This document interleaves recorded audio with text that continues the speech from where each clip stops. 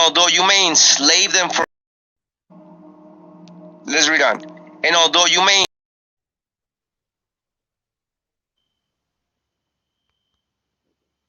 So it all comes down to the idea of understanding the nature of reality and energy. And that was where... At a top robotics company in Japan this week, 4 robots being developed for military applications killed 29 humans in the lab. And they did it by shooting what he called metal bullets. I didn't know there was any other kind. The scariest part is that lab workers deactivated 2 of the robots, took apart the 3rd. But the 4th robot began restoring itself and somehow connected to an orbiting satellite to download information about how to rebuild itself even more strongly than before.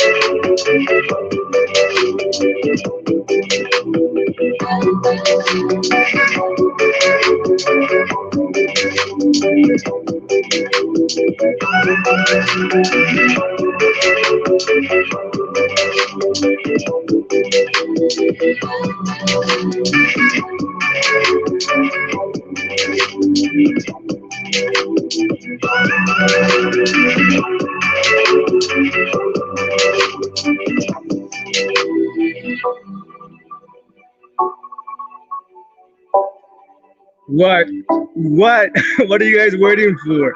Shalom, everybody. Welcome to the live. This is a special podcast on Saturday. I couldn't make it on Friday. I was busy. I came late from work. You guys know the story. But welcome to live. Gather around. Don't forget to like, share, subscribe. Welcome to Saturday's special podcast. Stick around, man. We have a lot of stuff to talk about. Of course, like we always do, right? And I was obviously a lot of the times when we say what we say, what we teach, and so on and so forth, and the statements that we make, it may sound strange, it may sound redundant, it may sound weird, but that's okay, bro. Just ride the wave, bro, and understand what's going on, bro. See, this is the problem that a lot of people don't have. They don't have righteous judgments when it comes to what they believe and the dogmas that they have subscribed to. But tonight, we're gonna continue to go in, continue to dive in into the waters, into the Mayam. But welcome to live, everybody. Welcome to live. Shalom, shalom, everybody.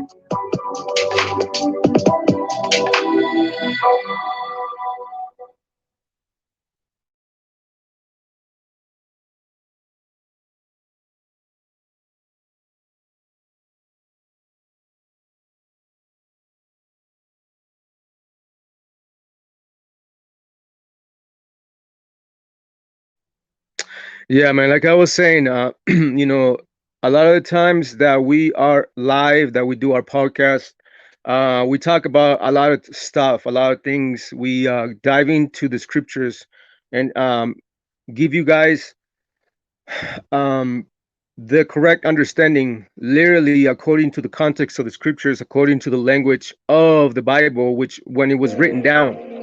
So it's not like you will catch us lying, even if we say something that you guys don't agree with. That doesn't mean that we're lying. And again, the problem with the unrighteous judgments within a lot of these zealots. There's zealots out there that have these desire and passion to shed blood for their God. Their strong desire, their lust of genocide within their hearts, deep rooted within it. Why? Because they follow Satan himself, and they claim that they're following God. They claim, many of you out here that still subscribe to the Bible, Christianity, this and that and the third, all these religious dogmas on this planet, you guys still subscribe to the same ideology from the God of the Bible. Whether you're a Christian, whether you claim to be a Hebrew Israelite, whether you claim to be a Methodist, a Lutheran, and so on and so forth. How come you guys are serving the same God? The Christians serve the same God that you guys claim to serve, Yahweh, El, Allah, Yaldabaoth. He goes by various names. And there's a lot of information out there on the net. Various people on the planet, in China, in Spain, in France, in Italy, down south in South America, Central America, the Caribbean islands, Mexico, the United States, Canada, bro. All over the planet, you're gonna see the sons of light creating a grid in order to shine light into the darkness in which the minds of humanity find itself into today, right now. So the ancient watchmen, we're not the only ones sounding the trumpet when it comes to all this stuff that's been hidden away for thousands of years, and that's coming out now since the Nag Hammadi scrolls were dug out in the Nag Hammadi in Egypt, which, by the way, the people that wrote the Nag Hammadi scrolls were Hebrew Israelites, bro, and they understood a lot of these concepts that I'm saying, that I've been saying for years.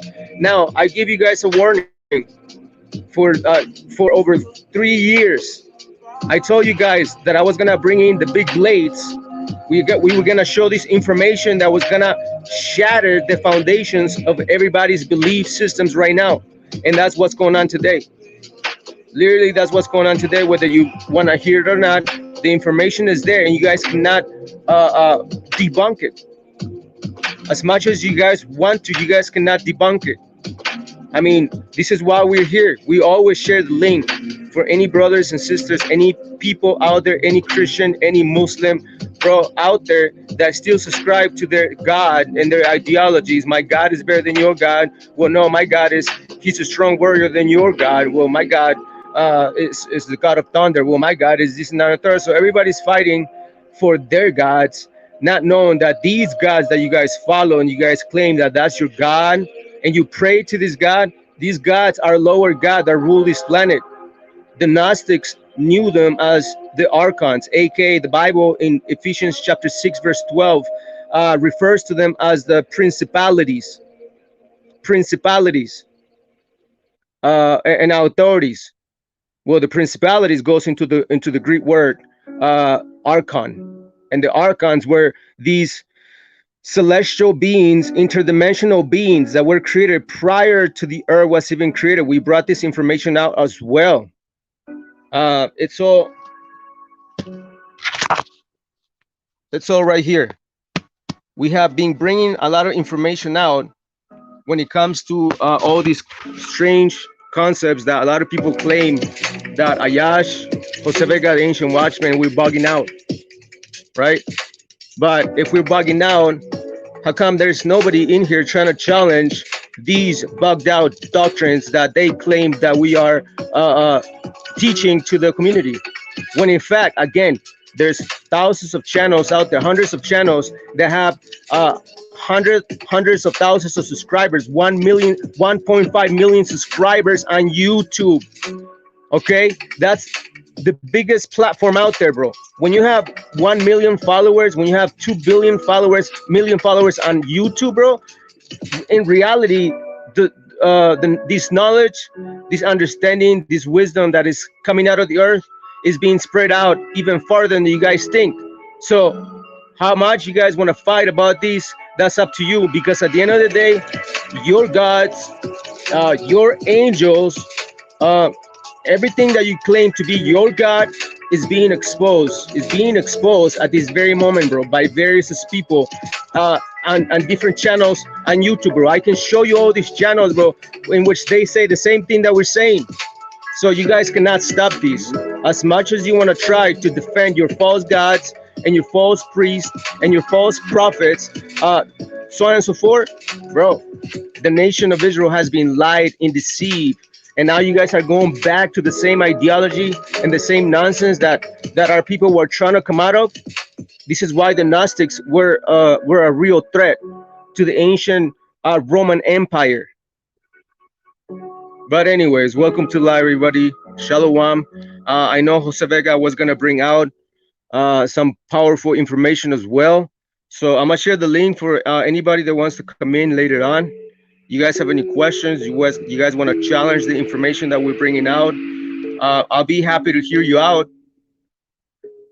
I'll be happy to hear you guys out and see what you guys are gonna say against everything that's being brought forth in regards to false gods, and how even King David was put into power by one of these archons, one of these rulers, one of these gods of this world.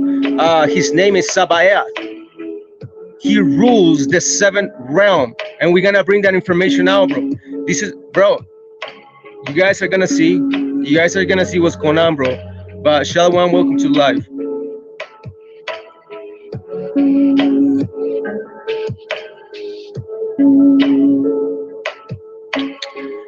Job Issachar, Shalom, welcome to the live. Canaanite Barbecue, what's up, man? Welcome to the live. Yeah, man, gather around.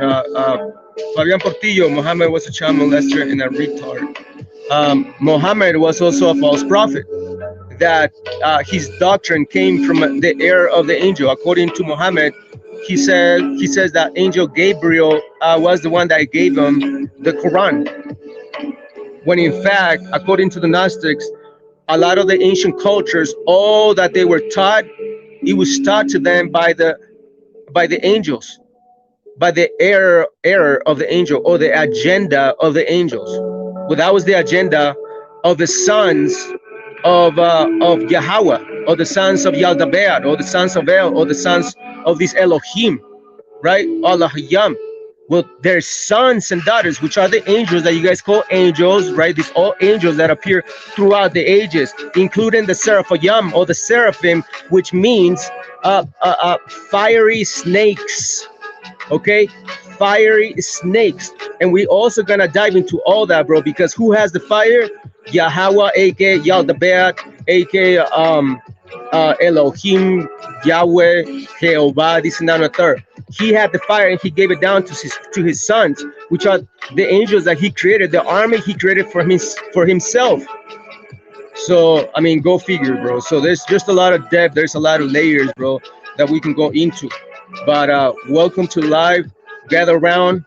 If you like what we do, bro, keep us in your prayers. If you guys like what we're bringing out, share our videos, bro. Bring this out to everybody else within all these religious institutions and Christian communities, bro, including the Hebrew Israelite movement. That again,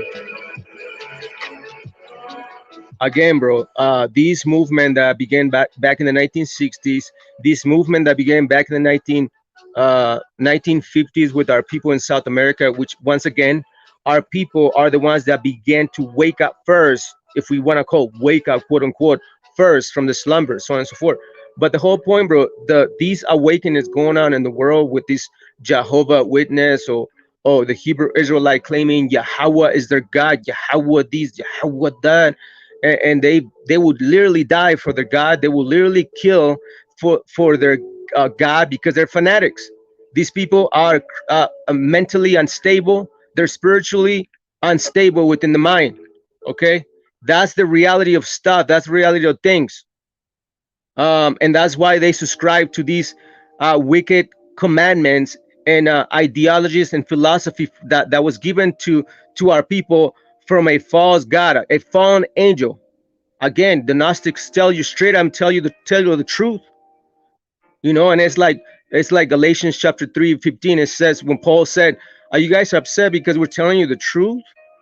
Wouldn't you like to find out what is really going on in the matrix systems that you guys are part of today? You guys love slavery, mental, spiritual slavery in the mind.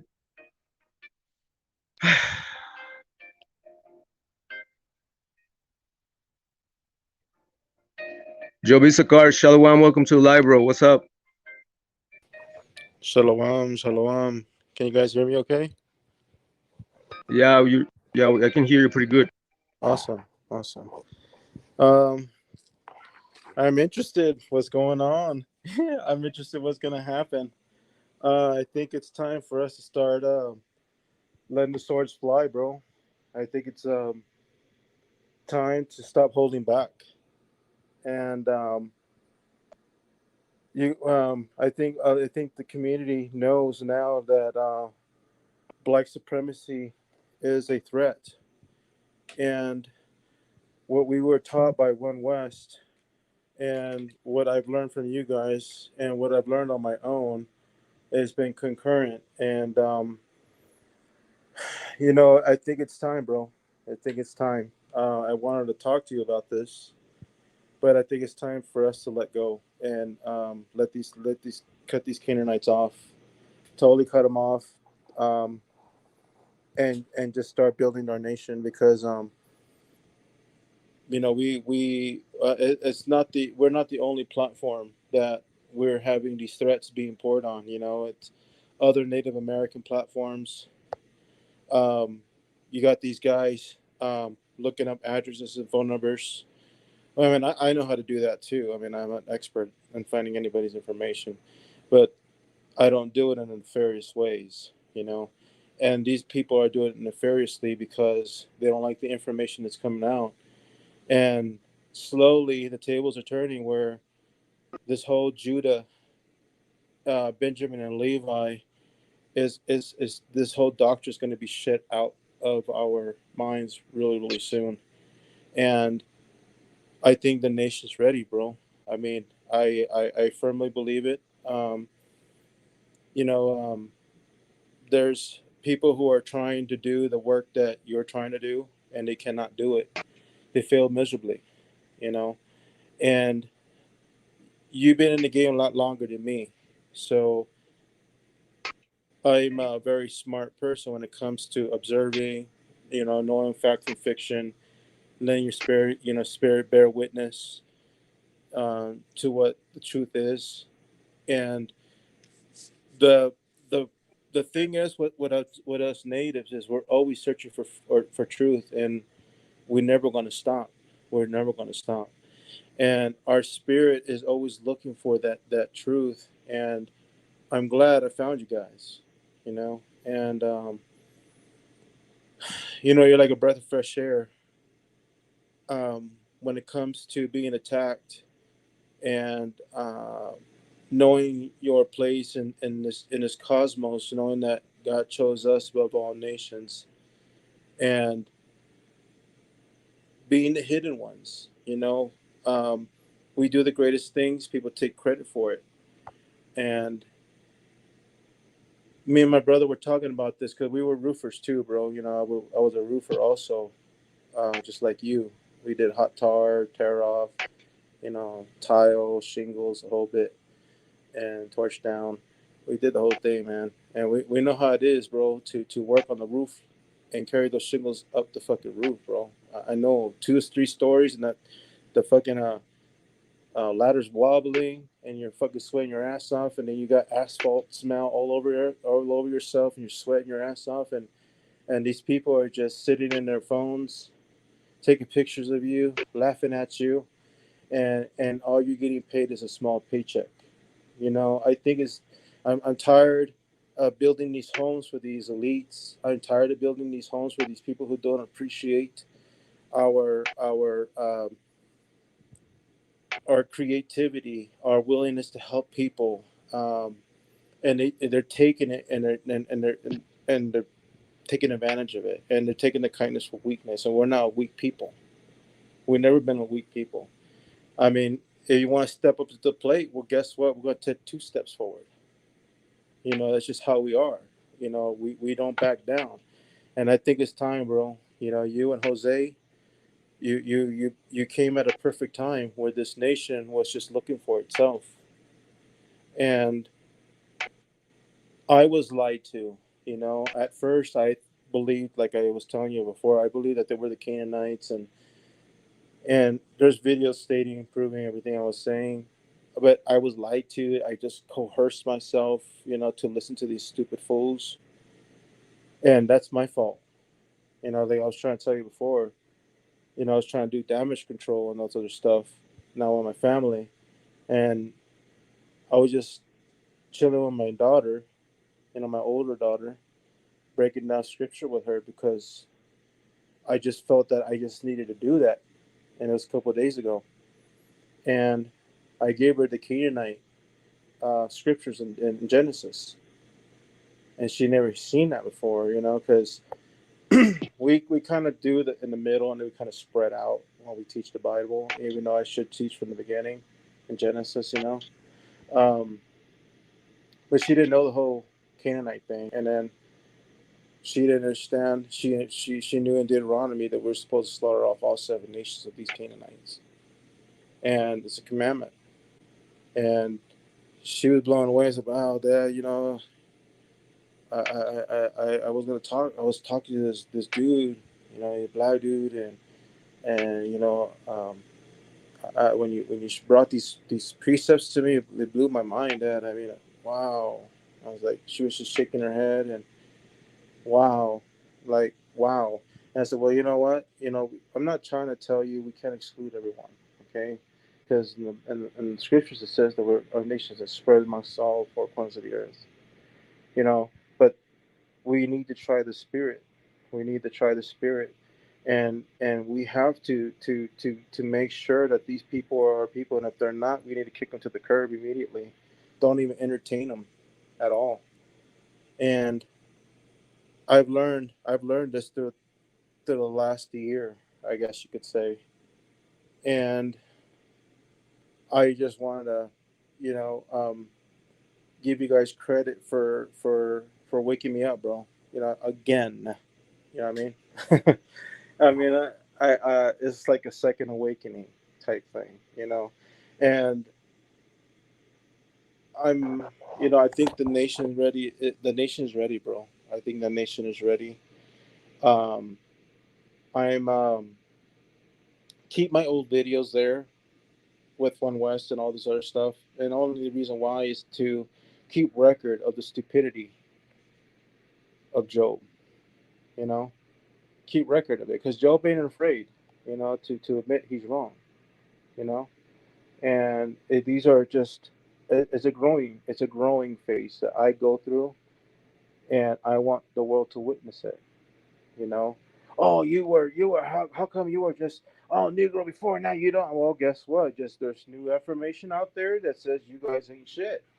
I'm sorry. What else I'm gonna say? What am I gonna do? You want to refute it? Then this battle. Let's do it. Let's talk. But you know they know the gig, bro. They know the gig. They know they know we're gonna come with facts, bro.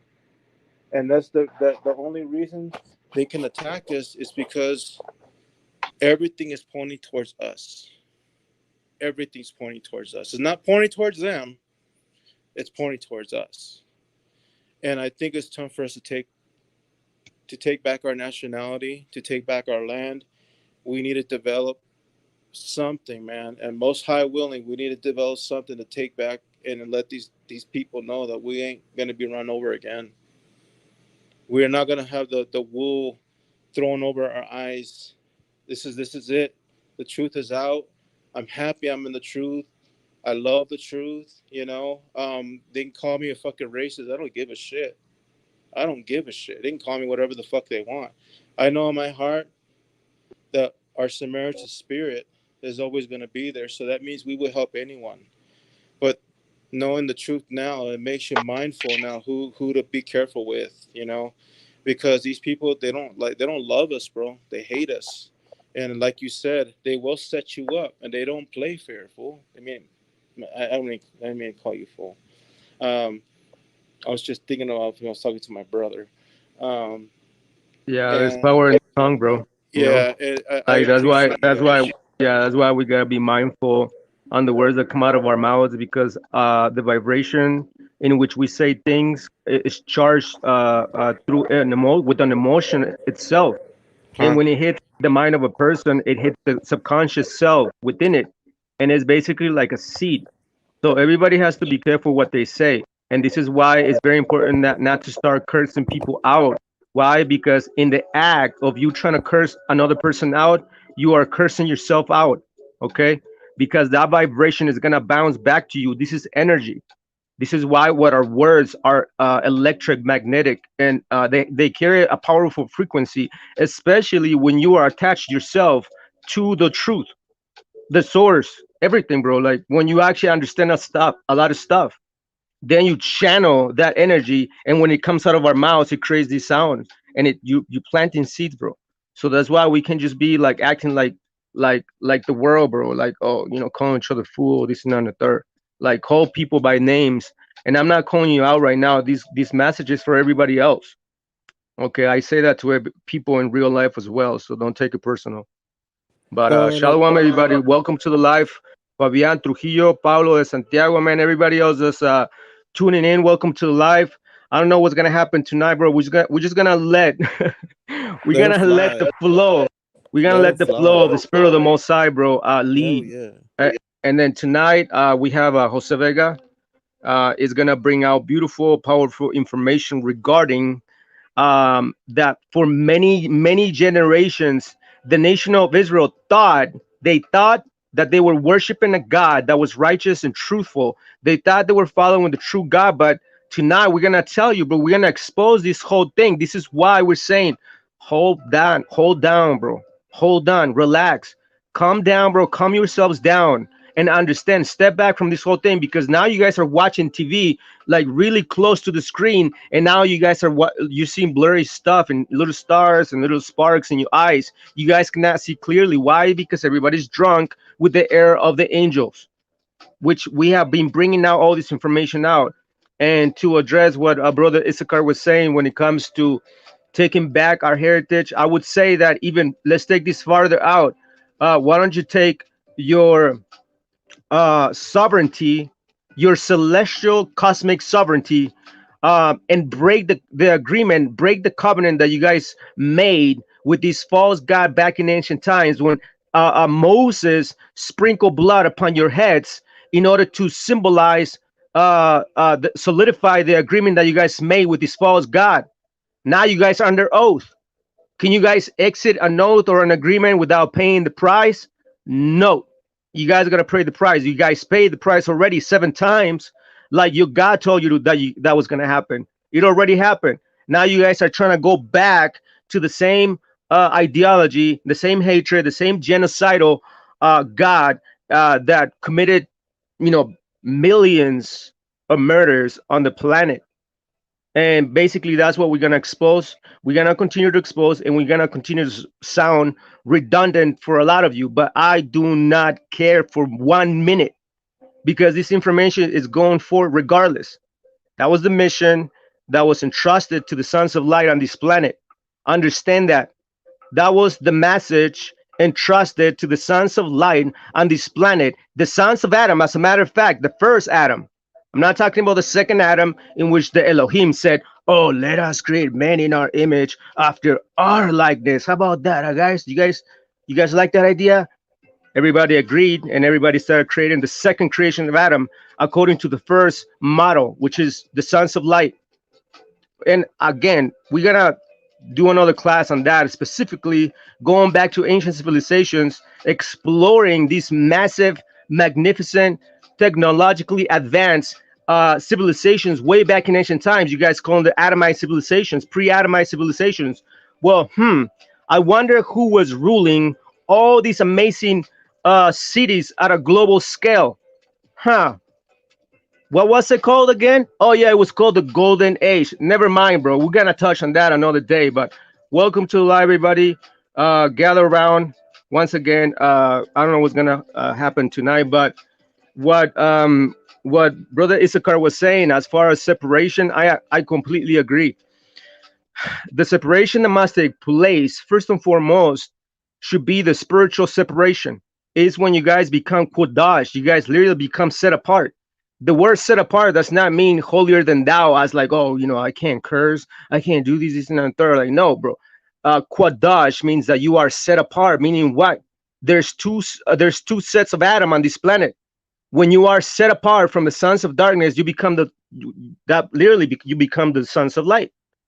So that's basically what it means to be set apart, bro.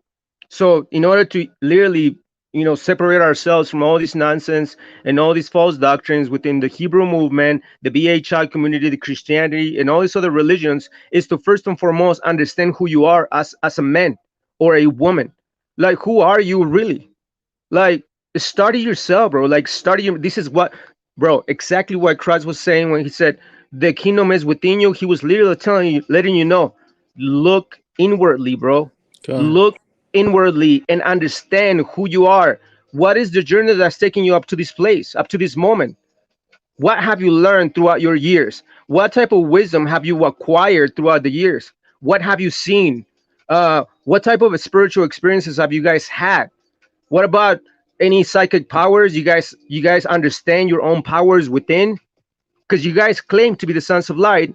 So we all claim to be the sons of light. So that means that everybody should be at least trying to understand your own self first and foremost before even trying to change the world, bro.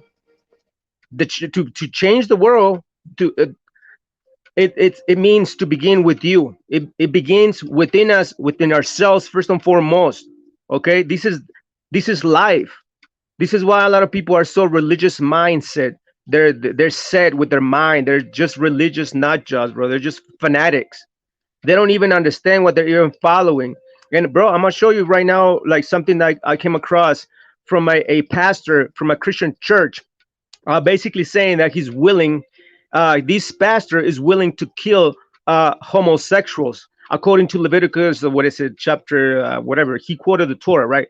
Now he was brought out, bro. I'm gonna show you, bro. But you guys are gonna see the condition of the soul, of what these darkness that people have within themselves, that they think they have they hold the power to take someone else's life because their God commanded them to do so. And again, the Gnostics is gonna tell you why are these gods requiring all this bloodshed? Like, what's going on, bro? Who requires his blood? Vampires. What else? Like, who are the cold-blooded reptilians on this planet? What are they like? You understand? So these gods, bro, they're not what you guys think. Angels are not what you guys think. You guys need to just completely erase everything that you guys know and start over again. That's basically what it means to be born again. Basically, what it means to be born again is to wake up from the sleep on the matrix, bro. So Vega, Shalom, welcome to live, bro. What's up? Shalom, Vega. Well, I just I was gonna come back on the show again. Traveling, I'm gonna get ready to travel home, but I'll come back to the show, man. I appreciate you brothers being out there, and I'll stay tuned again. Talk to you guys in a little bit. All right, brother, man. Have a great night, man. Drive safe. Yes, We'll sir. see you around. Thanks Yes, for sir. the Take words, care. bro. Take care. All right, I'll talk so- to you guys in a little bit later. All right, bye bye. all right, sounds good, man. We'll be here. Shalom. Probably, most likely. All right. All right. Yeah. Um. Yeah, another parable spake he unto them. The kingdom of heaven is like unto leaven. Oh man. Oh man, oh man. What type of leaven are we talking about here? Another parable spake he unto them, the kingdom of heaven. Wait a minute. I thought you guys are fighting for the kingdom on this planet. There's a kingdom of heaven in which we are as the sons of light. That's where we come from, bro. Like we're passing through. We're just pilgrims on this planet. This is what people don't understand. This is why Christ was hated. This is why the disciples were hated, because they were not really from this planet. Now, again, we're gonna bring this powerful information later on some other time, bro. I'm just gonna paraphrase real quick.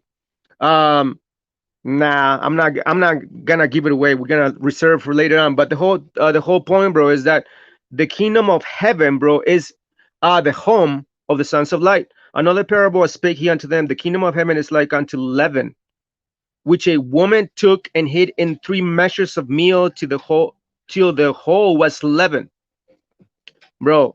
So in order to understand what it's saying, bro, we need to understand what the leaven is talking about. And we know that we brought this out a while ago when we spoke about the leaven of the Pharisees. And the leaven of the Pharisees basically comes from the error of the angels and the Torah that they were following. And it's exactly why they were acting in such a way to try to murder Christ all the time. They were plotting to kill Christ. They were hating on Christ like no other, bro. They were slandering his name, saying that he was a king of the demons, or what's it called, Baal-zebub, which means prince of the demons.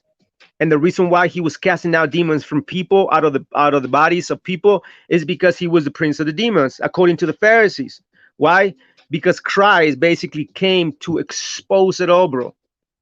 That's why the scripture says that he triumphed over them, both in the physical realm and in the spiritual realm as well. When you guys read that Christ went into the ethereal realms, or the lower heavens, or the underworld, for 3 days and 3 nights, preaching to the ancient spirits of old, bro. Now, what spirits could that be referring to, right? So, but yeah, man, the leaven of the Pharisees is the error of the angels, and I'm gonna show it to you in a minute.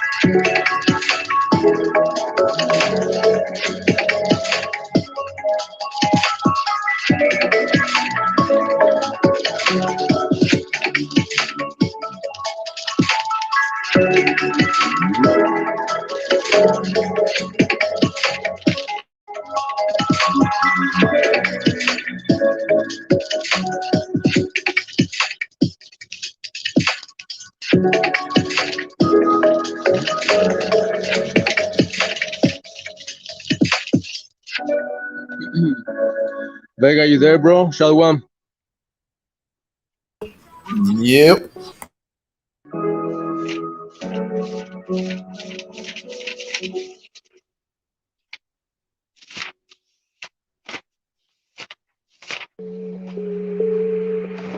What's up, man? Tell us what's going on with you.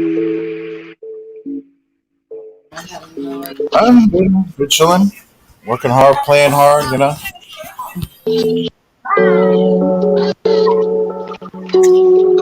Right, I bought my wife a new car. Yeah. What you say, bro? What was that again? No, I said I bought my wife a new car, you know. Just been working hard. Remember, I went out of town. We had a nice little vacation with my little family. That's what's up, man. That's what's up. Yes, thank you, Ben. There's like a TV sound in the background, bro. I don't know what's going on. Oh yeah, my daughter's watching TV. Hold on. Yeah, man. But anyways, shalom, everybody. Welcome to the live. I know Jose Vega has something that he wants to bring out. So I don't know.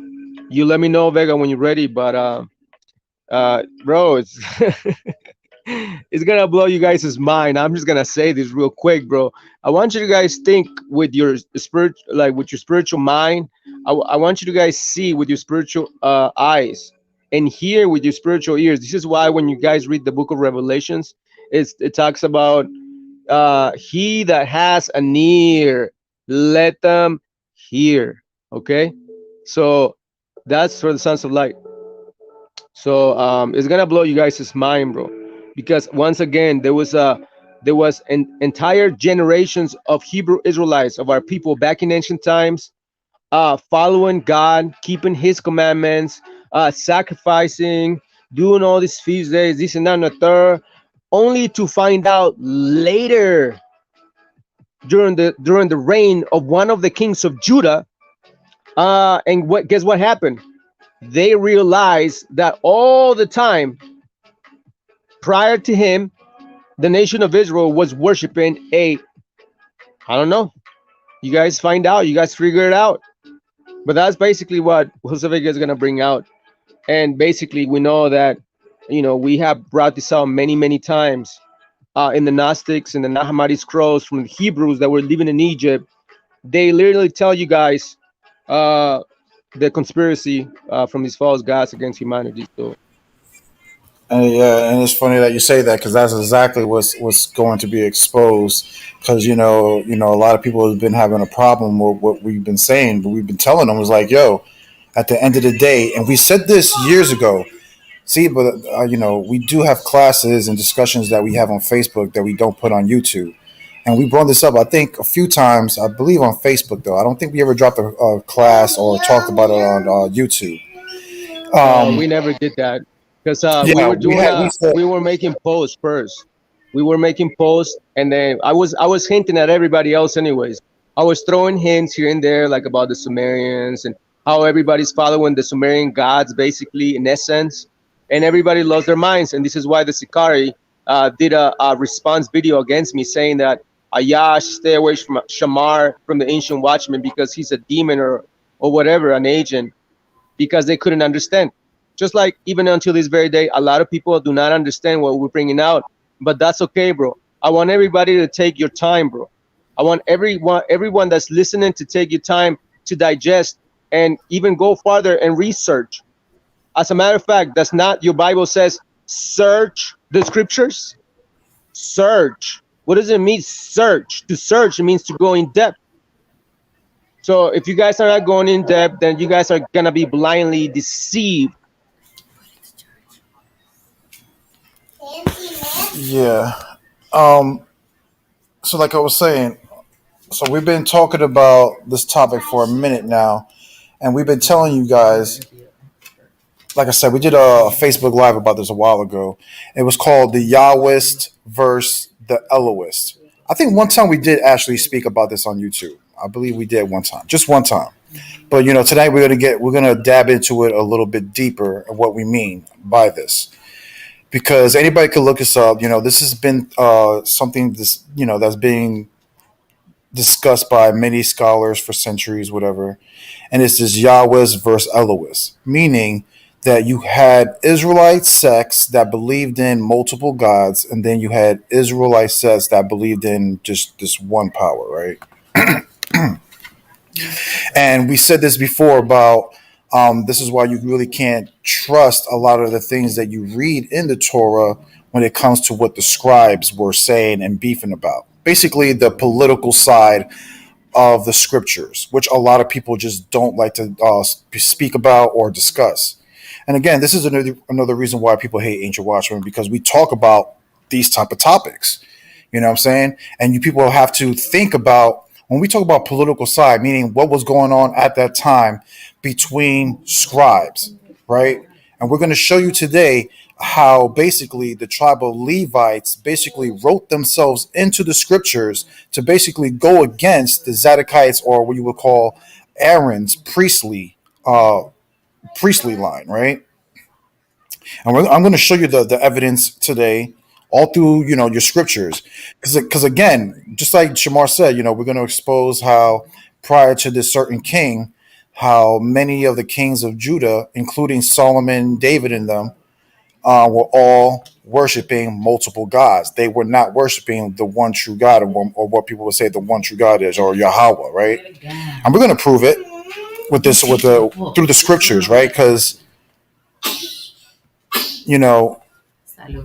these are topics that we have to discuss with each other. You know what I'm saying? And we can obviously see who actually won the battle between the scribes, which was the theory of just one God, right? But don't get it mistaken again, because even the Nag Hammadi, his scriptures even expose the multiple gods, right? And this is what we keep telling you. Oh, we keep telling you this, right? And we've been saying this for a while, that there are multiple gods speaking in your Torah. There's multiple gods speaking through the prophets, right? And we're trying to help you guys identify the difference between which gods are speaking at certain times, right? Because everybody believes that, oh, this is just the Most High or Yahweh speaking out through the whole Torah or the Tanakh, which is false. You know what I'm saying? And we're going to prove it again. One good example of what we're talking about a when hear Shamar say all the time, this you guys are following this bipolar entity, right? It's not really that it's I would say bipolar. I would just say that it was just two different just entities, right? Because you have on one hand a commandment in the Ten Commandments that tells you that thou shalt not make any graven images, right? From any images that are in heaven or beneath the sea, right? It's specific. That's like one of the Ten Commandments, people, right? Everybody can agree with that. But yet we have an angel or an entity who instructed King Solomon to put in the temple. What was instructed for King Solomon to put in the temple, Yash? Well, the very images of the heavens of the angels or archangels or whatever, Seraphim, either way, they're all the same. Okay, then. So now the question becomes, who was that entity that commanded Solomon to do so? Was that Yahweh who told you to do so? Or was that another entity who told him to do so? Exactly, bro. And that's basically what everybody has to realize. Everybody has to realize all of these, bro, because even we can go even farther back to the book of Genesis, because a lot of people say that the law was here on this planet prior to the law given to Moses in Mount Sinai. Well, let me tell you something else. You guys know that the law it's always been here since the start. Why? Because this God, aka Yahweh, Yaldabaoth, El, he's the one that created this planet. Majorly, right? He created this planet, so he rules it. He's the God, and he puts his rulers to rule the planet, in all the continents on the planet, bro. So, going back to the book of Genesis, if the law, now check this out, if the law was already given, or it was well known back in ancient times during the times of Adam, well, Yahweh broke his own rule, because he said, "Do not make any graven images of anything that's above or below." Now, humans were created according to the image of who? The Lahayam, the Elohim. So humans are created at the image of themselves. So if these gods are in the heavens, so they basically broke their own commandment right there by creating humanity. So I mean, that's basically going back to the beginning, bro. That's basically what they did. They broke their own commandment. Thou shalt not make any graven images. Well, a human being is what? You guys are a graven image, graven out of the mud, quote unquote mud, which in reality is not really mud. It's more like all these magnesium, zinc, and all these earthly properties that you guys have within your body. That's why you guys decompose. When you guys die, you turn into dust. You go back to your mother, right? Your mother. You go back to your mother. So they broke their own commandment right there, bro, in the very beginning. That, you know, don't make graven images, yet they make the humans according to their own image, and they claim themselves that they're from the heavens. So they broke their own commandment right in there in the very beginning, bro.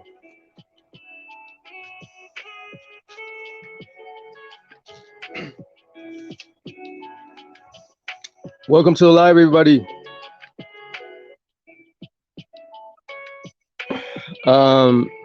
Pablo de Santiago, why is our spirit here on earth, bro?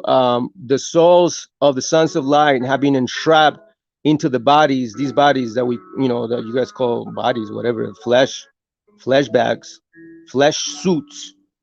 I don't know, biochemistry body suit. That's basically what's going on.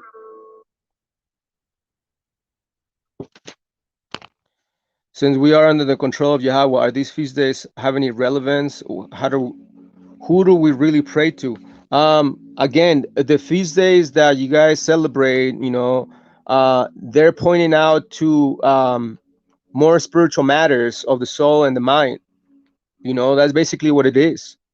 It's not talking about, you know, you guys continue to keep the feast days, and that's basically the idea that was pushed out by this God, bro. Like you guys are gonna be keeping the feast days in the heavens, bro. Like what? Like you guys already made it. Why would you guys need to be keeping the feast days in the wilderness, in the tents, like literally according to the Torah? When you guys have a heavenly body, a heavenly abode, a kingdom made of gold and all this stuff, isn't that what the book of Revelations talks about? So again, a lot of this stuff, everybody has to drop everything that they know, bro, and literally connect. You guys have to literally connect with father and mother, bro, right? And understand your connection to the cosmos, to this planet, because this planet is infused with mother wisdom. She bears fruit on this planet. She watches over the sons of light. She gives medicine for us, the sons of light, to digest so that we can understand stuff, so that messages can be relayed, so that you guys can go into the chamber and talk to the Allahayam person in person. You guys have an audience with the king and with your mother, the great spirit, just like the natives say. And obviously, you know, you guys won't be able to reach that level unless you begin to drop everything that you guys think that you know, like your beliefs, your idea about this planet, your idea about yourself, about your mind, about the government of this planet, about how you even came into this planet. Like, who are you really, bro? Like these are questions that transcend like all these religious nut job ideologies. These things that I'm telling you guys transcends all these nonsense about. Now, I understand that there's certain things in the Torah that is, you know, it's good. Thou shalt not commit murder. Thou shalt not steal. Thou shalt not commit adultery. Bro, I believe those are things that come from the Most High, from Mother Wisdom herself as well. So, but when it comes to all this other stuff that was added onto it later on, when it comes to, okay, well, wait a minute, we read in the book of Deuteronomy chapter 20, verse 16 and 17, what was supposed to be done against the Canaanites. You guys know the whole story.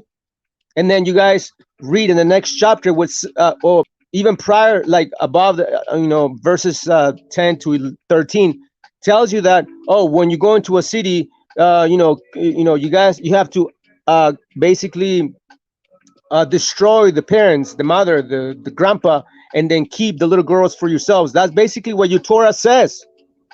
Your Torah is commanding you to go to war and basically kill all these parents and then keep the daughters for yourselves. That's basically what the Bible's telling you. Now, you guys are willing to do that? You have a lot of brothers that are, willing, that are on the record, right? Judah Natsara, Ram, and other people that they will, okay, they will stone their daughters or their children to death because they supposedly blaspheme against Yahweh. You know what I'm saying? So all these concepts, bro, I don't think they come from the Most High, the Creator of all. Okay, it comes from a demon. It comes from Satan himself, the ruler of this planet. Just like Northern Kingdom prophets say that Yahweh created this planet and Yahweh is the ruler and the God of this planet. Well, that makes Yahweh Satan then, because Satan is the God of this world, according to the book of Colossians.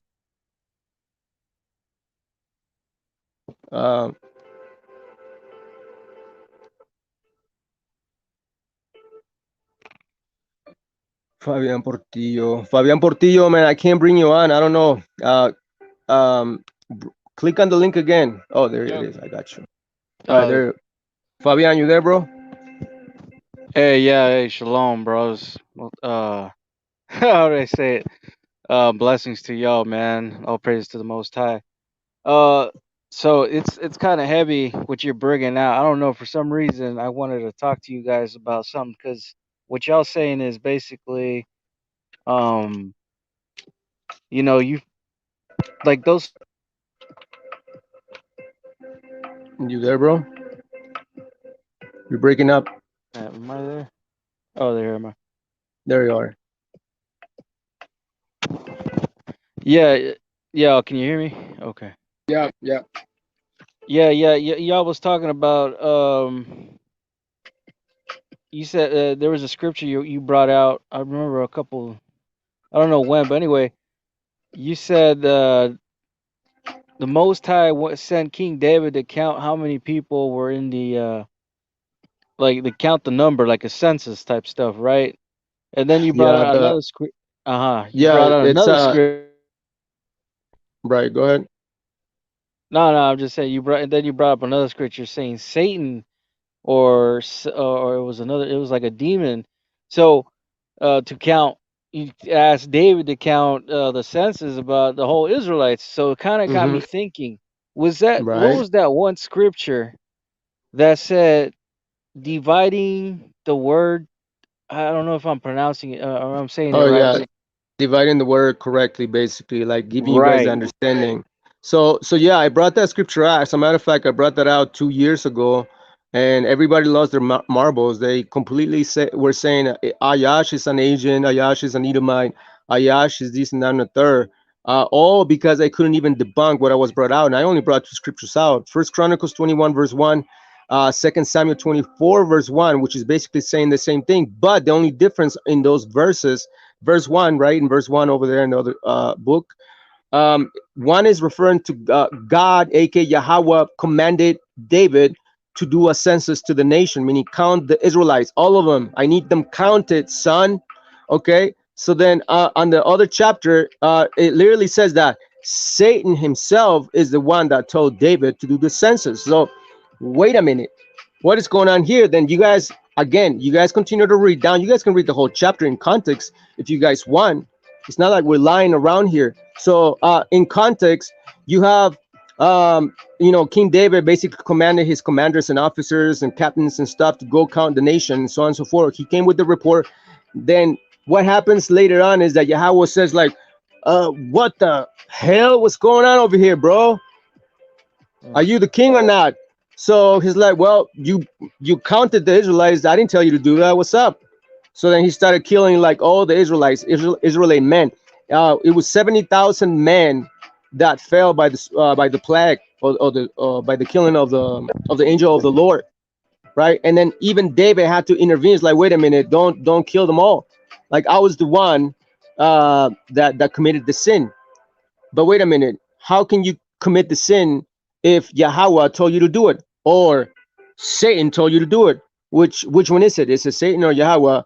And why is it a sin if Yahweh told you to do it? You see what I'm saying? Yeah. Yeah, that intrigued me. That you see, because that buried the like man, this word has been tampered with. You know what I'm saying? The scriptures has been tampered so much, bro, It's that I it. put it's not that it's been tampered with. I put it to you like this, bro, and because we're supposed to be reading the scriptures in a spiritual sense, right, with our spiritual eye.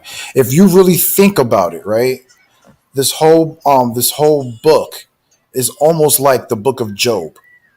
You know how the book of Job, you have a contest basically between the Most High and Satan, right? Hmm. Yeah. So that's basically what the whole book's about. Listen, this is what we're trying to get you guys to understand. This whole book is testing you. So I don't get hold why on. people. I don't get. Hold on. I don't get why people read the book, right? Some people who read the book carnally, right? I will say people who read the book carnally, like One West. That's why they come up. They've came out with the doctrine that they came out with, and that's why it's so easy to debunk because they are so carnal with the scriptures. And when you're carnal with the scriptures, it's easy for you to see through the nonsense that's going through. But when you start looking through a spiritual eye, you'll see that these stories that is actually talking about has way deeper meaning. See, people think that the book of Job was talking about Job. No, we're Job. Right now we're being tested not only in life, right? Like we say we get tested in life all the time, but Hell also yeah, bring it in out, bro. Bring it but out. but also in the scriptures. This is why we keep telling you there's different gods speaking in the scriptures. They're testing your spirit, right? Right now what the book is doing is testing your spirit to reveal to us and people around you who are the spirits of light and the spirits of darkness, bro. The spirits of darkness are the same people that Christ called out in John 8. You guys want to see blood, want to see blood. It's the same thing we see online every single day. Do we not? Yep. These people are calling out for people's blood. Listen to Judah Nazareth. On that day we're going to be throwing people off the cliffs. We're going to be throwing them off the cliffs. They're going to be splattering over the floor. What? And that's Yeah, what Jeremiah they follows. claim Hold to on, have let the me hold spirit on. of God. Yeah, let me address Jeremiah, bro, because Jeremiah is basically calling me a wicked demon, because what we're bringing out. See what I'm saying? Christ was called what? Beelzebub, the prince of the demons. So I'm in great company. As a matter of fact, thank you for the compliment. Uh, Wicked demon. So essentially, we drop the Torah and go against the Most High and connect with our cosmic celestial self. That's New Age teaching. How come? Wait, what? Didn't Christ said that the kingdom is within you? What does that even mean, bro? What is that? What does it even mean that the hold on, brother? What does it even mean, Jeremiah, that the kingdom lies within yourself? And are you not a spiritual being then? You're not supposed to connect with the celestials, you guys call God. So how's that new age teaching? What new age teaching are we teaching over here, bro? Christ was pushing new age teaching then, right? Because he told you guys to be born again, right? Which again, you guys probably taking that literal, just like Jose Vega is telling you guys, just like Christ was schooling you guys out back in ancient times with all the nonsense that he was bringing out, and that's why you guys wanted to kill Christ, son. I mean, demon. I mean, sons of darkness. You see, same idea, bro. The same thing, bro. And I'm not saying to drop the Torah. What we're telling you, what we're telling everybody else is that use your critical spiritual thinking that was given to you by Mother Wisdom. If you guys claim to be the sons of light, if you can't do that ever from here on, I don't know, bro. I ain't gonna say you're not the sons of light, but you guys know who you guys are. You guys know who you want to serve. You guys know what type of blood you want to shed. You guys know who are you trying to threat and bring fear into. Why? Because you guys are the gatekeepers. You guys are here to continue the slander campaign against the sons of light, against Mother Wisdom. You guys are here to continue the slander and the revival of your false god onto this planet. You guys are trying to bring the same vibration onto this planet to revive this idea of genocide and bloodshed because God told you to do it.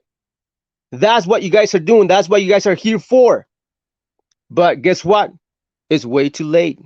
It's way too late.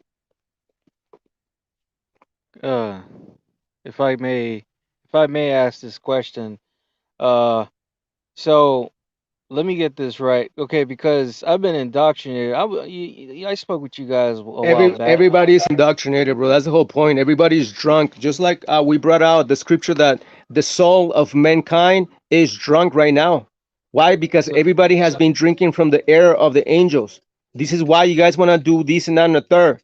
Okay, I'm gonna go to the streets. Okay, I'm gonna go to the streets. I'm gonna do a reporting, and I'm gonna go around the populace and ask around at least to 20 people. I'm gonna bring these verses out and be like, did you know that your Bible says that if your son or daughter blasphemes against God, that you're supposed to do this that, and the third? Like, they're gonna be like, what? You crazy, man. I'm like, no, ma'am, excuse me, it's right here. I'm gonna read it, and I'm gonna wait for the response, and we're gonna talk about that too. So the whole point of me doing that, bro, is that just like there's at least 20 people in your city, 100 people, 2,000 people that believe this ideology, bro. Imagine what these dudes are trying to bring back to this planet. and It's what I was okay, Jeremiah. He says, "So what? The Most High murderous went and evil when He said to kill the Canaanites." Yes, yes, He was, and again, I'm going to show you in the Scripture, Jeremiah, how even the Israelites were serving Canaanite gods yeah. uh, for like 400, 500 years, including King Solomon and stuff like that, bro. So Now, hold on. Check this out. Everyone listening to this Nahamadi trash is indoctrinated and listens to a man who talks to angels. Wait a minute. Jose Vega and everybody else in here, did all the prophets spoke with angels? Did Enoch spoke with angels? Did all the prophets of ancient time, Moses himself, Joshua, Elisha, this and that, Ezekiel, bro, didn't they all spoke with angels? So what is the big deal over here, son? Huh? If the prophets themselves spoke with angels, as a matter of fact, not only did they speak with angels, these men of ancient times, these prophets that you guys call minor and major prophets, so on and so forth, guess what they did? Not only did they speak with these angels, they were translated to the third, the fourth dimensions. Enoch was translated to the other dimensions. His body, his essence, his consciousness was lifted up to the heavens, bro, and he met with the angels. Wasn't he talking with the angels for months? Didn't the angels in the book, hold on, didn't the book of Enoch says that the angels gave Enoch 1 year ahead to basically preach on the earth, tell his family that what was going to happen, that he was going to be taken up to the other dimension. So I guess, it's wrong and it's evil to speak with angels. Okay, okay, cool. So uh, what was I gonna say? That's very deep.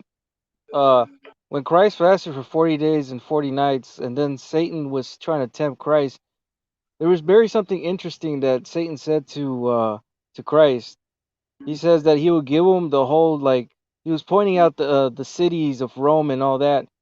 And if I feel that maybe the Most High, or is it the Most High? I don't know, man. But is Satan doing his own thing? Because Satan also, if y'all believe in the Illuminati or anything like that, uh, it's in their doctrine that, or in their belief system, that they worship these beings, these demons or whatever, these fallen creatures, and gave them the intelligence of creating this technology.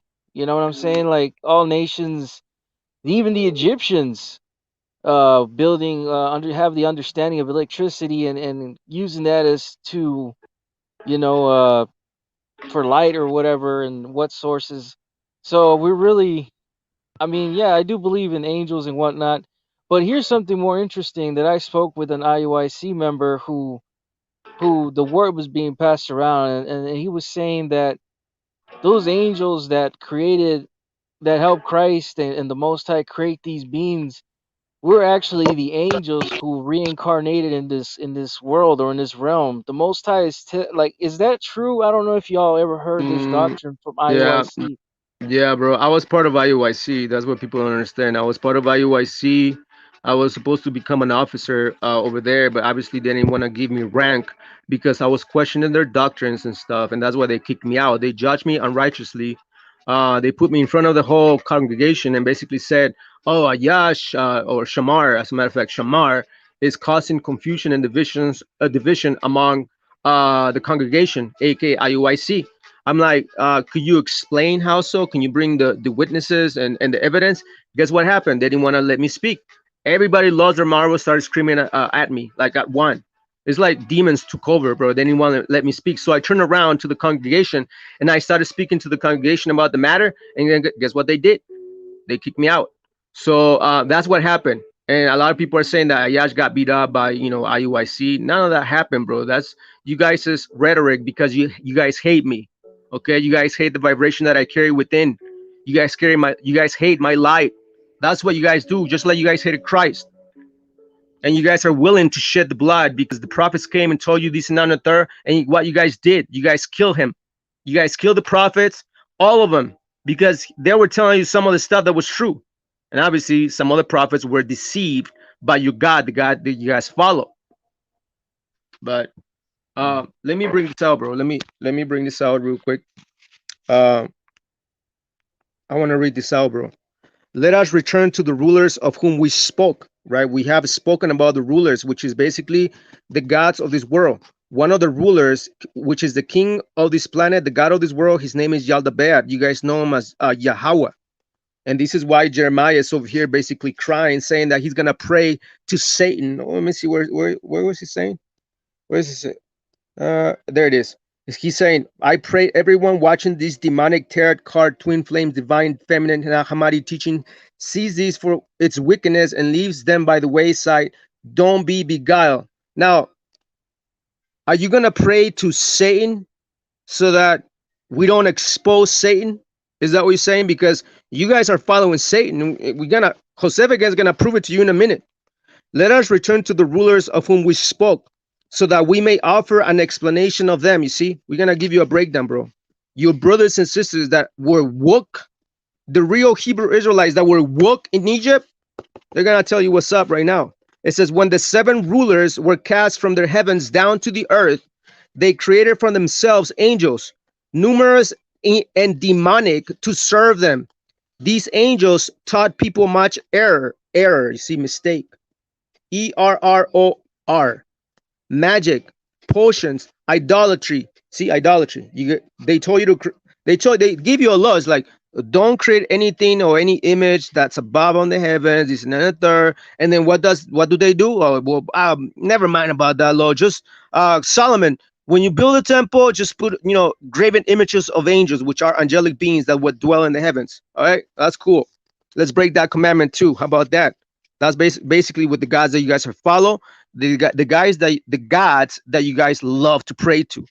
These angels, see, these angels taught people much about error, mistakes, see, false doctrines, magic, potions. Now, magic right there. We're going to talk about that right there because Christ, when he ascended to heaven, I'm not going to bring it out, bro. We're going to touch that on another day. Potions, idolatry, bloodshed. You see?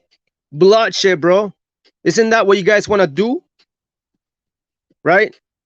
Bro, I'm pretty 100% sure that if I was to be dwelling amongst these demons, like Jeremiah's, the Wad, Ran, Martha, and all these demons out there that follow these demonic God, these error of the angels, these false doctrines, bro, you know what? They would already been done.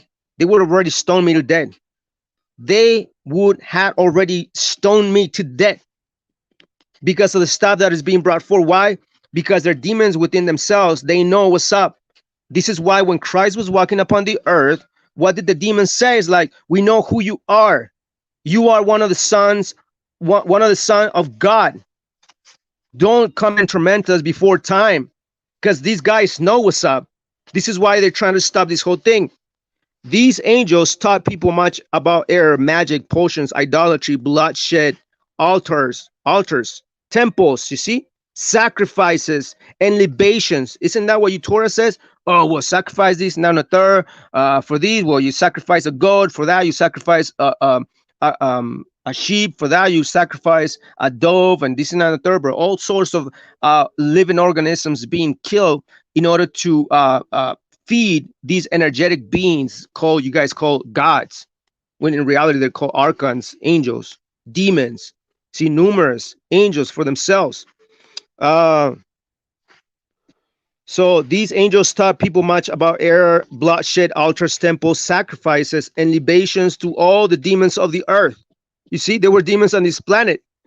The angels work with fate, which came into being by agreement of the gods of injustice and justice. You see, there was an agreement, bro, back in ancient times. That's why we're telling you guys, the Elohim, the Lahayam, these are the gods, bro, way back, basically taking counsel way back in ancient times. And again, what Shamar is reading, and this is why I keep telling you about, our brothers and sisters like Ram and Dawad and, even Jeremias, right? Who claim that they are natives, right? If you are claimed to be natives, then what we're saying to you shouldn't be something new. This shouldn't be anything new. Our ancestors told you about these archons that you will talk about, or the sky people. Didn't we show you in a few lives ago of Chief Joseph from the Arwak, who wrote beautiful books on our native history, and he'll tell you how our chiefs they sit around fires discussing the sky people and how the sky people were these false gods that came down here, but they all worship the true one spirit, right? So what Shamar just read to you, if that doesn't remind you of, if you're a native, of what your native ancestors or your chiefs has been telling you, then I can't help you. Like, we keep telling you guys, oh, with this religious, we keep telling you guys that you guys are just religious nuts because you guys are still have the mentality of what the white man has taught you about this book. You guys learn this one West doctrine, and you guys think you learned something, but no, it's still religion. It's still the same ideology. And again, we point this out all the time that the white man actually came up with that doctrine first. It's just that the so-called One West has took the same doctrine and just used it in reverse. But it's all still the same rhetoric that's been going on for centuries. And you guys are still coming with this mindset from the so-called white man, the so-called black man, and you guys are escaping what your own ancestors have been taught, teaching you and teaching your people for centuries, bro.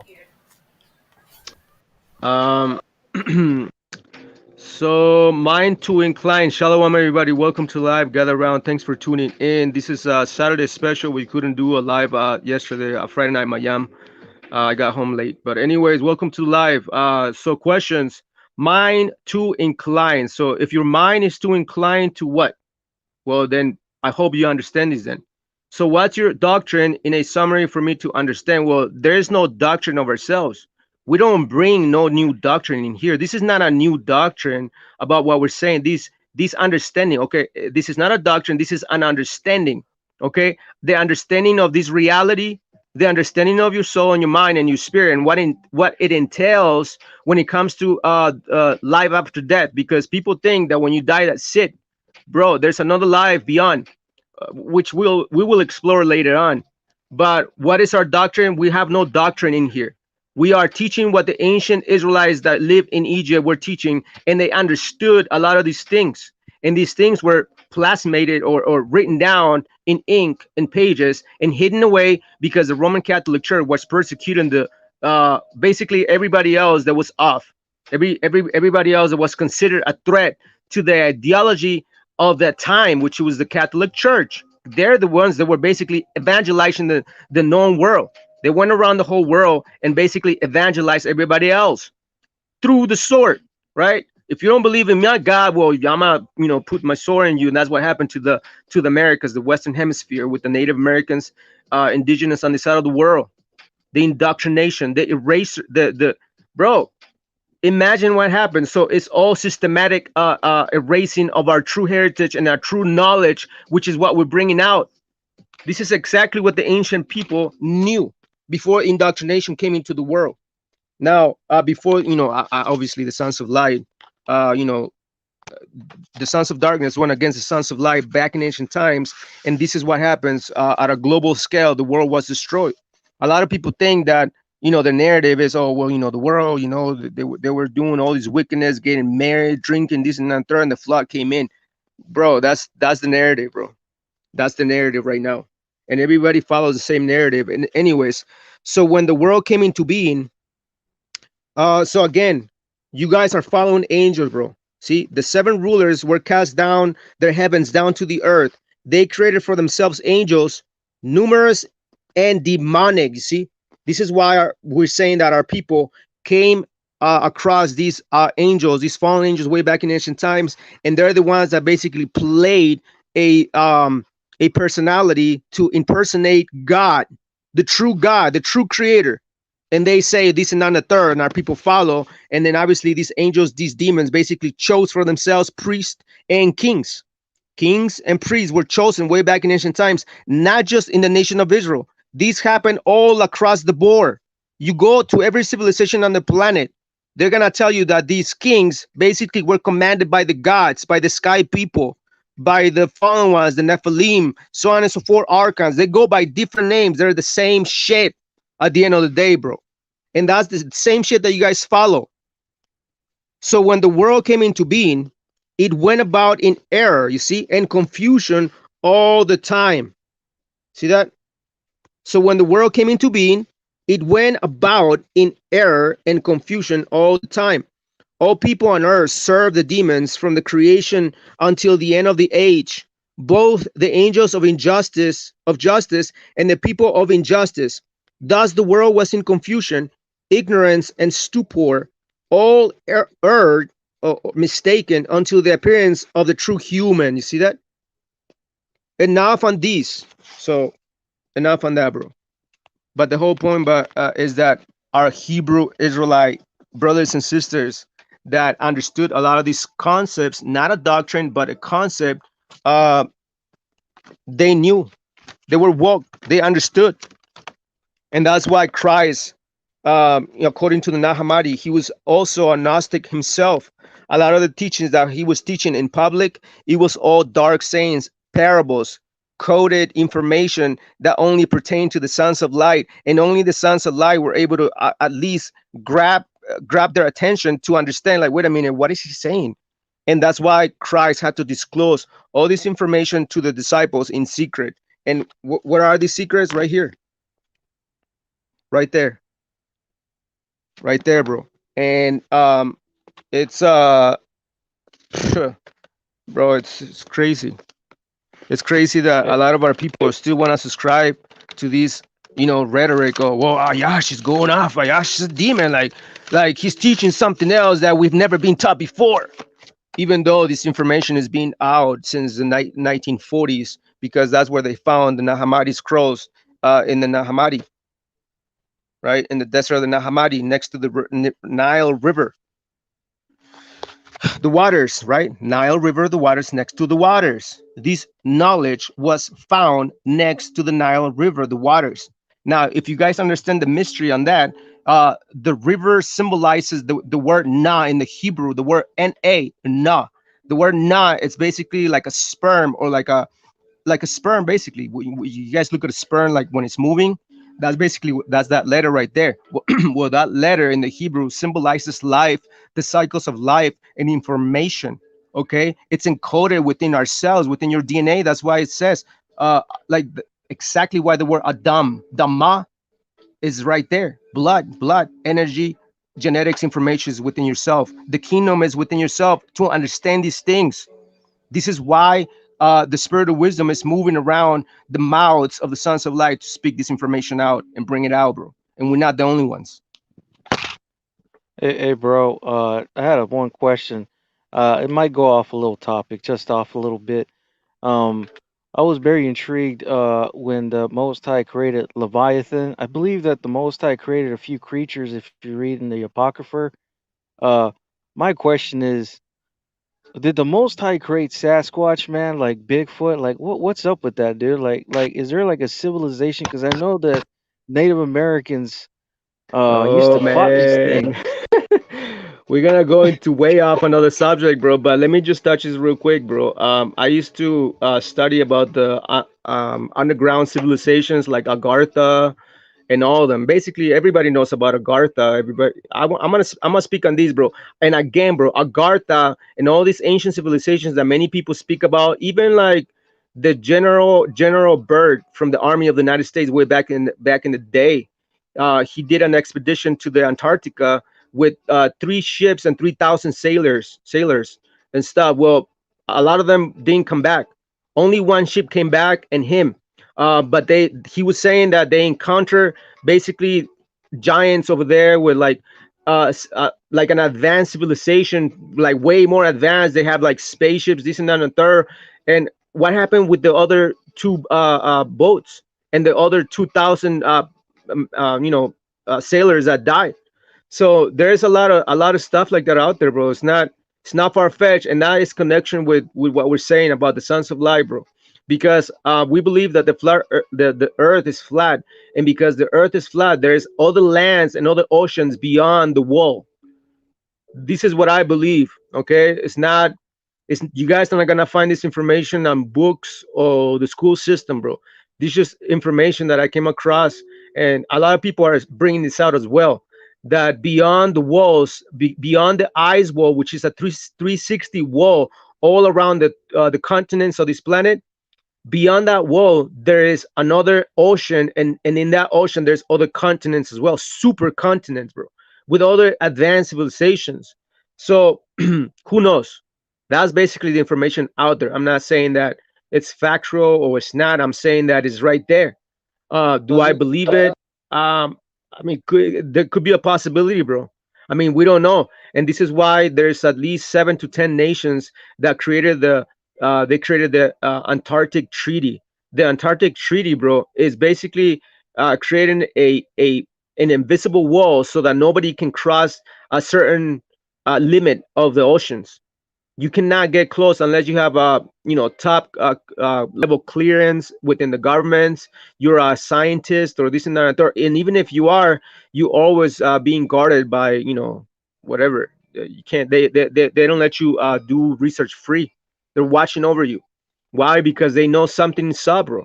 There's just a lot of information. So what we're bringing out, what we just talked about right now about these subterranean civilizations and many other subjects, bro. All this information is being hidden from the public and the world. There has to the textbooks of the planet has to be revised. Okay, everything that you guys are being taught in the school system, it's not all truth. Okay, I'm not saying it's not all lies, but it's not all truth either. Okay, there's a lot of Hey, stuff that is being left out. you Go know, ahead, you Chris. want to know something funny? Yeah, this information is withheld from the public, but isn't it funny that Hollywood pushes these movies out, like that one movie with Dwayne Johnson, The Rock, and they enter a different world or something like that, and they made that movie Godzilla, and then turns out that the Bible was talking about a creature, Leviathan, whose scales can break, like he can break iron like straw, like nothing. Like what I'm saying is like Hollywood comes up with these. They didn't come up these ideas out of nowhere, bro. They know more than like like you said. Like I think y'all did a podcast a while back. There's a lot of books that are missing from the Bible and these Oh hell yeah. ideas and the understandings and whatnot. So I think that's pretty interesting. But they push it out Yeah. in movies. Well, the reason I want people to understand why do they put this powerful shattered reality breaking information? Because when we talk about it, people are gonna say, "Ayash, bro, Shamar, bro, come on." The ancient Watchman, bro, is teaching shit about movies. You see, these guys turn into sci-fi now. So that's basically why they put it in the movies, because whenever truth seekers speak about these things, the ones that are sleeping, the zombies, the ones that have not opened up their eyes yet, they're gonna classify us as crazy, nut jobs, no these other names, bro. Why? Because they still have not grasped the reality of stuff, and that's why they put all this information in the movies. Because, bro, they put the truth right in front of your faces as a mockery. They're trying to mock you guys, see how dumb you guys are. That's basically what they're saying. I'm not saying that, okay? That's what they're saying. That's basically what they're doing with their actions and their deeds by putting all this information now, like right in front of our faces, bro. And only the woke and only the people that understand are gonna be able to see through the veil. This is why we're trying to tell you guys, like, learn how to like tap within your spiritual man. Like, Like you are a spiritual man. You're not just a carnal man. You're not just biology, biochemistry. This body, your eyes, your mouth, what you guys eat, bro. There's spiritual food. There's food for the soul, man. Like how you guys are feeding your souls and your mind. It just boggles my mind, man. I don't understand, but um, Yeah, that's pretty crazy, man. That is pretty crazy. All this information out there, and people are not really picking it up. yeah. Vega, yeah, you ready, bro? Hey, but I'm about to get Yep. off, bro. I appreciate y'all letting me ask a few questions, man, yo. So, Shalom, peace out, man. All right, Fabian. Thanks for coming on the show, bro. You have a great night. We'll see you around. All right, man. Likewise. Peace out. Have a great night, man. Anyways, bro, we're gonna continue on with the class, with the podcast. Shalom, everybody. Welcome to live. Ephesians 6:13. It says, "Wherefore take unto you the whole armor of God, that ye may be able to withstand in the evil day, and having done all that, to stand." Exactly. Why? Because when you read the previous verse, verse 12, verse 12 is my favorite verse on the planet. Bro, it talks about the spiritual warfare that's been waging for thousands and about thousands of years until this very day. It hasn't stopped. Okay, that's the whole matter. And we're at it at this very moment. You have demons coming in here trying to shut down this whole thing.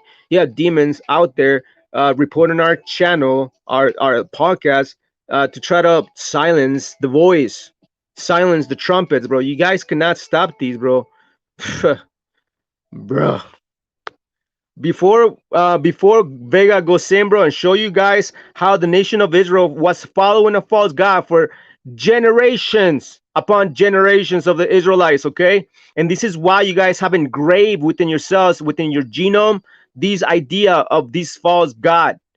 This is why you guys cannot let go. But Jose Vega is gonna bring it out, bro, and he's gonna slice through the through the veil, bro, and show you guys how our people were following a false god prior to this one king of Judah, and he's gonna show you, bro. Bro, it's gonna blow your minds. But before we go into all of that, okay, before we let the blade slice through the veil, we're gonna watch these other dudes, other people out there. This is what I'm trying to tell you guys. There's other people out there bringing this information out, bro. Like a lot of people are woke, bro. A lot of people are woke. These woke people that understand these concepts, that have connected to the Father, to Mother, to Source. Like you have become one, bro. It's just another dimension. It's heaven on earth, bro. That's what they call heaven on earth. Hashtag. Go look it up. Hashtag heaven on earth. Look it up. Look it up. See what it means, bro. But anyways, I'm gonna bring this out and I'm gonna let Jose Vega. I'm gonna show you guys this video. I want you guys watch and pay attention to what he's about to say, because what he's saying is exactly what we have been saying for years. It's exactly what hundreds of other people out there, men and women, right, and even gay people and all sorts of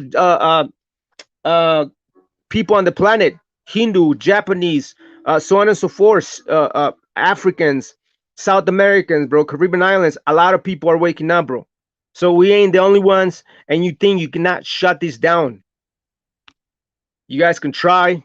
You guys will not succeed. I tell you that much. So it all comes down to the idea of understanding the nature of reality and energy.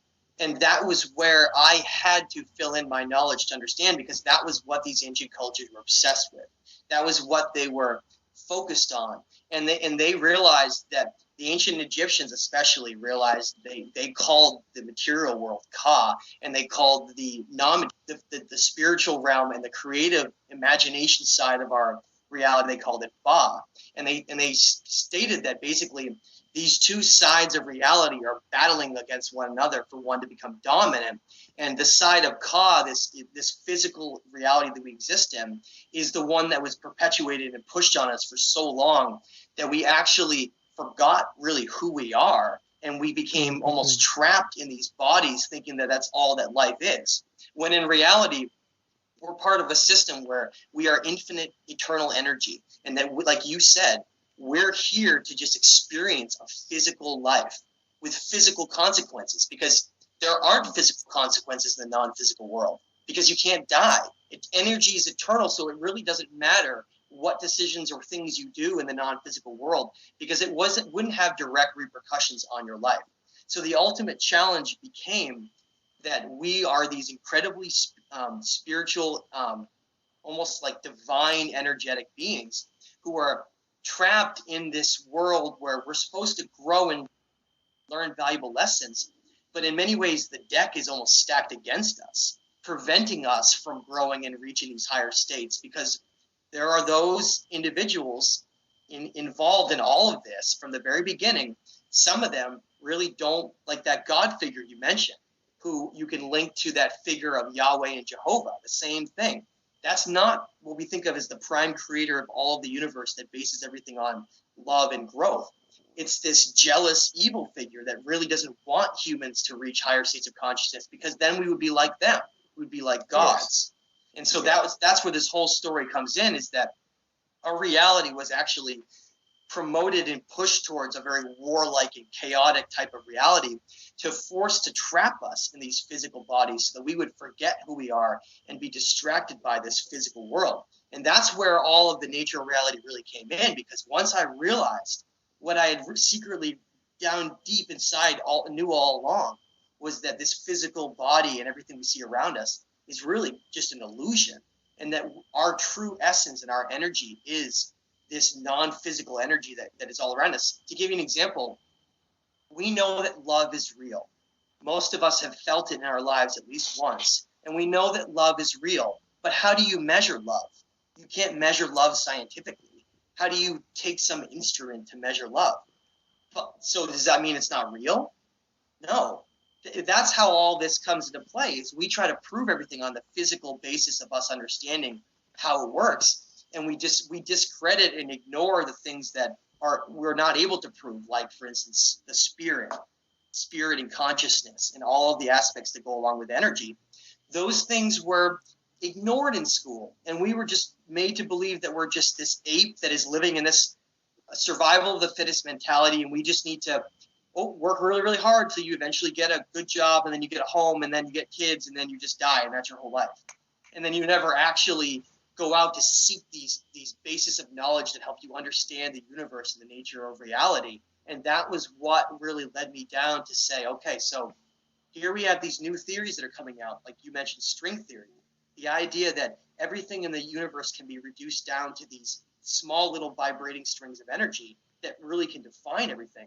And I don't know if you just saw, but they just had a discovery made where they are now connecting what they call the fifth element to something, or to this connection we have with dark energy, and how dark energy is this other side of the universe that almost balances and mimics the physical side of the universe.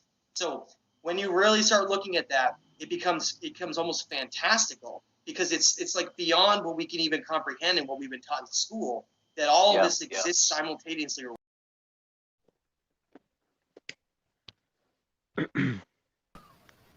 Anyways, let me bring this out real quick before we let Vega bring this out. I completely agree with a lot of things that he was saying. I disagree that when we come into this planet, we can do whatever we want. I do not agree with that. I think everybody. Well, let me speak. Let me speak for the Sons of Light first and foremost. The Sons of Light came here for a mission. Okay, you guys came here for a mission to remind the other Sons of Light that are asleep about this information, about how cosmic we are and connected we are to our true source, which is Father and Mother in other dimensions. This is why Christ said, oh, listen, when I go to the Father, in my Father's house, okay, in my Father's house, there's many mansions, okay?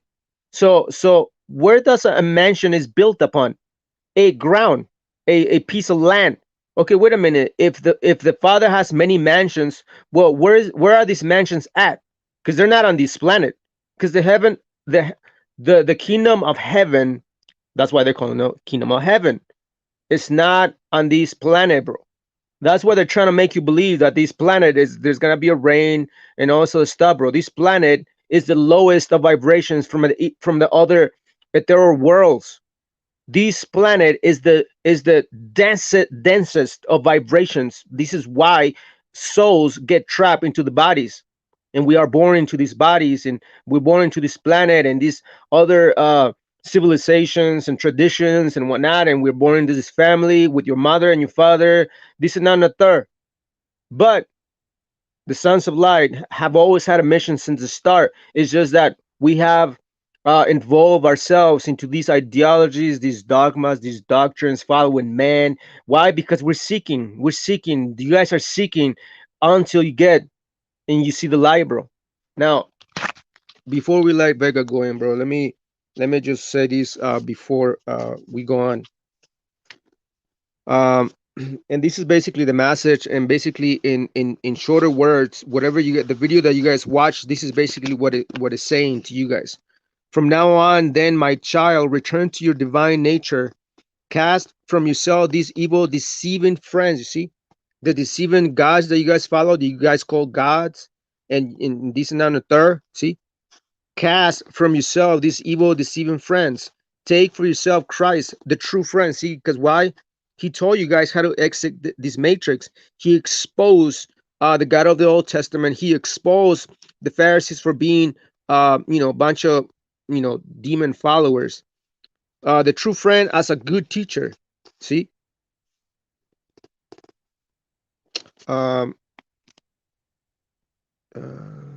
It says, my child, does anyone want to be a slave? Why then do you trouble yourself for the wrong reason? You see, you guys are troubling yourselves for the wrong reasons, bro. Talking about Ayash is a demon because he's bringing these Gnostic, Nahamadi things out, which, by the way, you guys are not going to be able to expose it. You guys are not going to be able to debunk it at all, bro. All you guys are going to do at the end of the day is talk all this crazy talk about us being demons, Ayash being demon, this and that and the third. My child, does anyone want to be a slave? Apparently, a lot of people want to continue to be slaves unto these gods on this planet and this material world. This is why you guys keep coming back.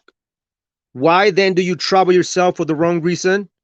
My child, do not fear anyone except God alone.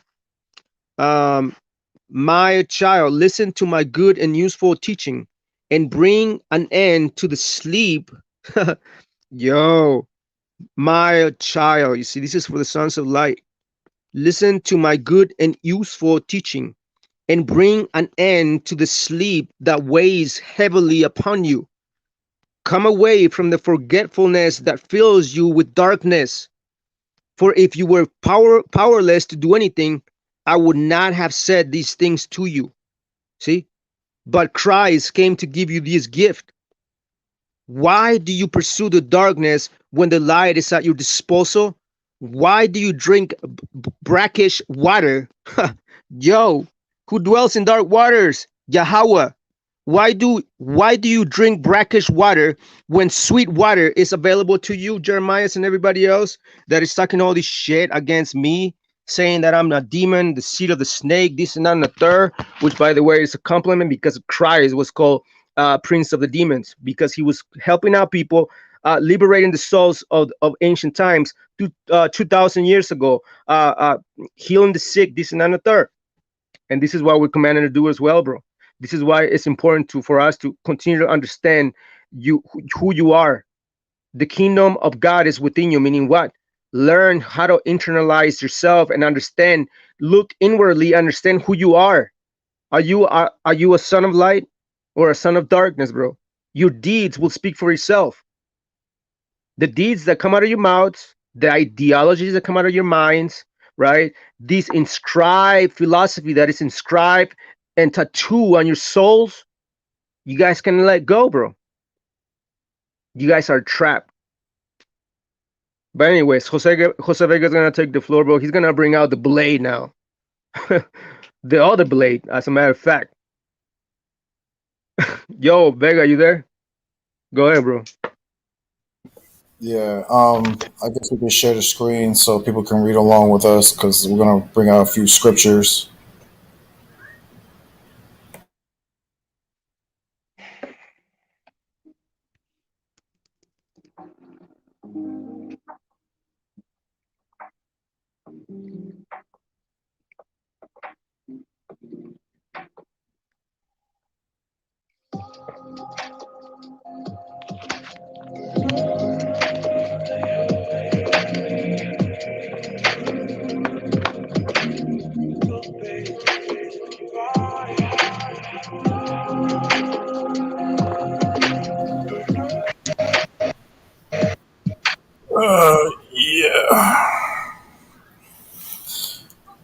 You want me to read or you want to read?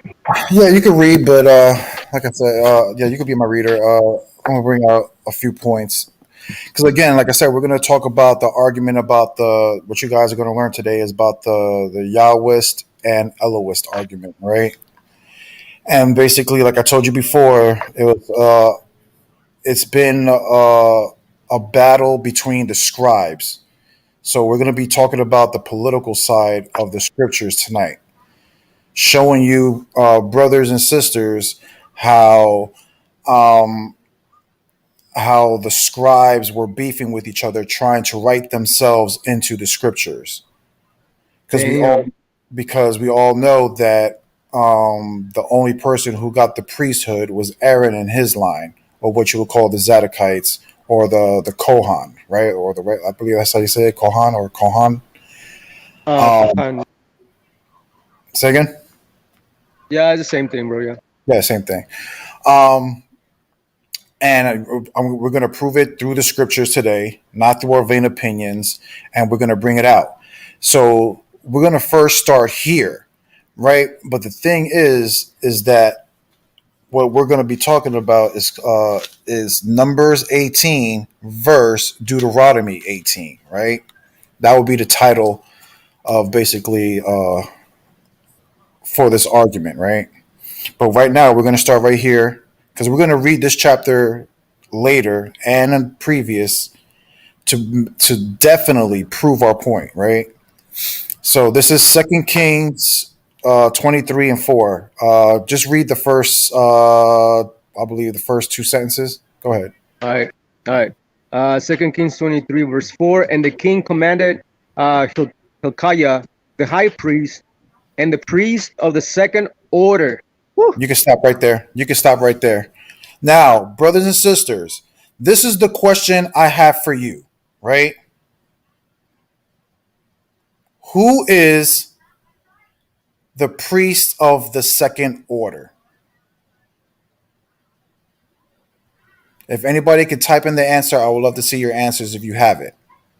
Because again, we all know that the only people who got the priesthood, right, was Aaron and his line and his lineage, right? So now the question is, who is this second order? And this is one of the proof texts is that we're talking about of how the Levites wrote themselves into the text, right? Now, hold on. Because like I said, you guys can think about that real quick. If anybody can show an anointment of a second order of priests being ordained by the Most High, I would love to see that scripture. Right now we're going to go to... What is that? Jeremiah 8. Go ahead, read this, Shamar. Go ahead. Jeremiah 8 and 8. All right. Jeremiah chapter 8, verse 8. How do you say we are wise, and the law of the Lord is with us? Lo, certainly in vain made he it. The pen of the scribes is in vain. See, right here, we see Jeremiah, and we always bring this up. Why is Jeremiah saying, certainly they have made the pen of the scribe in vain, right? Now let's read this in the Septuagint real quick, and let's go see what it says. Read it again. Go ahead. Jeremiah 8:8. How can you say we are wise? We have the law of the Lord. The truth is, those who teach it have used their writings to make it say, to make it say what it does not really mean. Do you see how beautifully the Septuagint puts that to what we're saying? So what is Jeremiah actually saying in Jeremiah 8 and 8? Not the because we already know that the basic understanding, right? Oh, the pens of the scribes were in vain, right? Meaning the scribes were lying. But right here it's specifically telling you that they have used their writings to make it say what it really doesn't mean, right? So yeah, that thing right there, that thing right there just kills it right there. Those who teach it have used, those who teach it have used their writings to make it say what it does not really mean. So they were basically copying from the actual Torah, well, I guess from the right God. Is that what's going on over here? But check this out, right? Now we're going to go to read this. Jeremiah 5:31. Here we go. Read this. Watch this. Jeremiah 5:31. The prophets prophesy lies. The priests exercise power by their own authority, and my people love to have it this way, but they will not be able to help you when the time of judgment comes. Right? Now we're going to read it. But hold on. Oh yeah. Hold on. You're gonna read it in the net Septuagint or no? We're going to read it again. Go ahead. Read it again. Is that the net Septuagint or no? No, this is the KJV right now.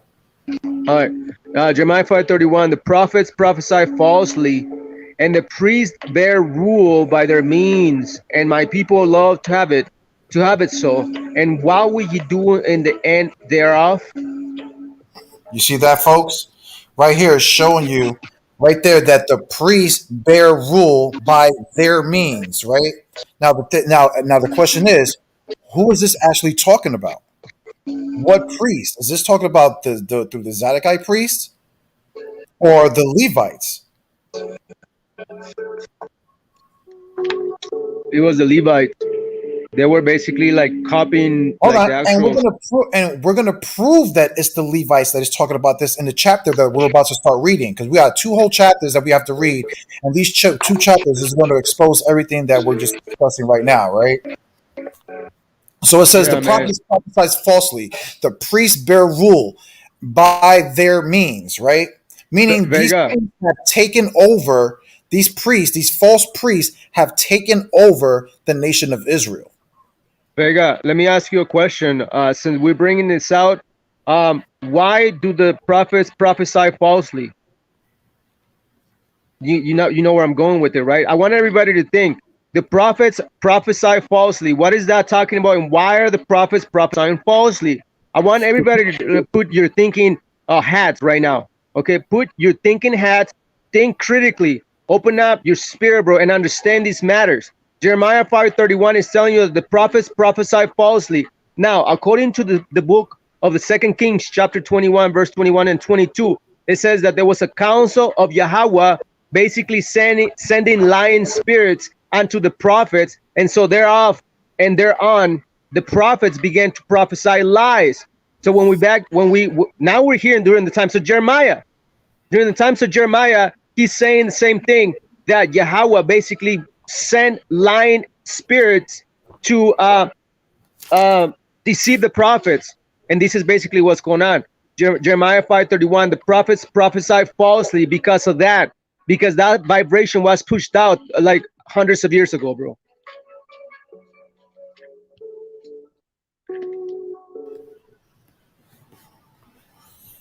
All right, now here's the proof text, people, that I'm going to show you right now, right? And this is why we keep telling you, people, when did this happen? Because we just read in 2 Kings chapter 23, verse 4, that there was a second order of priests, right? That was basically ordained. Who was this second order? Who else got the priesthood? And we're going to prove to you that it cannot be the Levites. Okay? Now, this is Deuteronomy 18:1, right? Because this is, again, the first time we read throughout the Torah that the Levites are being addressed as what? This is Deuteronomy 18:1. It says, the priests, the Levites, and all the tribes of Levi. You see that right there? Right now, we have a chapter, Deuteronomy 18, calling the Levites priests, right? But is that true? Did the Levites get the priesthood? Or did somebody from a specific bloodline through Levi or Levi got the priesthood? The second one is, bro. Exactly. We all know that the Zadokite, exactly, Aaron's line got the priesthood. So now the question is, Is Deuteronomy contradicting Numbers 18? Because look what Numbers 18 says. Look, Deuteronomy 18 says the priests, the Levites, and all the tribes of Levi, right? Basically titling them all to be priests, right? But let's read Numbers 18.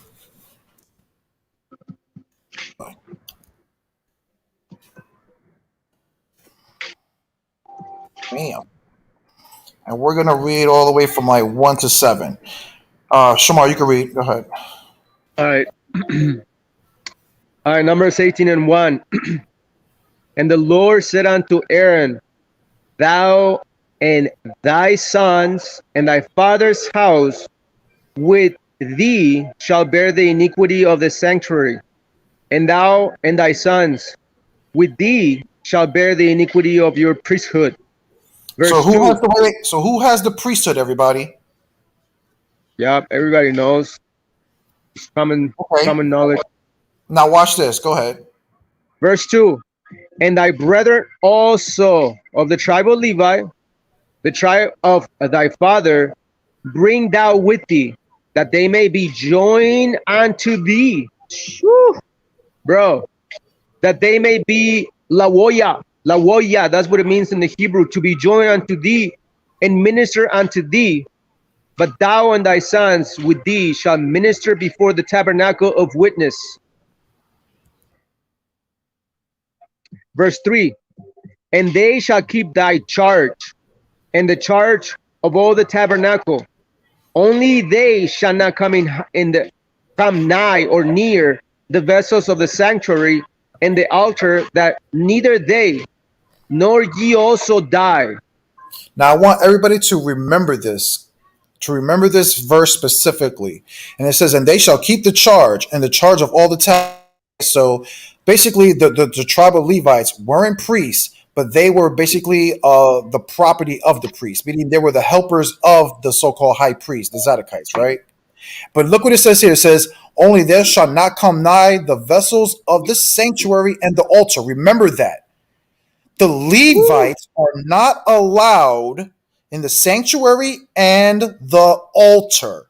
Remember that. This is very crucial because when I go, because like I said, I'm going to prove to you how the Levites basically took control, and they were the lying scribes that Jeremiah and these other prophets were speaking about. Okay, and we're going to prove it again. The Yahwist versus the Elohist. All right, go ahead, keep reading. Hold on, verse 4. Verse 4, and they shall be joined unto thee. Like, bro, that thing right there, when it says join in the Hebrew, it means lawoya, which is basically join, like you're being attached to something. That's crazy. And they shall be joined unto thee, and keep the charge of the tabernacle of the congregation for all the service of the tabernacle. And a stranger shall not come nigh unto you. Damn. Verse 5, and ye shall keep the charge of the sanctuary and the charge of the altar, that there be no wrath anymore upon the children of Israel. So basically, he was the mediator between the children of Israel. Verse 6, and I, behold, I have taken your brethren the Levites from among the children of Israel. To you they are given as a gift for the Lord to do the service of the tabernacle of the congregation. Yo. Therefore thou and thy sons with thee shall keep your priest's office for everything of the altar and within the veil. So once again, who are the priests? Who has the priest? Who's holding the title of the priest's office? Aaron and his sons, his descendants. And what were the Levites?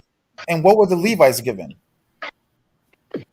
They were just the gifts, kind of like the helpers, the servants into the temple, but they were not, according to the Torah right here, they were not supposed to even get close to the menorah nor the shewbread. They were not supposed to be being close to the shewbread or the table of the shewbread of the 12 shewbread, nor even put oil onto the menorah, bro, every day. Not even burn the incense. Never mind that. Never mind the incense. So we clearly see, right? We clearly see that the Levites have written themselves into the scripture. Deuteronomy 18 is the proof text because it calls the Levites priests. But is that true according to Numbers 18?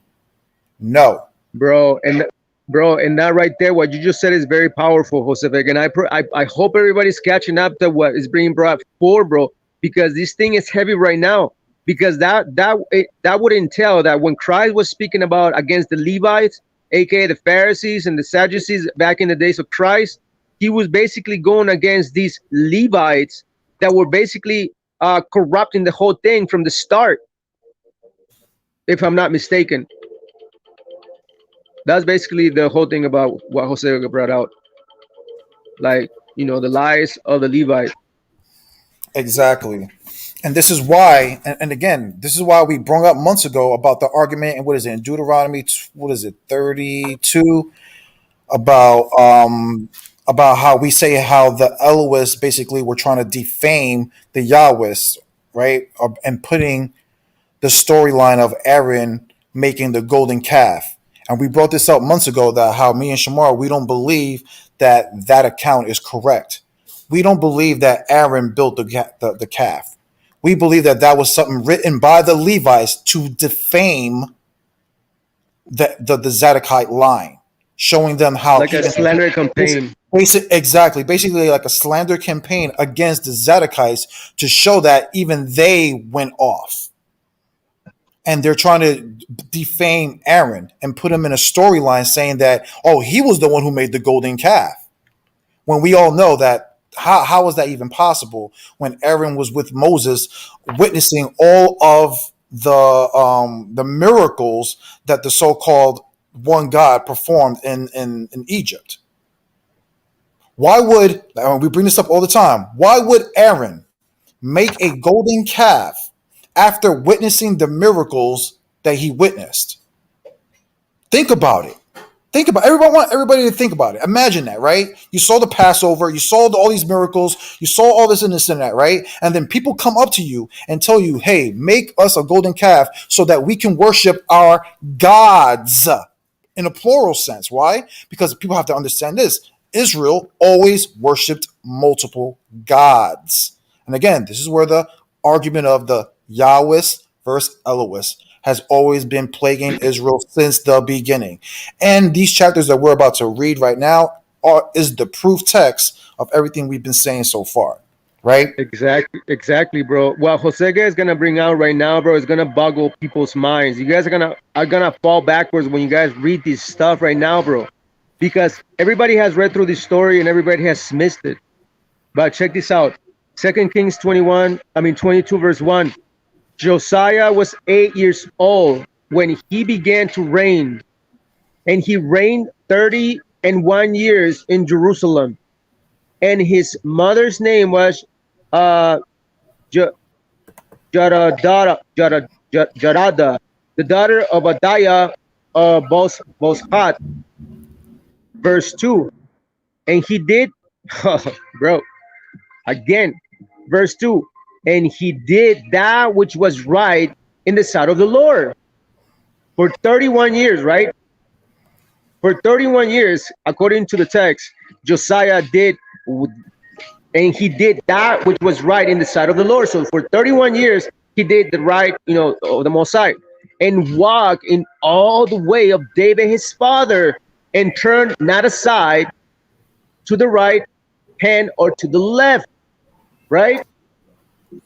Now I want everybody to remember this verse specifically right here, right? Because remember, like Shamar just read it for you twice, right? That for 30 years of his life, this king says that he walked in all the ways of the Lord, right? He and was everything holy, was bro. good, right? He was set But apart. we're going to find out if that is true or not. And then the question is going to become this: if he's saying that he was following the right Lord, right? And the same Lord that David was even following. But how can that be when this chapter is going to reveal something very crucial? Now, Shamar, I was going to keep reading, all right? Watch. Just remember this verse. I'm going to read that again, verse 2. And he did that which was right in the sight of the Lord. Josiah, talking about Josiah. So for 31, he did that for 31 years and walking all the way of David, his father, following the commandments. This is not the third, right? You guys know the story. And turn not aside to the right hand or to the left. Verse 3. And it came to pass, and it came to pass in the 18th year of King Josiah that the king sent Shaphan, the son of Asaliah, the son of Mashallam, the scribe, to the house of the Lord, saying, Okay, verse 4. before we read, Shamar, who holds the title of a scribe? The son of Meshulah, which is Shaphan, the son of Asaliah. And what tribe is that? What tribe do the scribes descend from? Always a Levite. So remember that, people, Levites, right? Go ahead, keep reading. All right, verse 4. Go up to Hilkiah, the high priest, that he may sum the silver which is brought into the house of the Lord, which the keepers of the door have gathered of the people, and let them deliver it into the hand of the doers of the work, that have the oversight of the house of the Lord, and let them give to the doers of the work which is in the house of the Lord to repair the breaches of the house. Verse 6, unto the carpenters and builders and masons, and to buy timber and hewn stone to repair the house. Bro. Verse 7, howbeit there was no reckoning made with them of the money that was delivered into the hands, because they dealt faithfully. Verse 8. Wait, before you read this next verse, what does it say above the verse? That one, there was a high priest that was in charge of the holy things. No. Before you, right here, you're about to read verse 8. What does it say right above verse 8? Oh, it says the lost book. I want everybody to know, right? So when you read your KJV or whatever, like, certain that it'll give you like the context of what you're about to read, right? So right now, right, the narrator is giving us the context what that where we're about to read is about a lost book, people, right? A lost book. This is where the daggers are going to start coming into where our argument is going to be 100% facts. Watch this.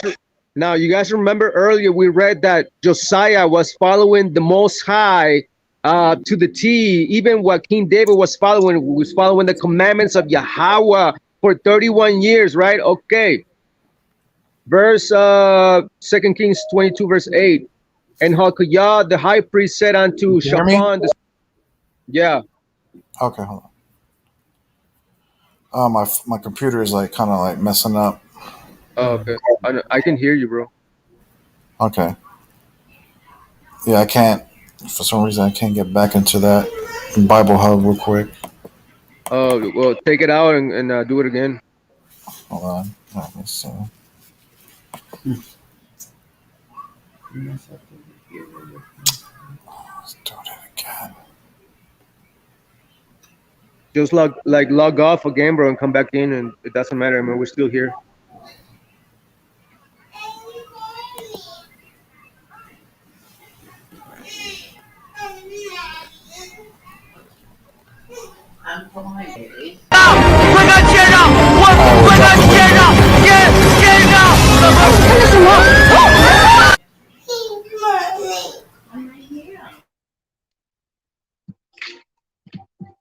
Yeah, man. Give us a minute, everybody. Thanks for sticking around all the way to this point. We're gonna continue to dive in. Once again, stay with us. You guys gotta listen to this information, bro. It's important for your judgment of the matter. You guys are supposed to hear both matters, right? The great and the small. Deuteronomy chapter 117. That's the Torah, right? You're supposed to follow righteous judgment. Well, this is righteous judgment right now. We are bringing both coins, or the faces of the coin, right? Left and right, darkness and light. It's all here to be brought into balance, bro. That's why we're here. So, stick around. We're gonna continue to dive into this Second Kings, and we're gonna find out what's going on, bro. Remember, Josiah was following the Most High for 31 years.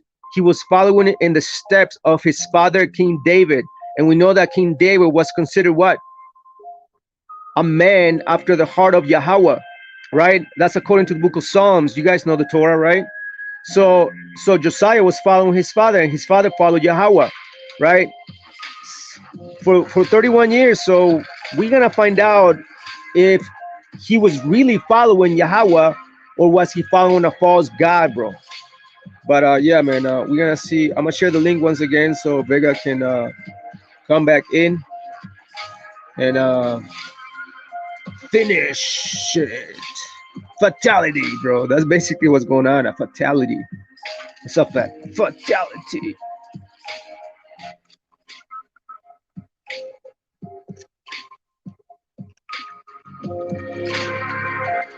Yeah, Vega is right there. The link is on the chat room right now.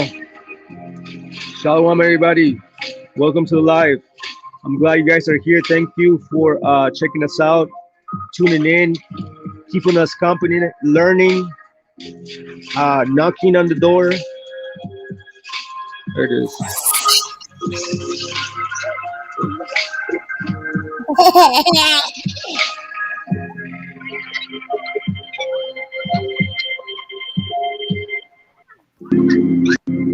You hear me? Yeah, I hear you. Can you hear me or no? Yeah, I can hear you. Perfect.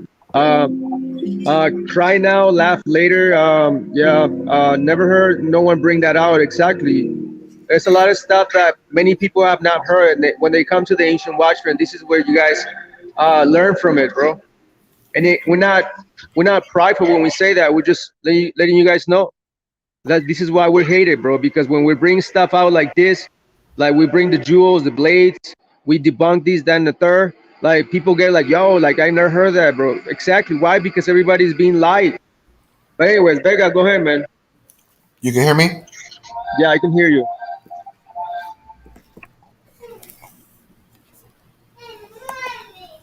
Can you hear me or no? Yeah, I can hear you. All right, Man, perfect. my computer's acting up again, man. What the hell? Yeah, exactly. The 10, the peg, like the wa. That's the Hebrew word wa. The Hebrew word wa, W-A, basically that's what it means. It's like a nail or like a peg into the ground. Like ground yourself.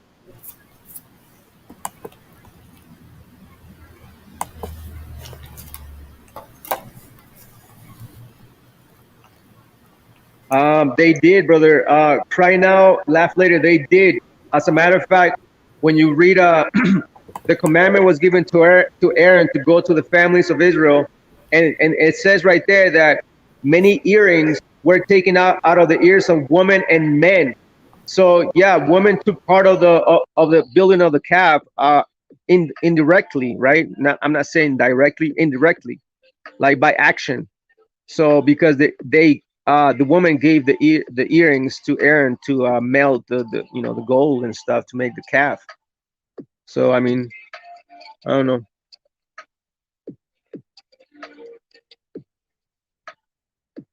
Oh yeah, Vega, that's a great idea. Control, Alt, Delete, and basically shut down the programs and start them again. Can you hear me or no? This is what I'm talking about. See, there's like demons like operating within the net. Like we're being attacked in cyberspace as well, bro. It's crazy. It's crazy that we're even attacked. Like we have attacks from cyberspace. You guys understand? These algorithms that come and attack our channels, they try to shut us down. Like right now, I'm blocked on Facebook for I was blocked for 30 days, right? I was blocked for 30 days, but I think I got 2 more weeks and then I go back to Facebook again. So I have a plan. When I go back to Facebook, I have a plan. I always have a plan, bro. So yeah. A backup over backup over backup over backup over backup over backup, backed up into a backup of a backup. How about that? That's the plan, bro. That's the layers of the plans that we deal with.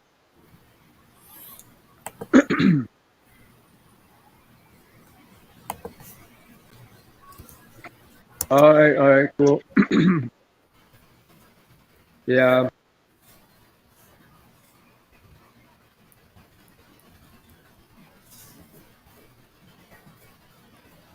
All right, you can hear me? Yeah, I can hear you. All right, I'm about to share the screen again.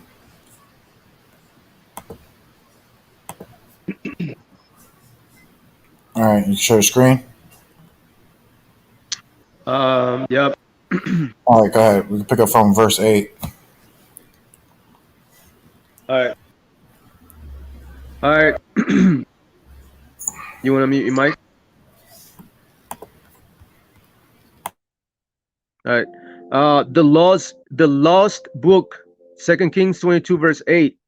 And Hilkiah the high priest said unto Shaphan the scribe, I have found the book of the law in the house of the Lord.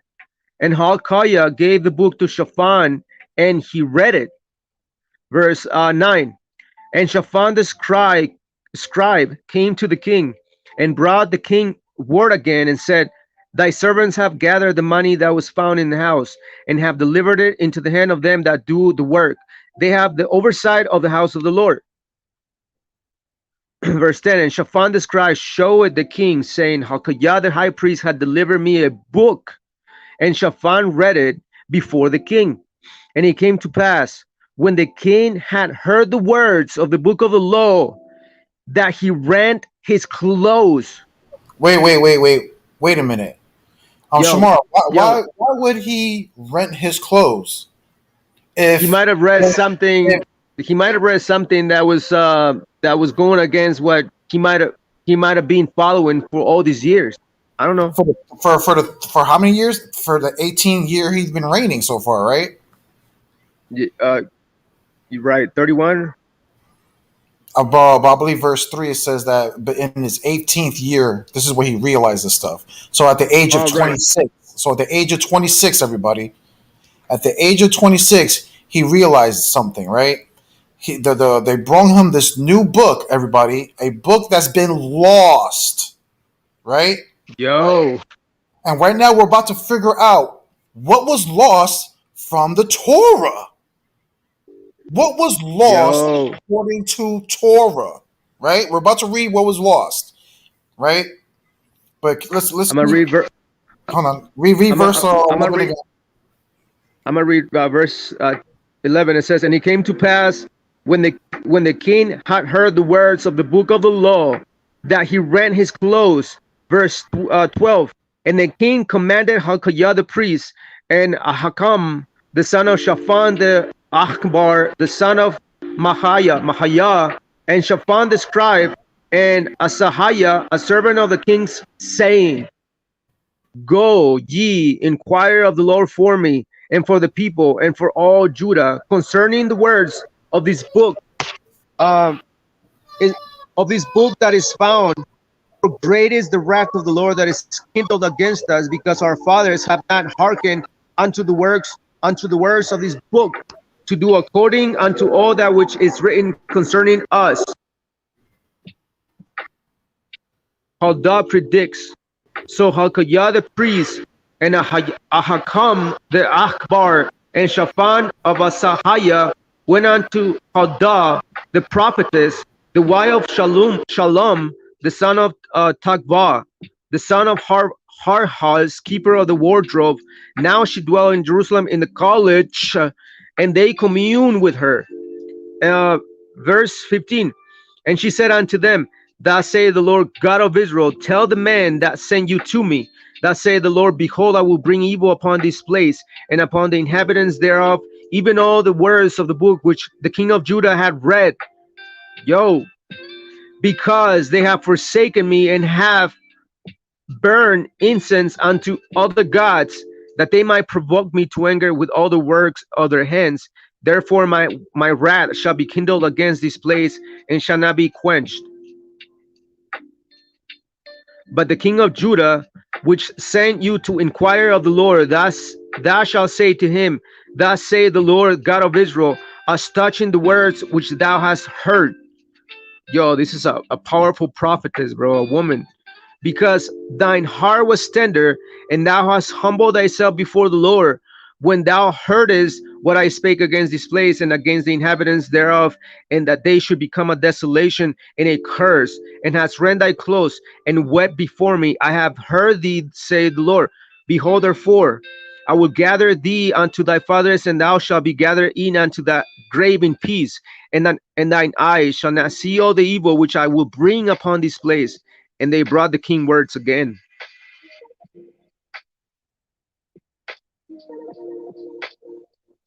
Okay, so we Yo, all heard what happened in this chapter, right? So from age 8, when he began to reign, all the way to his 18th year, he believed that he was following all the Lord's laws, right, and following the same God that his father David followed, right? We all read verse 2, right? But now all of a sudden, right, the king sent his one of his scribes, right, Shaphan, to the high priest, and the high priest found a lost book in the temple, supposedly. Now, the argument now becomes this, people.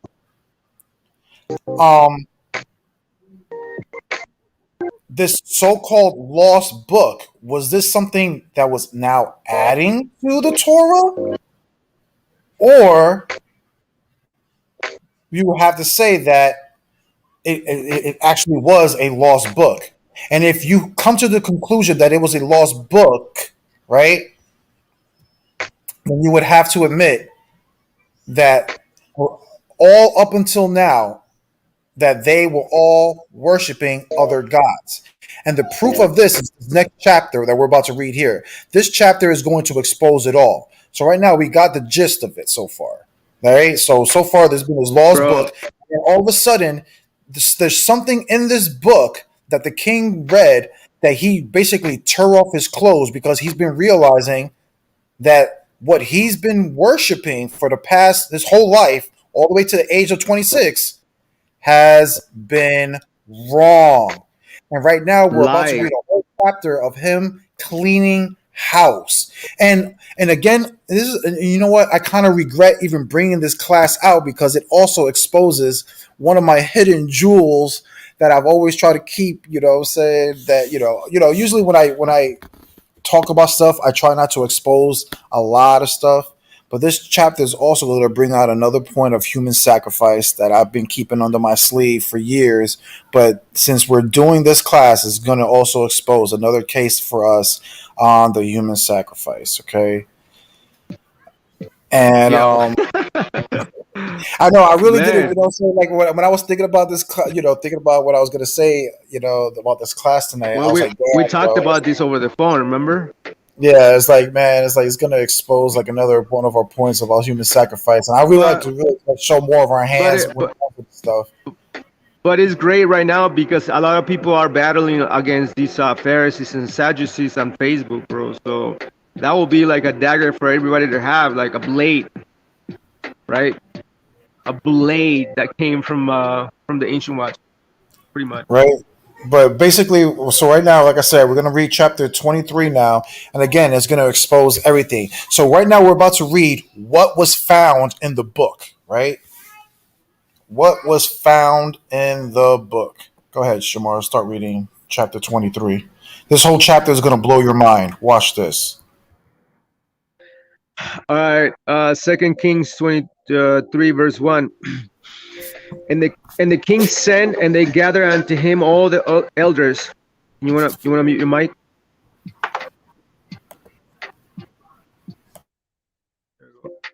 And the king sent, and they gathered unto him all the elders of Judah and of Jerusalem.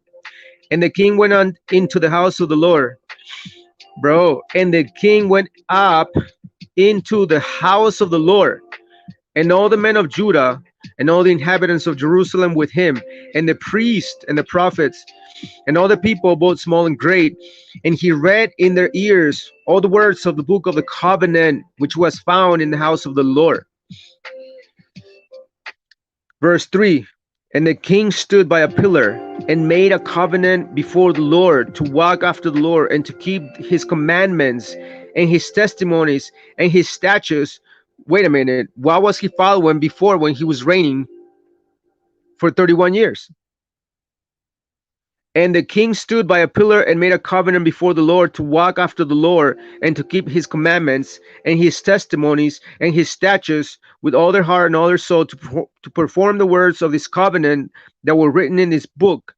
And all the people stood to the covenant. Reforms under Josiah. And the king commanded Hakaliah the high priest and the priest of the second order and the keepers of the door to bring forth out of the temple of the Lord all the vessels that were made for Baal and for the grove. Yo, that's the God that we're following, Baal. Right there. Right there. That was the God that we're following. Wait. So King David, King Solomon, Jeroboam, Rehoboam, Hezekiah, and all the kings of Judah, people, were all following Canaanite gods. Look what it says right there. It says they were following Baal, right? And the grove. Does anybody know what the grove is? Yeah, that's like the Moloch, like the worship for Moloch. No, it's the goddess Azariah, something like that, Azara, which is basically a Canaanite goddess. Ishtar. You're talking about Ishtar.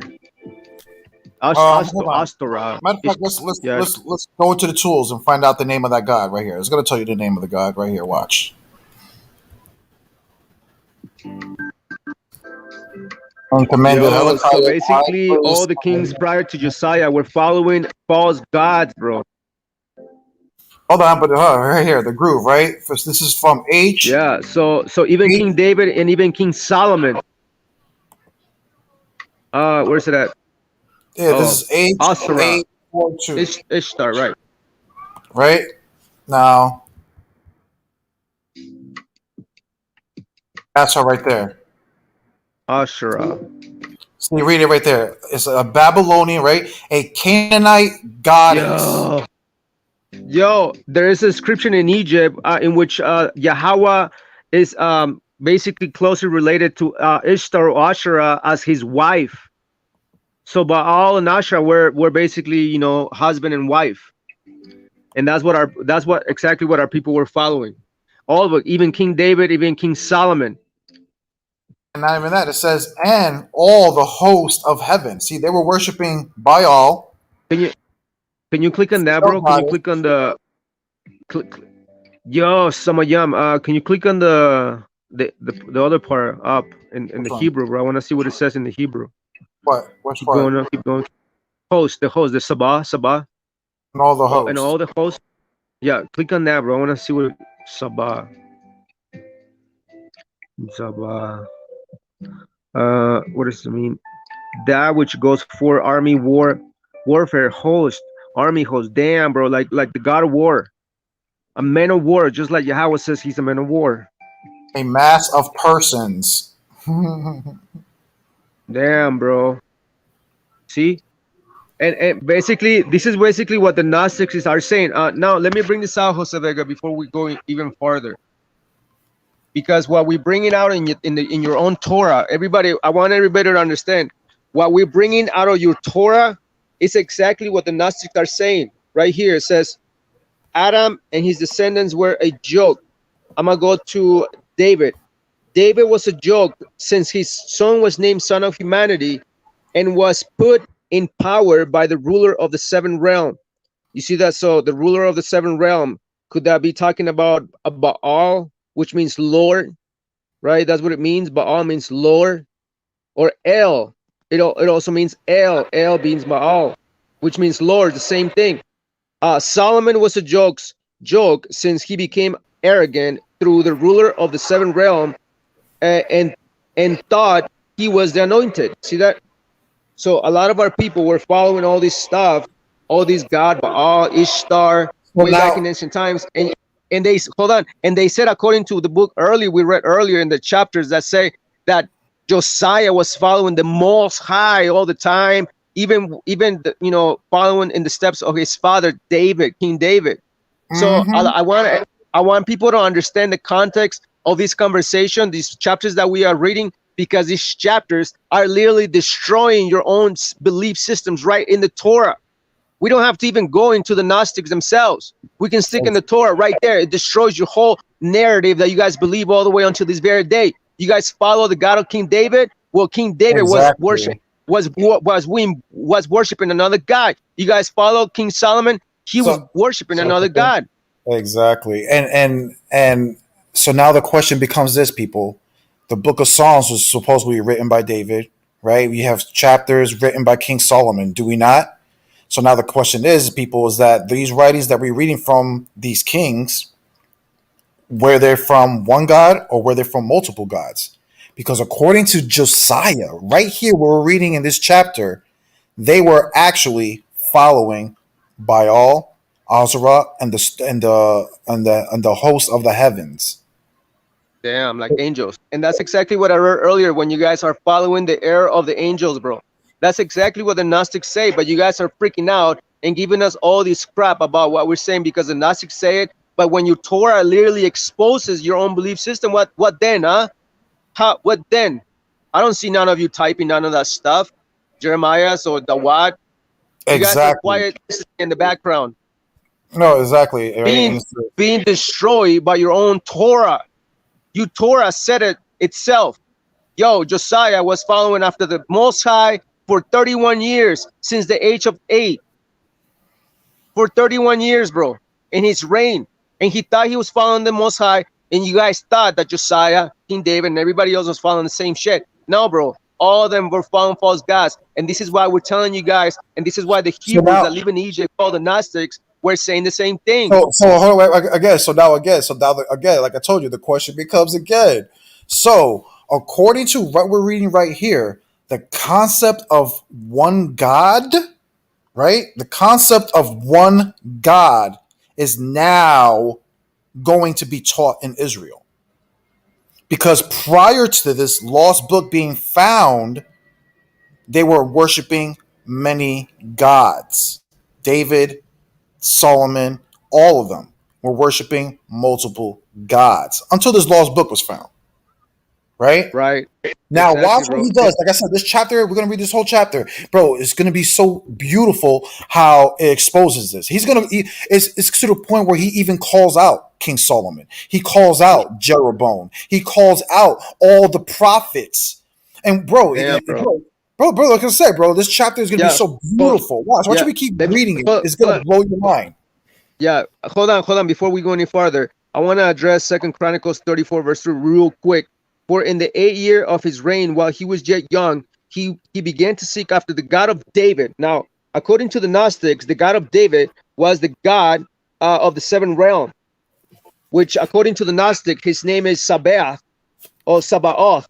Sabaoth is the God of the 7th realm, which is the same God that put David in power. See? And this is why we're about to read what we're about to read. Go ahead, read verse 4 again. 2 Kings 23, verse 4. And the king commanded Hilkiah the high priest. And hold on. I'm gonna charge my phone, bro, because my phone is dying. Hold on. All right. And the king commanded Hilkiah the high priest and the priest of the 2nd order and the keepers of the door to bring forth out of the temple of the Lord all the vessels that were made for Baal and for the grove and for all the host of heaven, which is what we have in the temple, angels.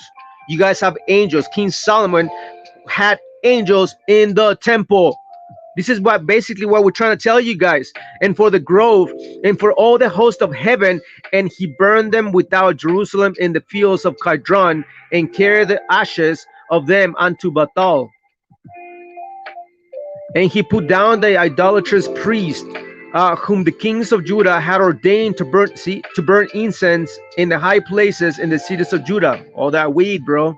And in the places round about Jerusalem, them also that burn incense unto Baal, to the sun, and to the moon, and to the planets, and to all the host of heaven.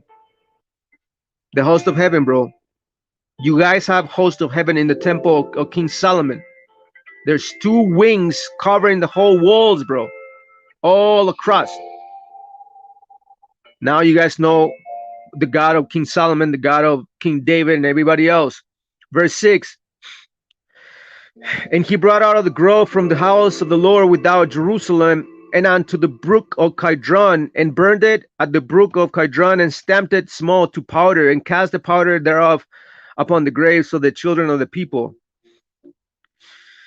Verse 7. And he brake down the houses of the Sodomites that were by the house of the Lord, where the woman wove hangings for the grove.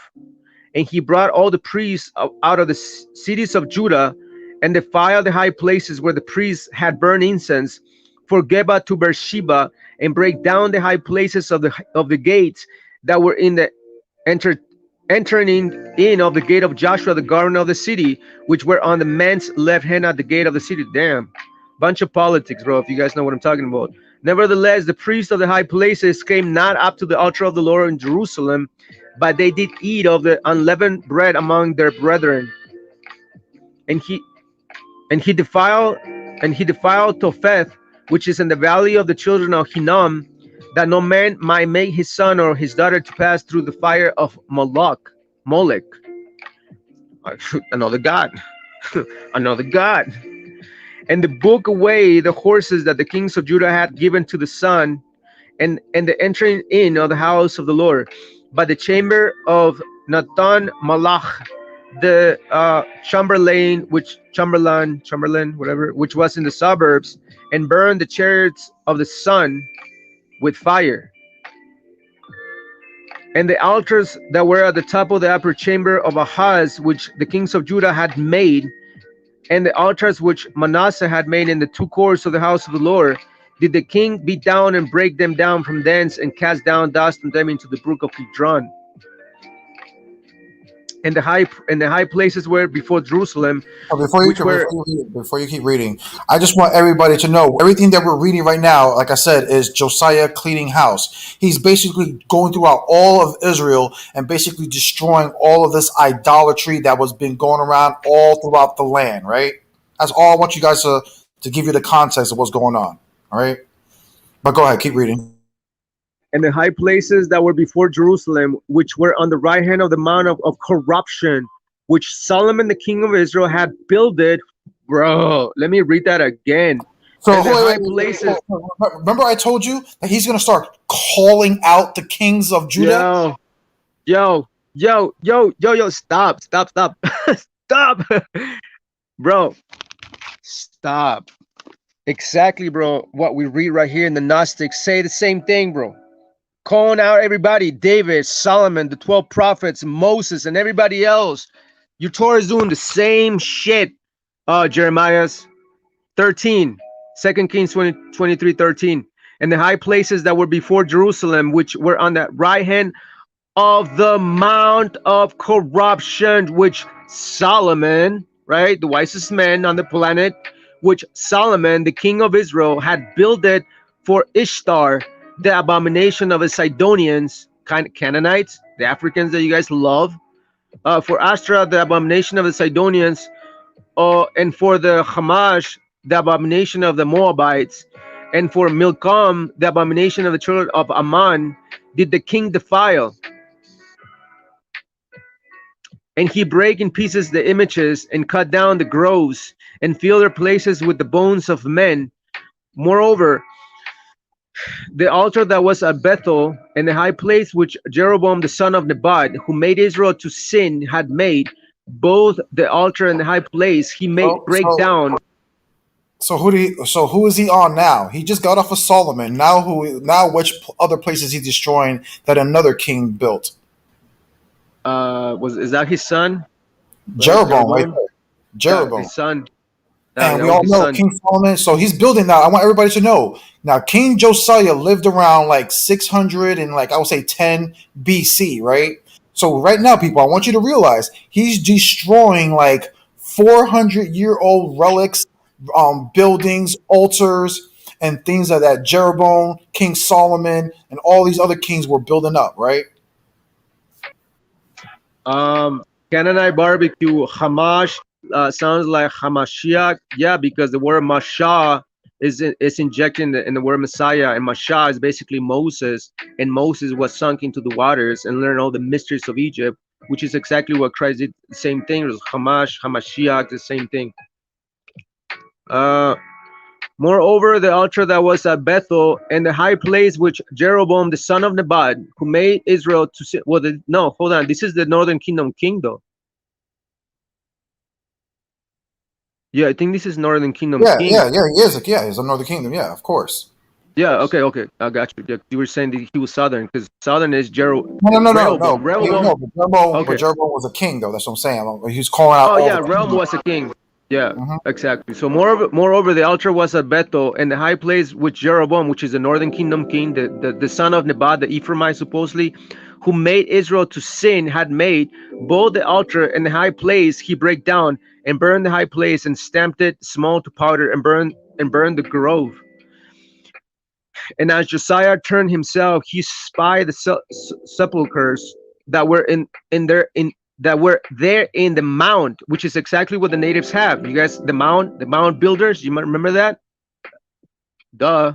He spied the sepulchres that were in the mount and sent and took the bones out of the sepulchres and burned them upon the altar and polluted it, according to the word of the Lord, which the man of God proclaimed, who proclaimed these words.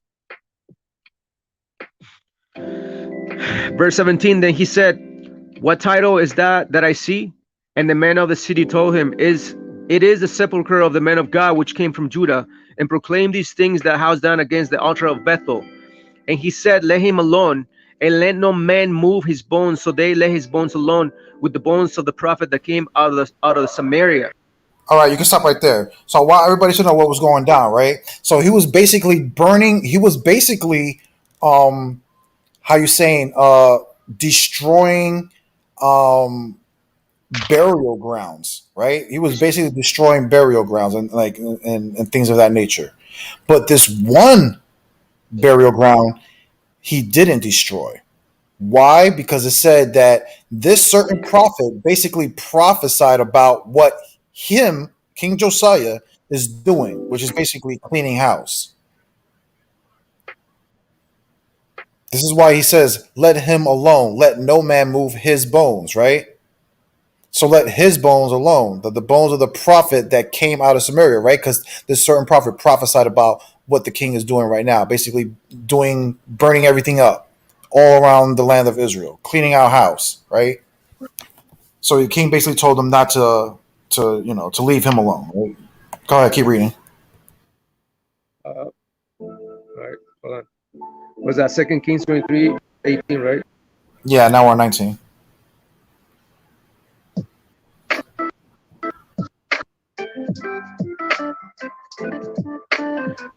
Second Kings 23:19. And all the houses also, you want to mute your mic? And all the houses also of the high places that were in the cities of Samaria, which the kings of Israel had made to provoke the Lord to anger, Josiah took away and did them according to all the acts that he had done in Bethel.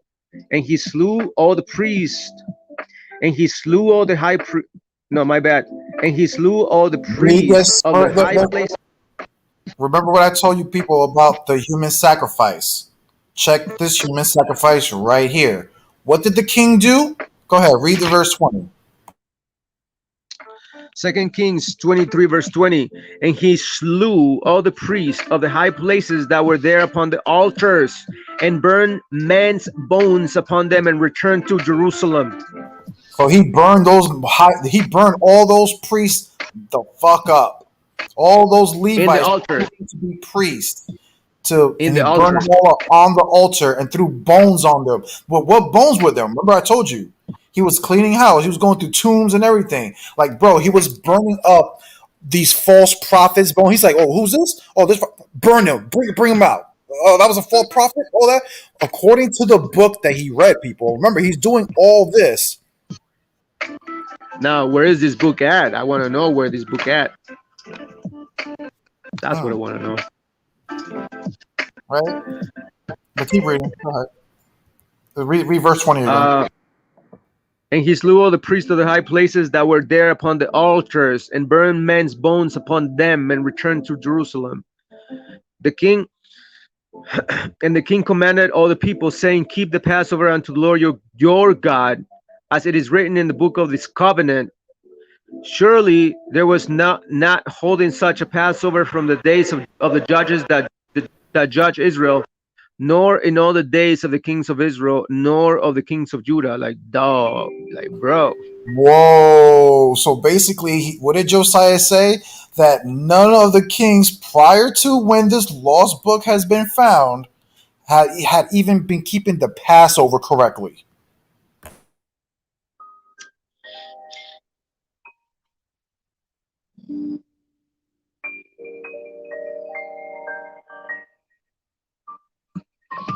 Yeah, you know how I feel about the Passover, Jose Vega. You know how I feel about the whole Passover being done as a spell of protection around the Israelites, bro. That's basically high level magic. For those who know about magic, you guys know what I'm talking about. I'm talking about blood magic, the most powerful one. The whole thing about Passover, in my opinion, according to the research that I've done, bro, it's that it was nothing more than a protective spell. Um, that's basically it. Because the angel of the Lord was passing through, and if they saw blood, meaning innocent blood and energy force, they will pass over, because that was the offering to these god, or these demon, or these entity, these they call the angel of death. That was the offering. You're offering life for a life, meaning you're taking someone else's life to give it as an offering to these gods in order for your protection. That's basically high level magic. It's called blood magic, and that's how I feel about the Passover. But that's just myself. And also, what we just read um, about the king killing all the priests. Remember, he said he was killing all the priests, and he burned them on the office, right? Who were those priests, people? Again, Jeremiah chapter 5:31. The priests who bear rule over the people, who took control. Again, exposing that the Levites weren't supposed to be priests and scribes. That job was only given to one priesthood.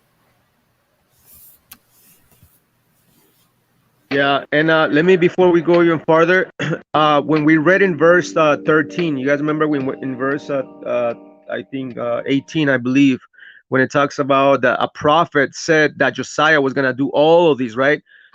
We can read that in the book of Kings, First Kings, chapter 13. It gives you the context of what the name of the prophet was that was prophesying about this whole thing.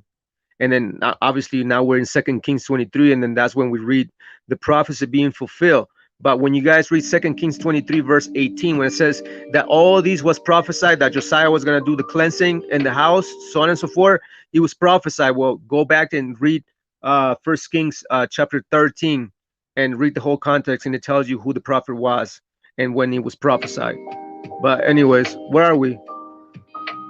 Oh yeah, read verse Oh, 23 again, and then read down.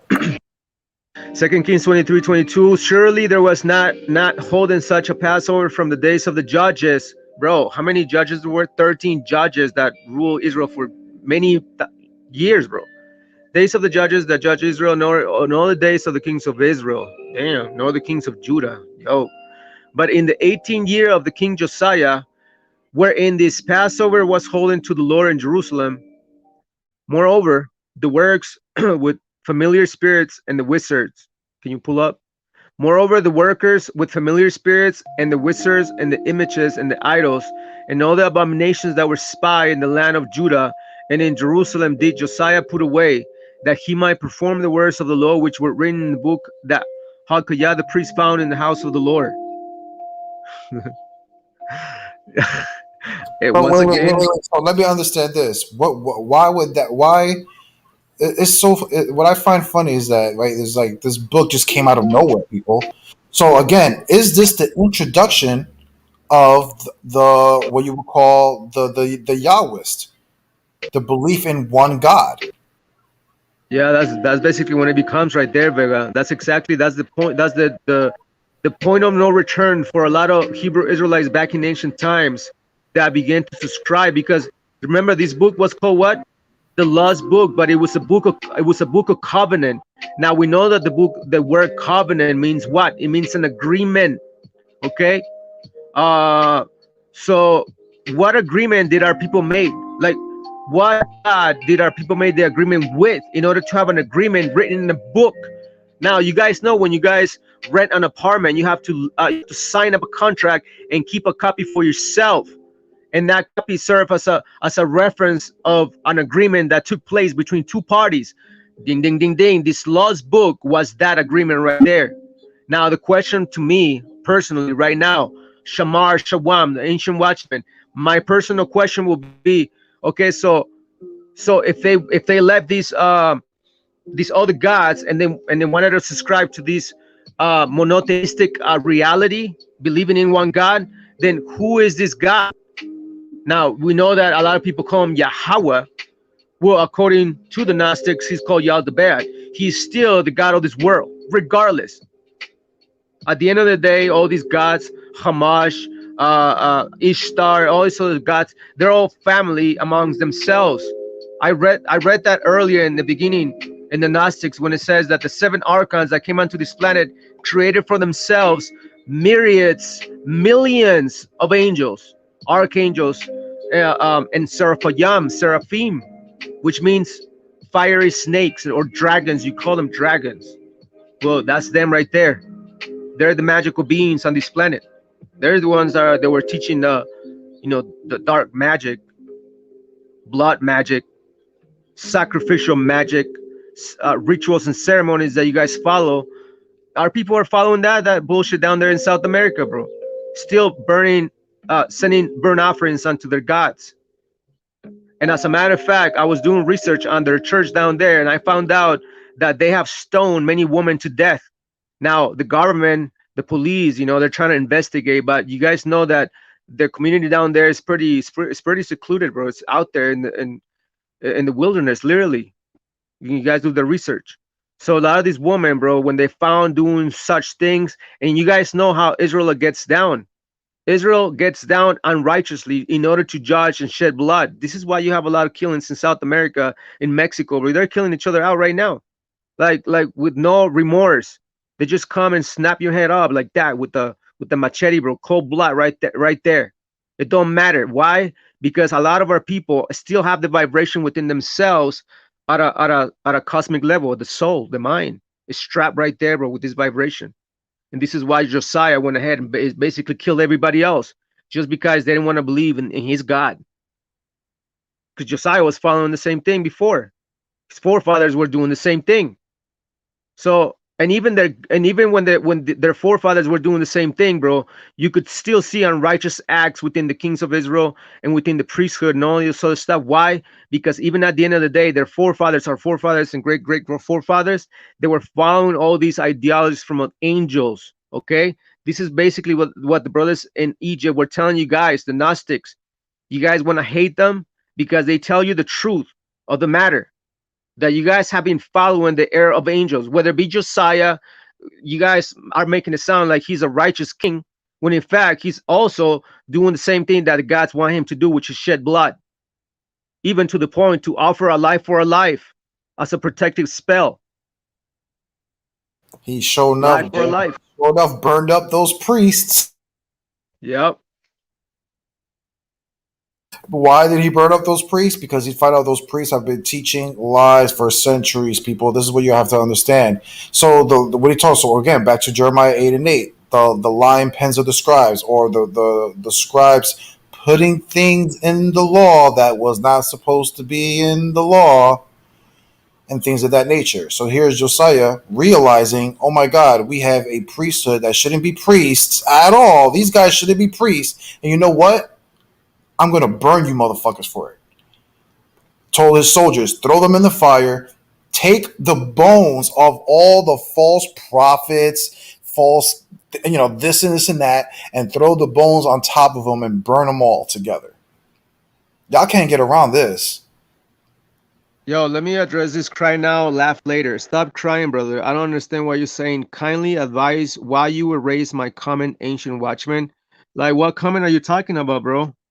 Like, I haven't deleted. Don't worry about it. Like, let's just continue with the It's just crazy, man. It's crazy that you guys are listening to powerful information regarding the shit that you guys follow, and this is the type of dumb shit that you guys comes out of your fucking mind, and you saw this is what this is the elevation that you guys show, that you're a spiritual being, and yet you're saying all these crazy things when there's a lot of powerful information that you could attacking. You could be attacking what we're bringing out. Literally, you can challenge what we're bringing out, but yet you want to, bro, stop it. 2 Kings 23, 25. And like unto him was there no king before him that turned to the Lord with all his heart and with all his soul and with all his might, according to all the law of the Moses. Okay, the law of Moses, which Moses But what it was. says, what this scripture right here is saying that Josiah, that there was no king before Josiah, right? That Yeah, that's turned the to the Lord with all of his heart and with all of his soul well. and with But wait a minute, all you of have his strength. Not King even King David. David, not David. Oh, but hold on. But Ah, according to the Torah, right? I want everybody to listen. According to the Torah, you have King David being referred as to what? A man according to the heart of Yahweh. Meaning, bro, like there was no other like King David, right? And that was from God. That was from Yahweh. According to the book, you guys follow that book of Psalms. You want to follow that? Go ahead. It said it right there. Now all of a sudden, King Josiah is the greatest among King Solomon, even King Solomon. For real, the wisest man on the planet, the man that established peace on the planet for over 20 years, the man that basically subdued all the nations through what? Peace? Is that it? The wisest man on the planet, the richest man on the planet, the man with the most wives and concubines? Josiah wants to compare himself with the greatest kings on the planet. King Solomon, King David, a man of battle, a man of war after the heart of God. I don't know, man. It's just an agenda. It sounds all political to me.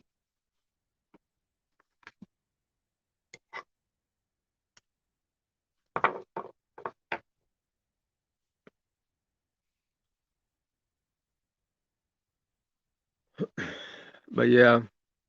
keep reading, because like I said, let's finish out the chapter. All right. Verse 25.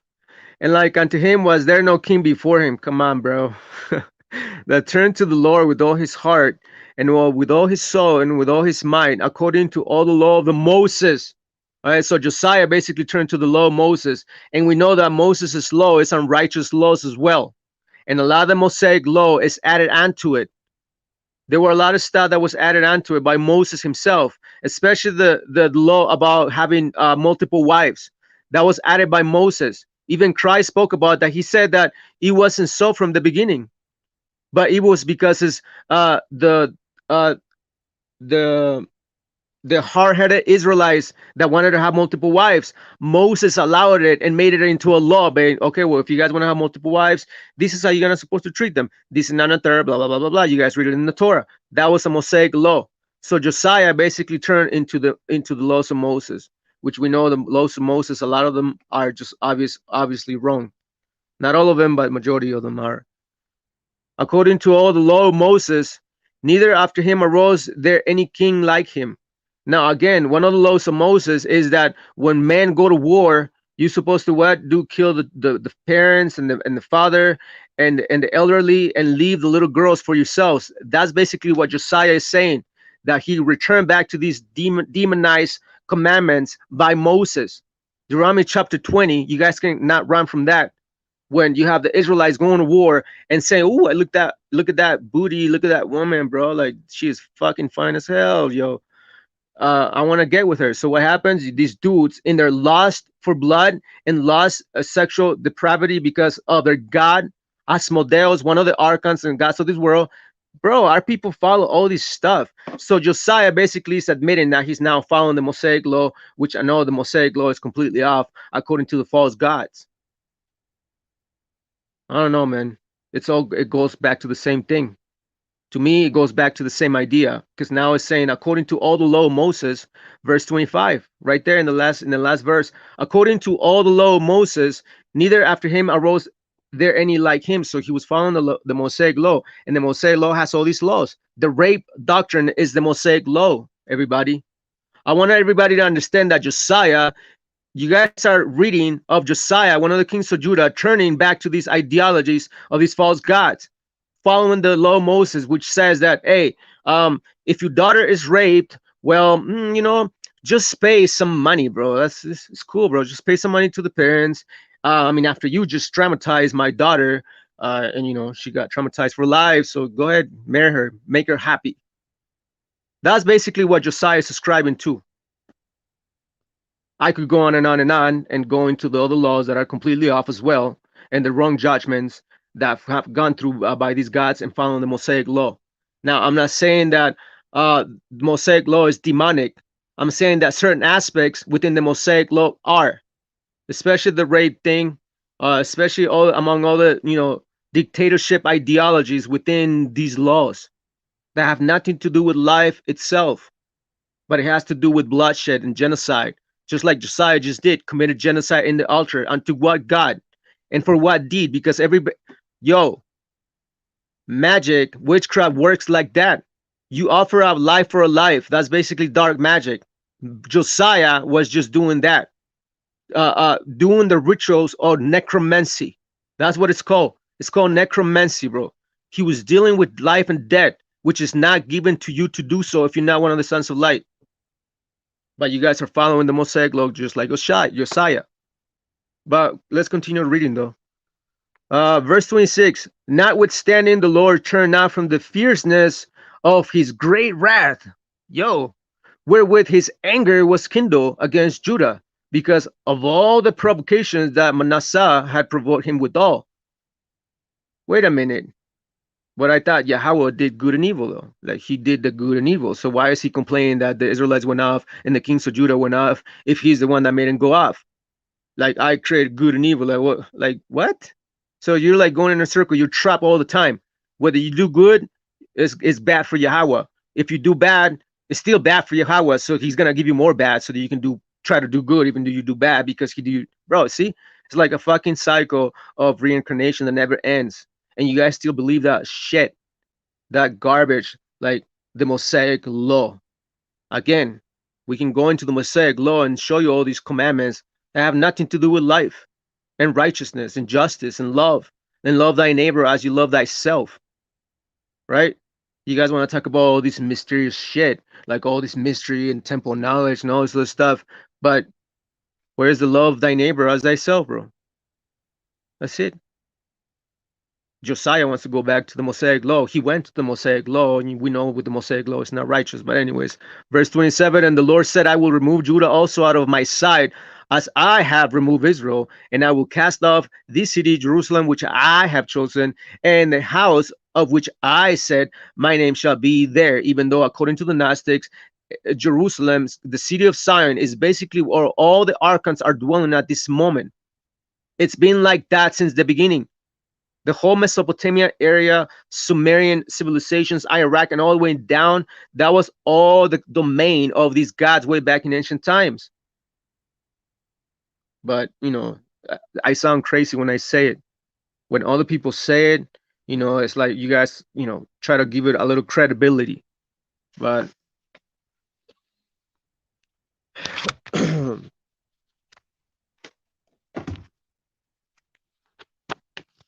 let me bring this out. David was a joke since his son was named Son of Humanity and was put in power by the ruler of the seventh realm, as though he had become stronger than I am, my king. We are blameless toward him and we have not sinned, you see? So if we're talking about these matters, we're not committing any sin against King David because King David was an Israelite man.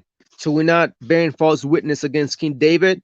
But what we're saying is King David, one of our kings of Judah, was deceived by a false god following all this stuff, and the ruler of the seventh realm, which is Saber, one of the sons of Yahweh. Saber is one of the sons of Yahweh. If you guys, when I bring this out all the way, we're going to connect all the dots, bro. But basically, that's what his name. Sabaoth is one of the sons of Yahweh. He rules the seventh realm, and David was his heart was according to his God, which was the God of the seventh realm. and that's why King David was put into power. Same thing with his son Solomon. Solomon was a joke since he became arrogant through the ruler of the seven realm. See, and thought he was anointed. You see that? So all of our people have been deceived. Well, even Moses. See, Moses never knew me. Why? Like, who was really speaking in the bush, right? A lot of people say he was God. A lot of people say he was an angel, but because according to the narrative, Moses was speaking to a bush that was burning. Now, according to the Hebrew hierarchy of the angelic order, what type of angel carries fire within them? Right? There's only one type of angel that carries fire within them, in a serpent fire. They're called the seraphim or the seraphim. They're the ones that are called coiled in fiery serpent way. There's not like you guys, like a lot of people know them, like with little wings and all this other stuff. That's basically what we read in the aspect of what the prophets were able to say. But they look terrible, bro, to the eye. That's why, like, all the time the prophets were afraid and they fell to fear and they left their bodies, like they were afraid. But anyways, so a lot of our people were following this false god, and what Jose Vega brought out is powerful information, man. It's powerful, but because Josiah was saying that he was following God righteously for 31 years, and then all of a sudden they found this text, this lost book, and it was the covenant, it was the agreement that our people made in Mount Sinai. When our people say, "Yeah, everything you say, Moses, we will do," you know what happened, bro? Because according to the Torah, you're supposed to put everything in writing. The book of Sirach tells you that in the book of Sirach, chapter 38, I believe. Okay, I can bring that out later. But you have to put everything in writing. So Moses had to put that in writing. So there must have been a book about that agreement or that covenant that was made in Mount Sinai through blood. Hey, but keep reading because, like I said, I got one more point to bring out because, like I said, after all this cleaning house, right, and him kind of put Israel back on track, right? Look what his reward was, basically. Watch this. Keep reading. Watch. And the Lord said, I will remove Judah also out of my sight, as I have removed Israel, and will cast off his city Jerusalem, which I have chosen, and the house of which I have said my name shall be there. Jehoahaz succeeds Josiah. Now the rest of the acts of Josiah and all that he did, are they not written in the book of the Chronicles of the kings of Judah? In his days, Pharaoh Naha, king of Egypt, went up against the king of Assyria to the river of Euphrates, and King Josiah went against him, and he slew him at Megiddo when he had seen him. And his servants carried him in a chariot dead from Megiddo, and brought him to Jerusalem and buried him in his own sepulchre. And the people of the land took Jehoahaz, the son of Josiah, and anointed him and made him king in his father's stead. Jehoahaz was 20. So again, so after Josiah did everything he just did, what we just read about, he ended up just getting killed by the Pharaoh of Egypt.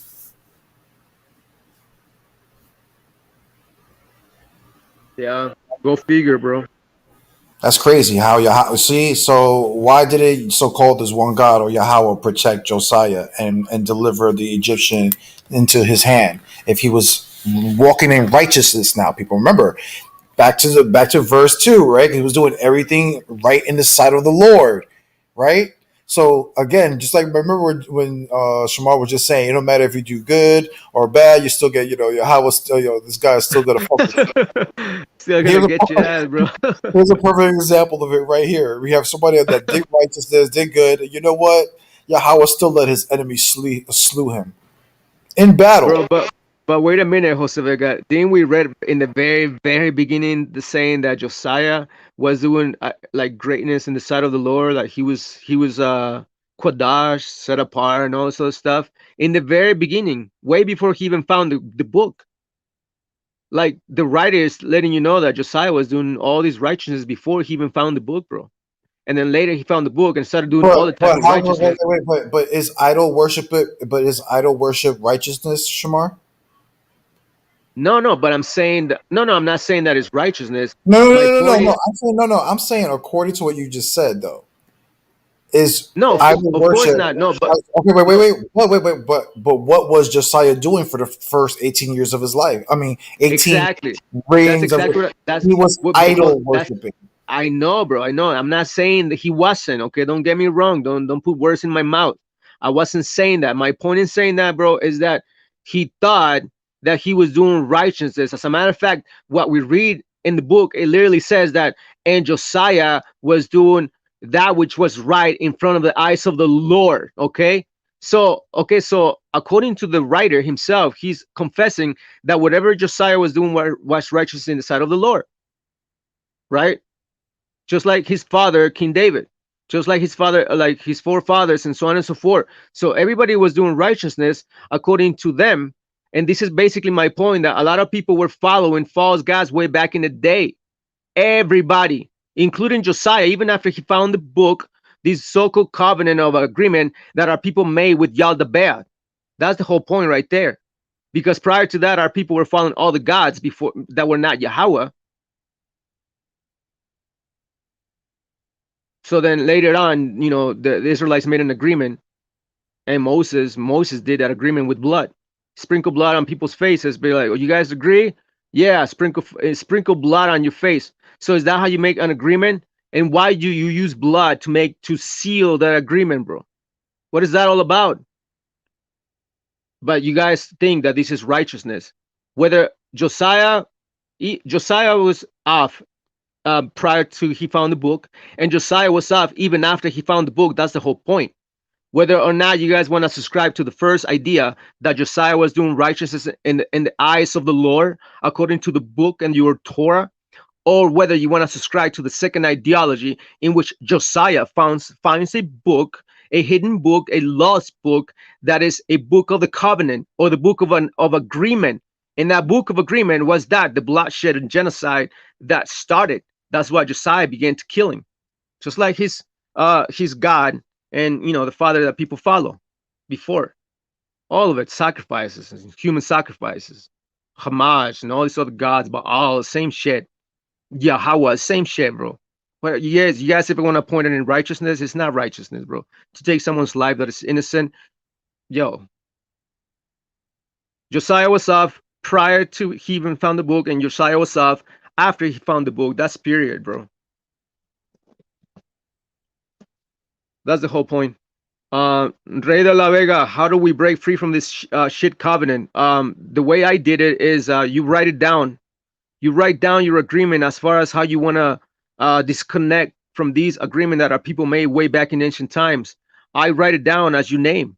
Whatever you subscribe of name, whatever it be Hebrew or not, or Spanish or English, you put that name as I such and such, I blank. Um, I break this treaty that our people made way back in ancient times with these false gods and ideologies, false prophets and false and kings that were lied to, because our kings were lied to.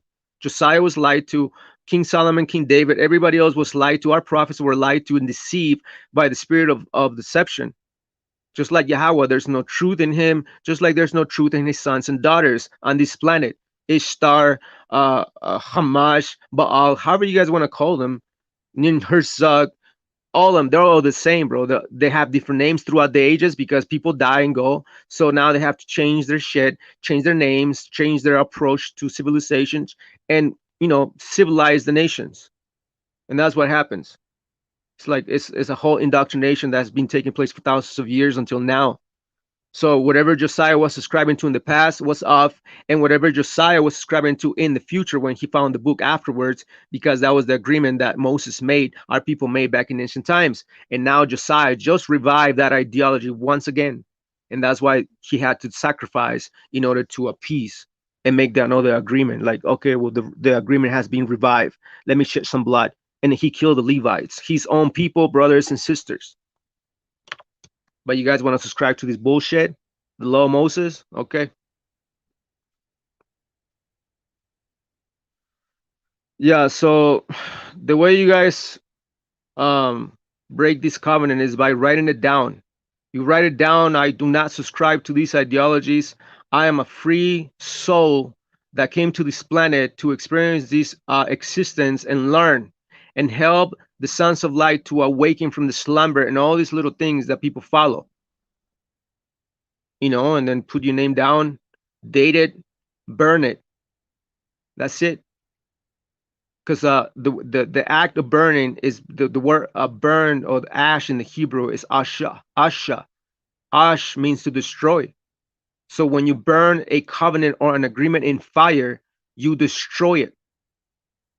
Like, you have to make an agreement, bro, at an emotional level, bro. You have to connect with what you're saying. You have to mean it. If you don't mean it, you'll stay in slavery, bro. You have to exit these ideologies from these false gods, bro. Anyways, we're gonna continue to read on.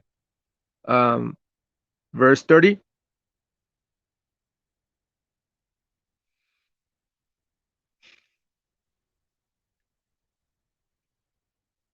You can read 29 again, and then we'll keep reading down. In these days, Pharaoh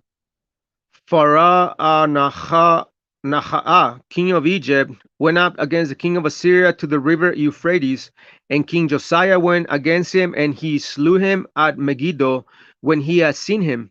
And his servants carried him in a chariot dead from Megiddo, and brought him to Jerusalem, and buried him in his own sepulchre. And the people of the land took Jehoahaz, the son of Josiah, and anointed him, and made him king in his father's stead. So what people anointed him? Because according to the law, the Levites have to anoint you. One of the prophets. It says the people. I don't know what people he was talking about. Verse 31. Jehoahaz was 23 years old when he began to reign, and he reigned 3 months in Jerusalem. And his mother's name was Hamatal, the daughter of Jeremiah of Livnah. And he did that which was evil in the sight of the Lord, according to all that his fathers had done. What? So right after Josiah, we're right back to the same old shit. Yo. So cycles and cycles of slavery. Damn. Okay, so on and off with Israel believing with many gods and Israel believing in one God. Again, going back to the Yahwist, Elohist argument, showing you the political side of the scriptures between the beefs between the Levites and the Zadokites. I hope you guys learned something tonight, and I had to show you through the scripture. Yo, man, that was powerful, bro. I hope you guys took notes, man. I hope you guys were following the conversation, bro, that was brought out. Like, we don't really need to go into the other scrolls, the Nahamadi, so on and so forth, about debunking the false gods that many of our people were following back in ancient times. Ishtar, Baal, Hamash, bro, the gods of the Moabites, and so on and so forth. The gods of the Canaanites. El is one of the gods of Canaan, bro. El. What's one of the other titles of Yahweh? El Elyon, El Shaddai, I don't know, Rapha, right? So on and so forth. You guys know the titles. So this is what we're saying, bro. And just because we're saying all this stuff, we're bringing out of the Gnostics. Jose brought it out of the Torah, just for you guys, just like a jewel, like a blade, a Goliath's blade, bro. Just to slice this whole thing like a cake. That's basically what happened, bro. And a lot of you brothers are gonna completely deny the facts. You guys are trying to make up excuses for Josiah before and after, and his sons and the kings before it, the priests before it, and all the prophets before it. Just like beautifully Jose Vega brought it out, that the prophets were falsely prophesying. We read that in Jeremiah's, I believe it was verse 18, I don't know, somewhere over there, that the prophets were prophesying these seed lies falsely. So, but we know that according to the Torah, even according to the Torah, closely where we were reading from, in chapter 22, I guess, I don't know, somewhere over there, or First Kings 22. I don't know, I forgot. It says the counsel of Yahweh, sending lying spirits unto the prophets during the times of Ahaz, the king of Judah. Ahaz was one of the kings of Judah. Well, Ahaz was deceived by Yahweh because Yahweh's counsel, there was a bunch of other spirits saying, well, I want to do the job. And then another lying spirit rose up. It's like, no, man, I got these. Let me do this shit, bruh. Yo. And he started breakdancing and all that stuff in the council. Like, yo, stop. Go and lie to Ahaz and deceive all the prophets of Israel, right? So everybody was deceived by whether it be Yahweh, whether it be Baal, whether it be Hamash, whether it be whatever Josiah found out after what God was that covenant or that agreement that Moses made in Mount Sinai with these other God, whatever God that was, whether it be El or Yahweh, Ahaya, Asher, Ahaya. I don't know. You guys subscribe to many gods. And I don't know. I only serve one God. That's it. Like the one beyond all these gods that rule this planet, beyond the angels that you guys follow, that even today, the angels that you read in your Bibles, so on and so forth. So let me read this out, and we're probably gonna maybe call it a night. If nobody wants to having any questions, let us know. Thank you for checking us out. Thank you for tuning in. That was powerful, Jose Vega, man. That was powerful, and I hope everybody took notes because, man, yo, you guys know what time it is. So I'm gonna read this out. It says Moses was a Job called a faithful servant and friend, just like King David was called what?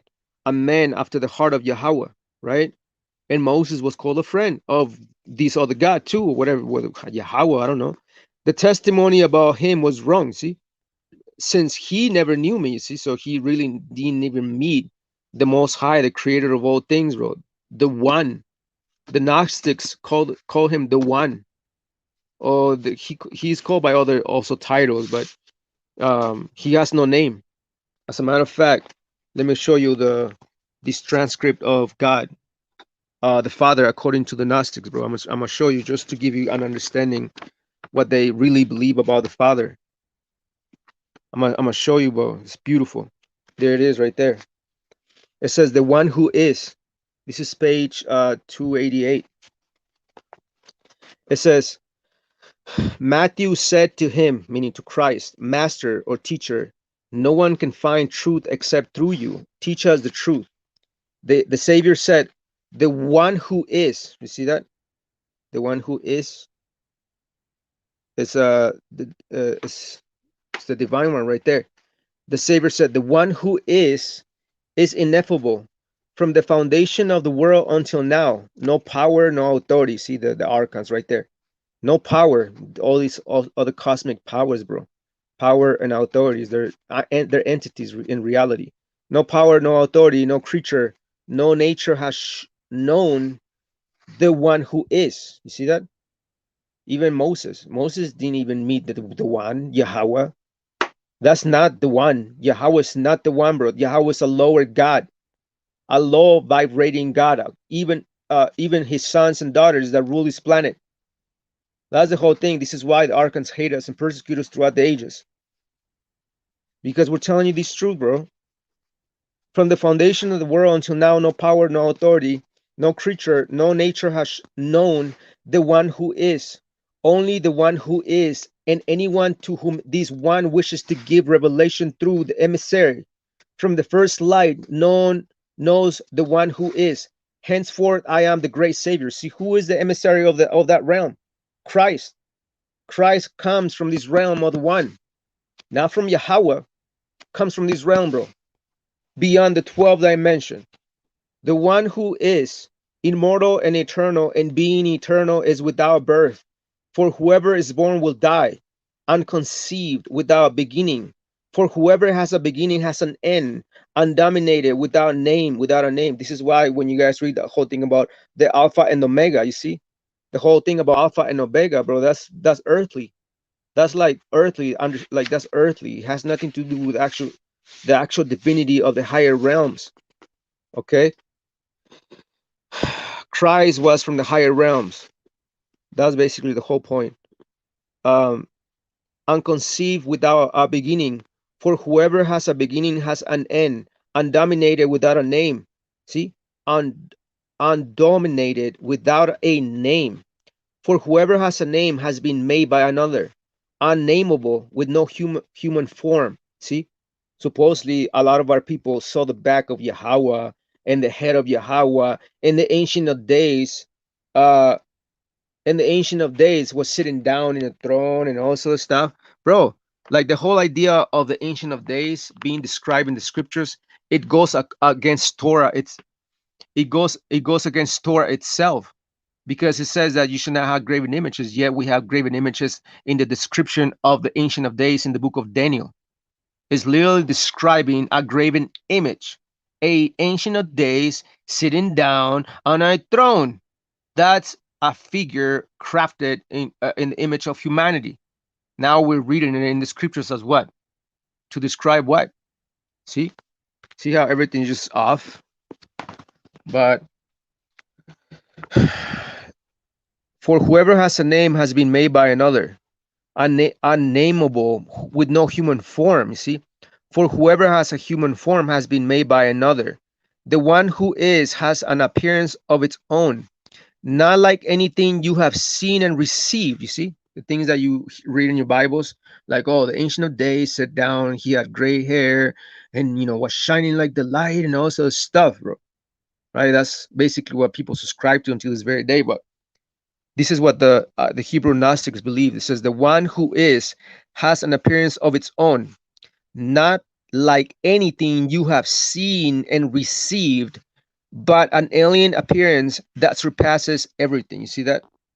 So, I mean, just think about the most, I don't know, bro, just the most omnipresent, magnificent, powerful, I don't know, super intelligent architects, bro, that just surpass your understanding of anything. Like when I met the Alayam in my fourth mushroom ceremony, the Alayam, bro, they're these purple beings, gigantic. They look like alien-like. They have like big eyes, and their ears, like, they're not like human ears. They're like a little elongated, and they have, I don't know, bro.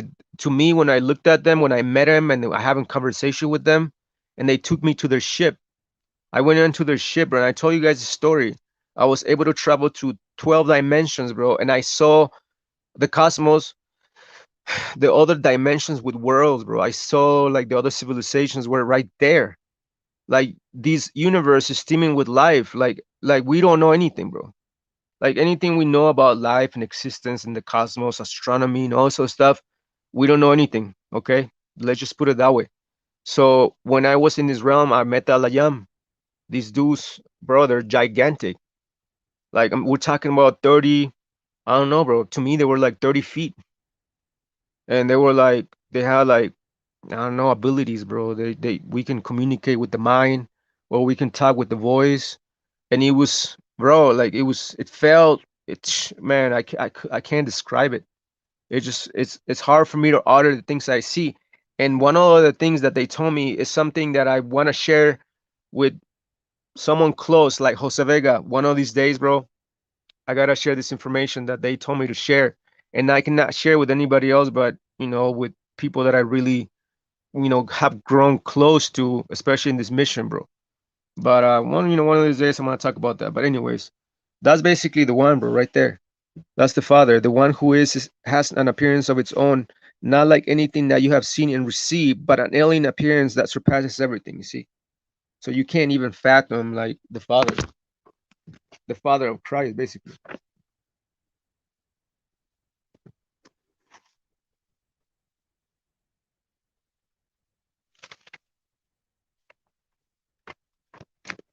Oh, right there.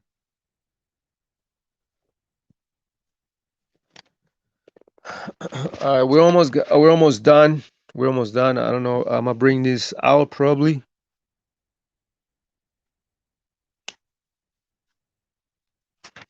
Uh,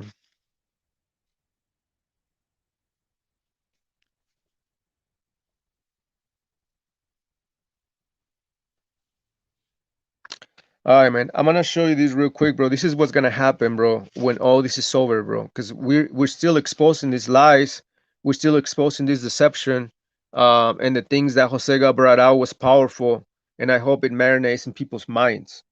But I want to close with these, bro.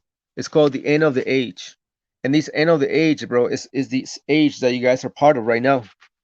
This is basically gonna be the end of the age, meaning the age of this understanding that it's outdated, that has nothing to do with the creator of all, the most high, the Father, the one we just read about, the one, ineffable, and so on and so forth. You guys read that earlier, right?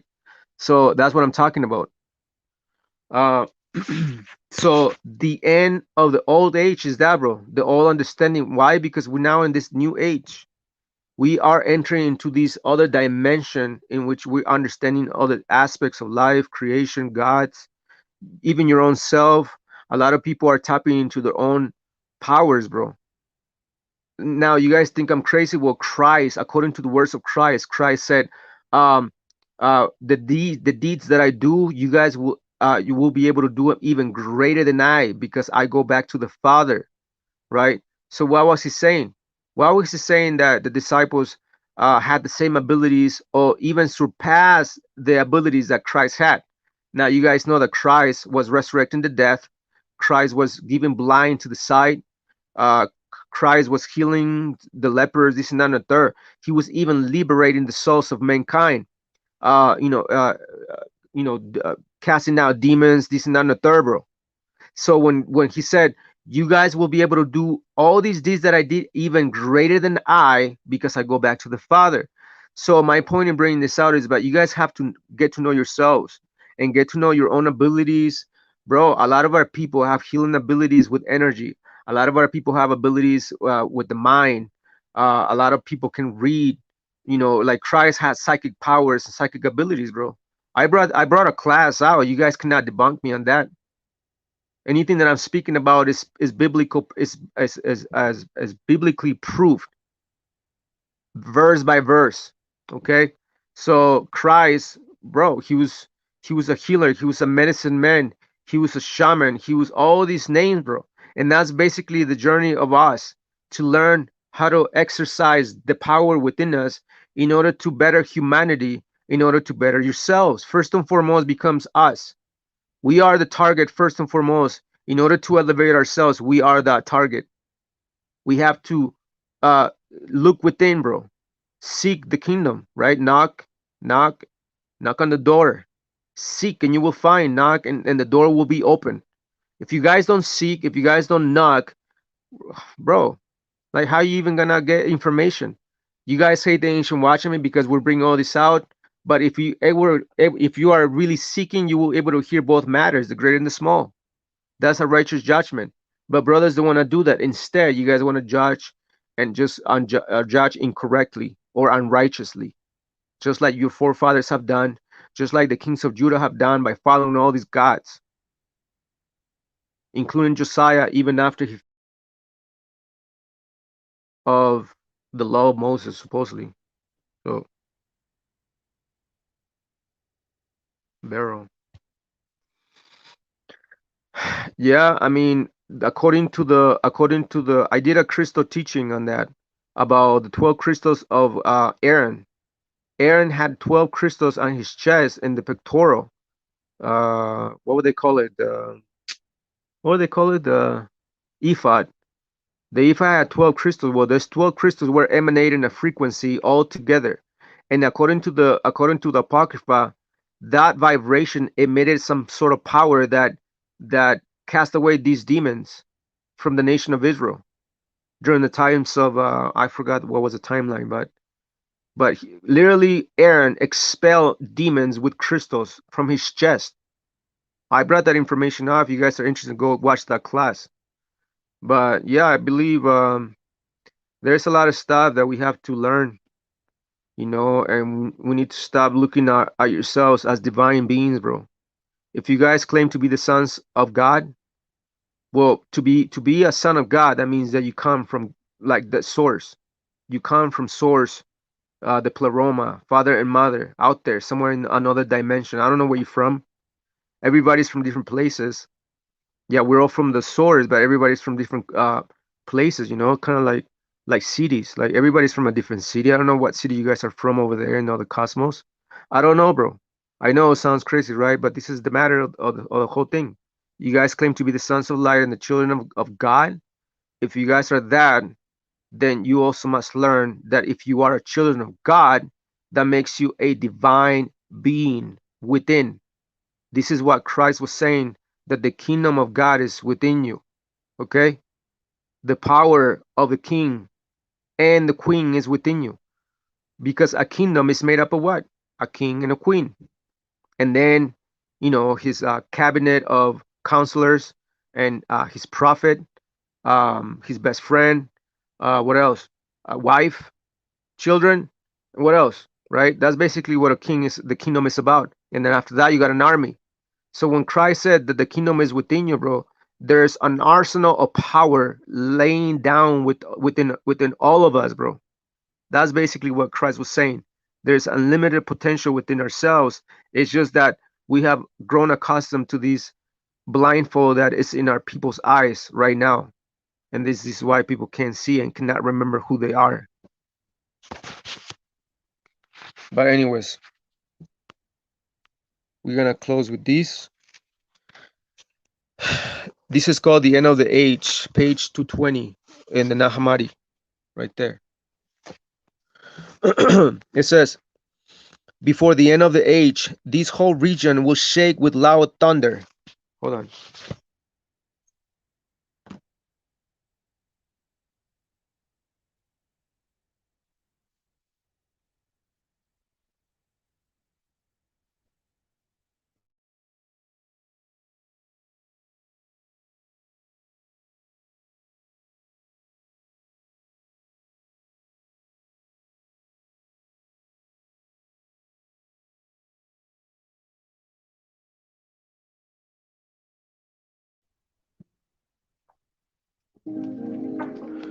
Vega, are you there, bro?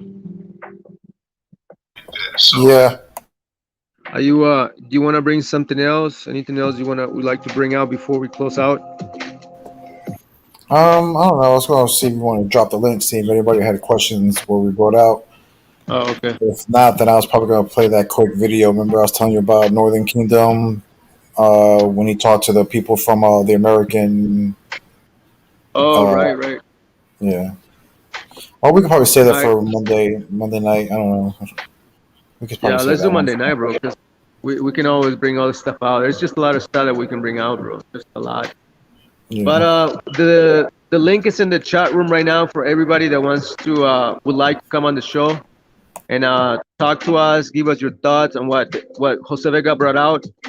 The powerful information about Josiah claiming that he was following the Most High and that he was following God righteously in the eyes of the Lord, and then later on he found out that he was not. So wait a minute, was I not, or was I following God? I mean, which one is it? But give us your thoughts. Let us know what's up. I mean, this is basically why we bring this out and invite you guys to come on to discuss the matter. We want to hear you guys decide, right? See what you guys think. I mean, you guys think that we're bugging out, and you guys think all these crazy thoughts about us. Even Jeremiah saying that I'm a demon, right? So anybody would like to come on the show, click the link, and we shall bring you on. But once again, Tawara, thank you for joining us. Thank you for checking us out tonight. Bro, tonight was powerful. A blade came in to cut the veil, just like Christ, just like the Messiah, bro. Like Messiah, the Messiah, basically when he was dying, he said, may it be consummated, may it be finished, may it be finished. That was to break the covenant of the all times.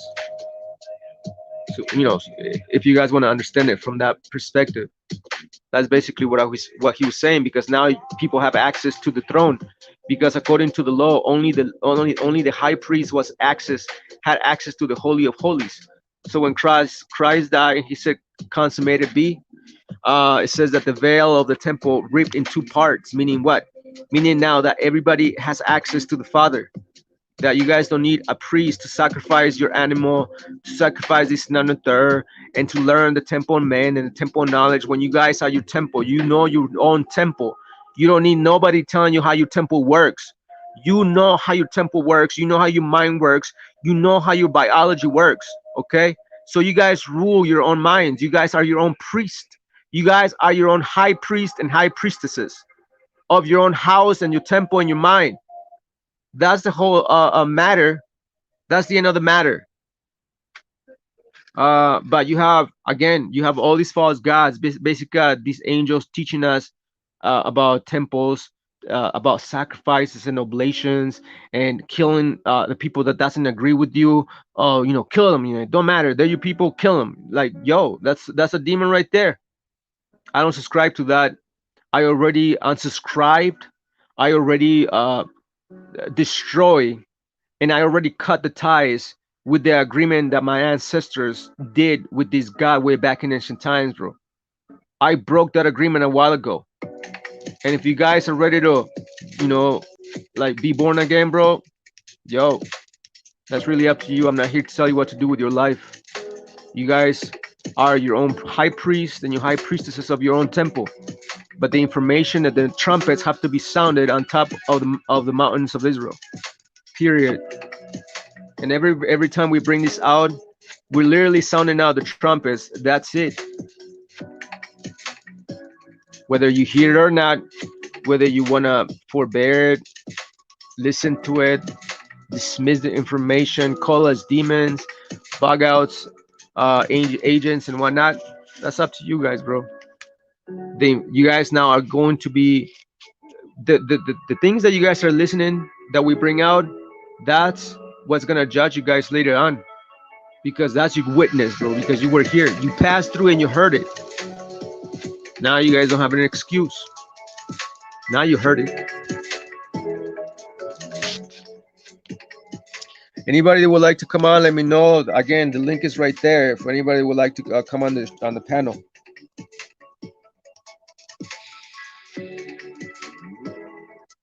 Yeah.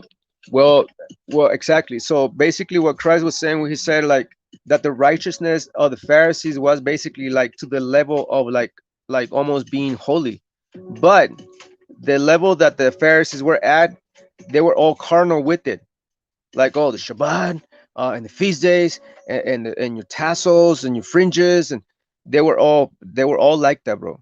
And they have forgotten the essence of the law, which is basically love your neighbor as yourself. Because when you study the laws, the 10 commandments, there's 5 commandments that point to the heavens, and the other 5 commandments is the civil law, is the law that is in reference to your neighbor, your wife, your friend, or whatever they like how you treat other people. That's basically it. A vertical relationship and a horizontal relationship. And that's basically what the Pharisees were lacking, because they were quick to judge the matter because they wanted to shed blood. That's why when they found the adulterous woman, now the woman was committing adultery for sure. But the whole point of the matter is that they weren't accusing this woman of the penalty of death, even though the Pharisees themselves, they were also guilty as death for other sins that they were probably committing. And that's why Christ had to expose them. And I did a beautiful class on that I would like to download into our channel. Like I broke down what Christ meant when he knelt down to the ground and started writing. What was he writing? Well, stay tuned for that one, bro. I'm gonna post it. But yeah, the Pharisees lacked that matter. They lacked the spiritual matter. They were following the shadow of the law. That's why we read in Hebrews chapter 10 that people were following the shadow of the law. They were not really following the real thing. They were just following the shadow. So that's why they were doing everything in the shadow, like the darkness, like the dark side of the matter, like dark magic, these fallen angels being worshipped as gods, Baal, El, Ishtar, Moloch, Hamosh, so on and so forth, and even angels. And we know, according to the Gnostics, they say that you guys were following the error of the angels. So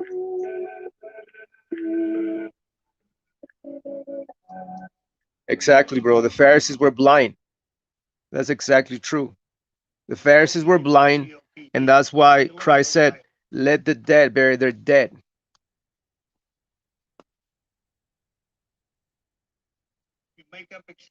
So yeah, I completely agree. The Pharisees were blinds.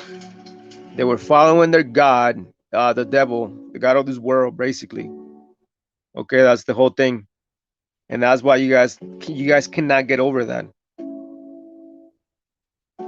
Exactly, bro. And the reason why you quoting all the scriptures is because you're thinking that by quoting all the scriptures that people are gonna stop listening.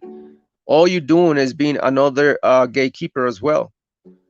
You're trying to take cheap shots at us by quoting all the scriptures saying that we're the ones saying all these lies and these deception when in fact we're not.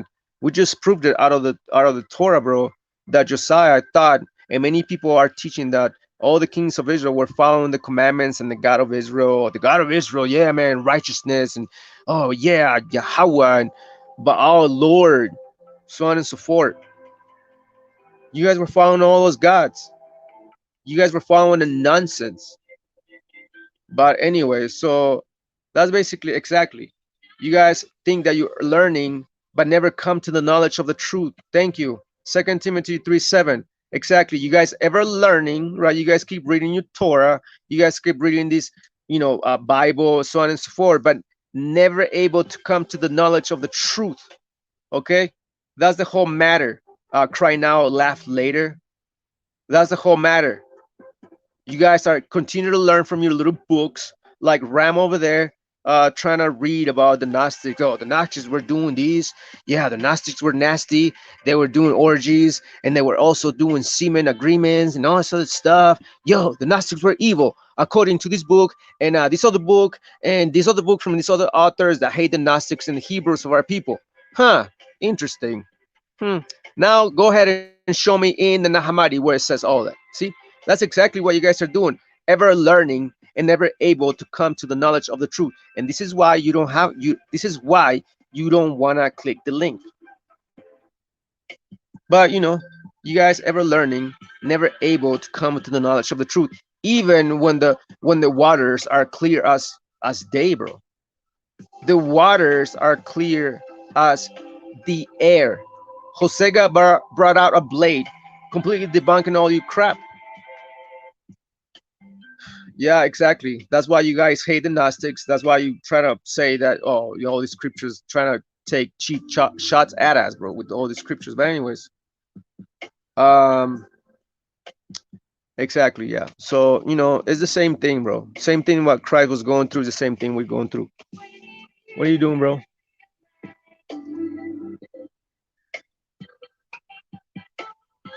My cat, bro. My cat is eating my plant. Yo, you hungry, senor? But anyways, man. So yeah, so it's always gonna be like this. But anyways, let's read on. Nobody wants to come on the show. Nobody wants to come and debate or talk or dialogue or challenge us or I don't know, man. All right. I never I'm, said that. I'm, I never yeah, said that Christ is a joke. I. What's up, Vega? I said, all right, I'm gonna probably let y'all go then. It's already like 1:30 over here. All right, man. Say All right. shalom, everybody. Y'all have a good night. All right, man. Have a great night, man. Beautiful, man. Beautiful breakdown, man. Amazing, powerful scriptures that Jose Vega brought out. And this is why we're telling you guys, if you guys have any questions, click on the link and we shall be able to discuss the matter, but you guys don't want to do it.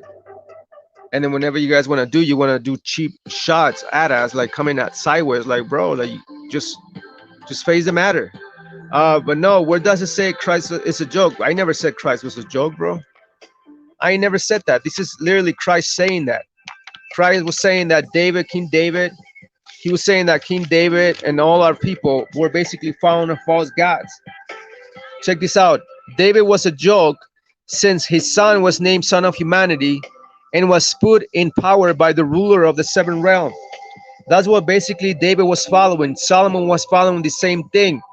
Just like in Second Kings chapter 22 and chapter 23, we see of Josiah, King David, King Solomon were following all these false gods.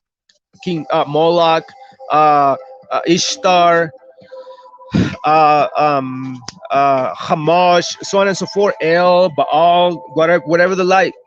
Solomon, David, they were following all that, bro. The 12 prophets were a joke since they appear as imitations of the true prophets. They came in a funny way through the ruler of the seven realm. See that? Same thing with the 12 prophets. Why? Because the prophets that we have, they were deceived by Yahweh, the council of Yahweh, during the times of the reign of King Ahaz. Right? You guys remember that, and Jezebel and all that story? That was a timeline in which all the prophets of Israel were deceived by the spirit of lie and deception that was sent by Yahweh. Okay? So, and then it says Moses was a joke. So basically, what you guys are reading right now, this is Christ speaking about our people back in ancient times, that our people were following all these false gods and you know, all these demons and lower gods and fallen angels and whatnot. And that's what they were doing. And it says Moses was a joke, called a faithful servant and friend. The testimony about him was wrong, since he never knew me. You see, he did not know me, and none of those before him. You see, from Adam to Moses and John the Baptizer knew me or my siblings. They had instructions from angels to observe food laws and submit to bitter slavery. This is the agreement that you guys signed up to. This is what Jose got brought out in the book of Second Kings chapter 22 and 23, when it talks about King Josiah finding a lost book called the Book of Agreement, which is basically the Mosaic law, in which Moses made an agreement by blood with this God that enslaved by people by 7 captivities. That was the agreement. Not only that, Abraham did the same thing when he made an agreement with Yahweh, saying that the land of Israel was going to be ours. But before that happened, the Israelites will be enslaved in Egypt in bondage for 400 years. That was the agreement that Abraham made with this God. And then the Bible says that Abraham fell in a deep sleep, and then he woke up and the deed was done. That's basically what happened. Abraham, Moses did the same thing. He sprinkled blood on the Israelites, saying, well, you guys want to follow this and that and the third? You guys are done with it? Everybody said, yeah, everything you said, we agree with it, man. We're down with it. And what happened? Our people found out later on that they trapped their souls and their minds in slavery and bondage. And this is why we read it right here. It says, Christ is saying, he did not know me, and none of those before him, from Adam to Moses and John the Baptizer, knew me or my siblings, the sons of light.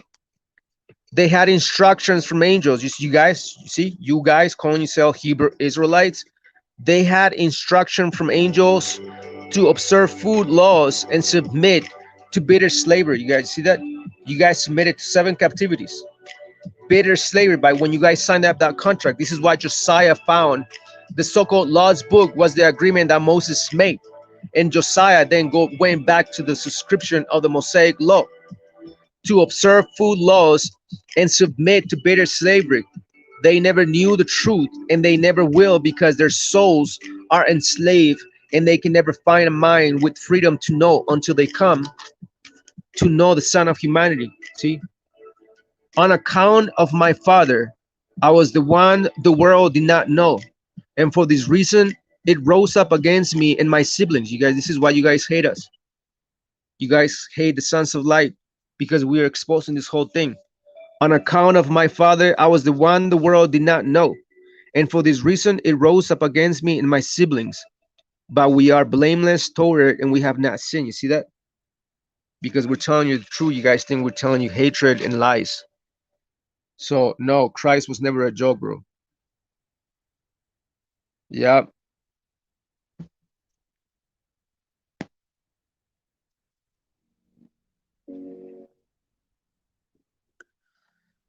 But yeah, man, that was it. We probably are gonna, I think I was gonna read something else. I forgot. I'm always, man, my mind is always like going in all places, bro. But I hope you guys follow what Jose Vega brought out. I hope you guys take notes. And obviously, you know, you guys are gonna, some of these people are gonna lose their minds on what was brought out, because what was brought out by Jose Vega is powerful, bro. that literally right there in those chapters that we read in Second Kings proves without shadow of a doubt, whew, without shadow of a doubt, that King David, King Solomon, and all the kings of Judah prior to Josiah were following false gods. In fact, when in fact you guys think that David was righteous, King Solomon was righteous, this and that and the third, when in fact they were basically drawing all these things and perceptions and ideologies from these false gods that they were following. And later on, Josiah went ahead and basically went back to one of the elder gods and so on and so forth. So it's basically the same thing. So yeah, everything's debatable, bro, but nobody's here to debate, though. So everything's debatable, but nobody's here to debate or talk about stuff. But everybody's quick to just lose their marbles.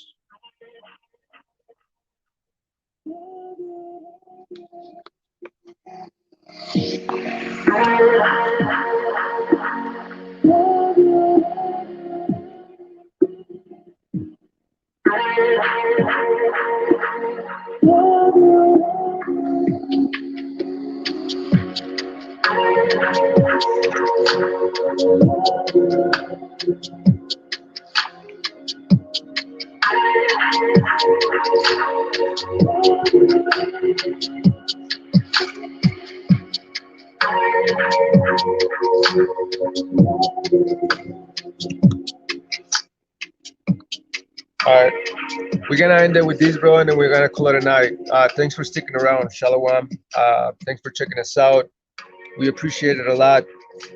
Don't forget to like, share, and subscribe, man. If you like our content, share our videos with the people. Spread the fire. The world. Oh, okay, my bad. That's not the chapter I wanted to read to end this podcast, bro. It's another one. Hold on.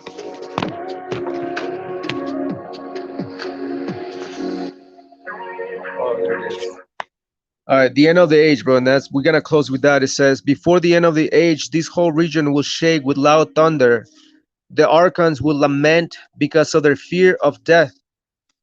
The angels will grieve for their human beings. You see, bro, it says the angels will grieve for their human beings. You see, the creation of humans by the angels, because there was angels that created humans way back in the day, genetically engineering humanity. That's why you guys call the story of the Anunnaki, or the Soko Anuna, aka Anunnaki, aka Nephilim, fallen angels, Gregory or Gregory, Titans, whatever you guys want to call them. It says the angels will grieve for their human beings. You see, exactly the Elohim. You guys remember when the Elohim said, "Let us create many in our image and after our likeness"? Was that them right there?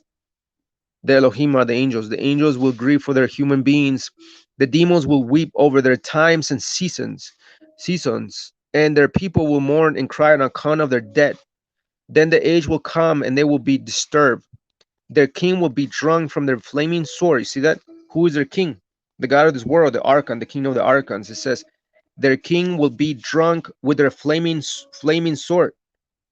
See that? The flaming sword, because they love to kill and destroy. And will wage war against each other, so that the earth will be drunk from the blood that is poured out. The seas will be troubled by war. The sun will be darkened and the moon will lose its light.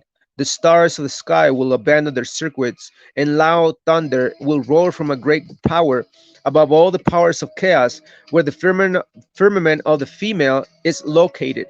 Now, the firmament of the female is basically the firmament that was created by Mother Sophia for his son, Yaldabaoth, aka Yahweh. Because you guys know that Yahweh was created by a female goddess, basically. And then he was thinking that he was the only God and that he was the only God alone, when in fact he was created by a more powerful goddess that come from the council of the elder gods, like the one and the great spirit, which is mother, the mother of all spirits. The stars of the sky will abandon their circuits, and loud thunder will roar from a great power above all the powers of chaos, where the firmament of the female is located. She had produced her first creation. You see that? That's what I'm telling you. First creation. And now she will put away her wise fire of afterthought and put on irrational wrath. Pistis Sophia will drive out the gods of chaos. You see that? The gods that you guys serve today. The gods of chaos, whom she had created along with their chief creator, and she will cast them down to the abyss.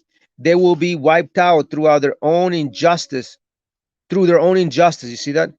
Their deeds that they have done. This is why I'm saying, bro, whenever I expose and we expose the deeds of these false gods that our people follow, Yahweh, Hamash, Baal, Ishtar, this and that and the third, all these gods that our people follow, they're gonna be put away by Sophia herself, because she's the one that created all these gods on this planet, bro. And later on, you guys know what happened. You know, the god of this world took over some of the power of Sophia, and took over the planet. And then he created an army in order to protect his planet, supposedly, quote unquote, his planet, even though, you know, Mother Wisdom also took part of the creation of this planet as well. Pistis Sophia, meaning the true wisdom, will drive out the gods of chaos, whom she had created along with the chief creator, which is Yaldabea, aka Yahweh. And she will cast them down to the abyss. They will be wiped out through their own injustice. They will be like mountain blazings with fire, and they will consume one another until they are destroyed by their chief creator. You see, even Satan himself is going to kill his own fallen angels and whatnot. When he destroys them, he will burn on himself and attack himself until he is no more. The heavens of the gods of chaos will collapse upon one another, and their powers will be consumed. Their realms, you see that there are other dimensions. Their realms will also be overthrown. Why? Because you guys gotta understand, there's 7 dimensions that basically have this planet in slavery. So there's 7 dimensions encased in this reality, this holographic projection you guys call planet. Okay, so this is what's trapping everybody in here. This is why people have a hard time going through these layers to get to the other side. This is why Christ had to go into the underworld to preach to the great and the ancient spirits of all. Why? Because a lot of the ancient spirits were trapped into these dimensions, but in the future, these dimensions are basically gonna be destroyed. Basically to clear the way. The heavens of the gods of chaos will collapse upon one another, and their powers will be consumed. Their realms will also be overthrown. The chief creator's heaven will fall and split in half. His stars in their sphere will fall down to the earth, and the earth will not be able to endure them. They will fall down to the abyss, and the abyss will be overthrown. See, so basically that's basically where the new world order that come from the sons of light. But before all that takes place, bro, the powers of this world, the powers and the gods of chaos, right? When it talks about the gods of chaos, bro, you guys got to understand that it's talking about these gods that have created chaos on this planet, beginning from the book of Genesis chapter 1 verse 1, when it says that the world was void, and it was basically darkness, and it was just completely, it wasn't even a world. It didn't look like a world. So that's why, because again, that was basically post the destruction of all the Adamite civilizations, the sons of light. You have the first cosmic war. That's basically what took place.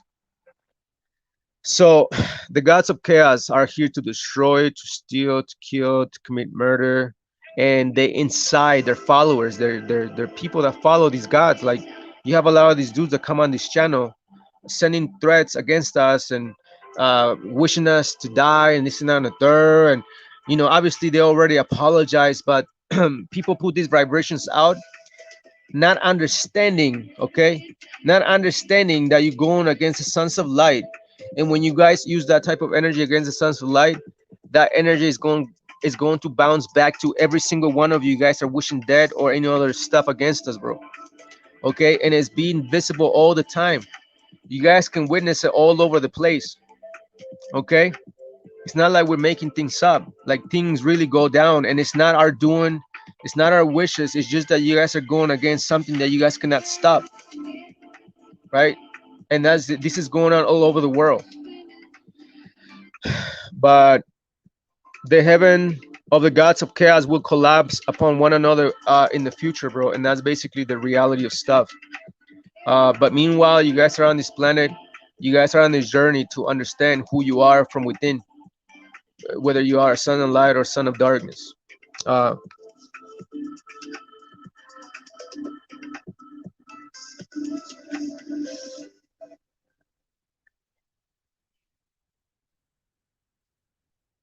Now check this out. When this happens, bro, you're gonna have the ancient prophets, like the true prophets and everybody else, basically understanding, bringing all this information out in the spirit of truth. Okay, that's basically what's gonna happen. It says light overcomes darkness. The light will overcome the darkness and banish it. The darkness will be like something that never was, and the source of darkness will be dissolved. Why? Because they just died. Mother Wisdom just basically destroyed the heavens of the gods of chaos right there. The darkness will be like something that never was, and the source of darkness will be dissolved. Deficiency will be pulled out by its root and cast down into the darkness, and the light will withdraw up to its root. You see that? There will be a rooted system on this planet once again. The glory of the unbegotten will appear and fill all the eternal realms when the prophets and the writings of rulers are revealed and fulfilled by those who are called perfect. See that? There will be no more lies by these fallen angels, by these gods, Yahweh, and everybody else. There will be no more inspiration of lies by them. Those who have not become perfect in the unbegotten Father will receive glory in their realms and in the kingdom of immortals, but they will never enter the kingless realm. You see that? It's just like there's various dimensions where there's like gonna be a lot of souls that are gonna go into. Like there's gonna be like for example, there's like a third dimension, a fourth dimension where the souls of people that don't believe. Like you have a lot of people in here that do not believe what we're bringing out. Well, when you guys die, if you guys don't actually understand these things, you're gonna be reserving to this other place in which you're gonna be able to understand fully. And once you do, then you can actually transfer to the next one, going back to the source or wherever you're from. But meanwhile, bro, that's basically the end of the matter. There's gonna be a lot of people that will not understand, and it is what it is. Um, those who have not become perfect in the unbegotten Father will receive glory in the realms, in the kingdoms of immortals, but they will never enter the kingless realm. All must return to the place where they come from. You see that?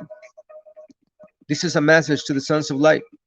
If you guys don't remember who you are, well, this is the reminder right now, today. All must return to the place where they came from. By what they do and what they know, all of them will reveal their natures. You see that? you see what we just read. It says, but what they do and what they know, all of them will reveal their natures. Meaning what? Meaning by their fruits you shall know them. Well, Josiah basically read a book and began to kill his own people. Just like Christ said, you will know them by their fruits. Just like there's a lot of people in here willing to take someone else's life. So,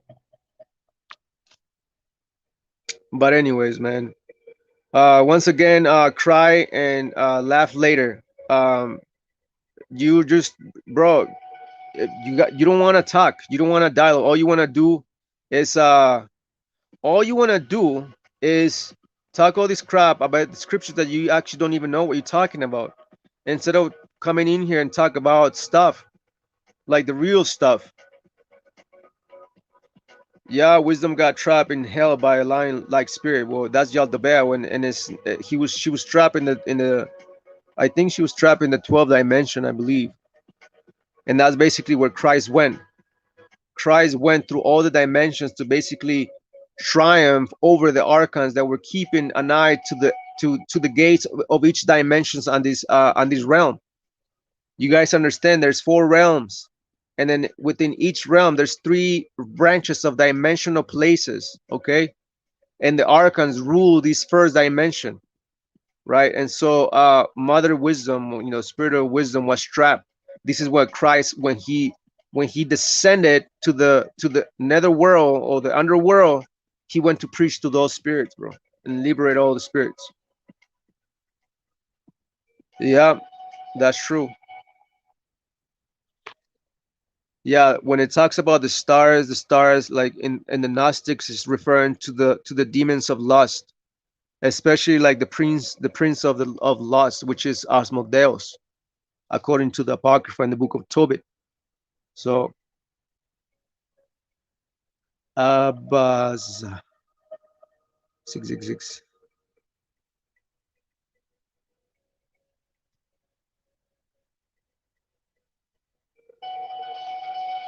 Yeah.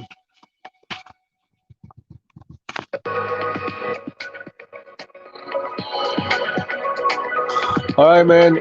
Anybody else want to come on the show? Let me know. I'm gonna share the link once again for the last time. And other than that, thanks for checking us out. You guys have a wonderful night. Have a great night, everybody. Thanks for checking us out. Cry now, laugh later.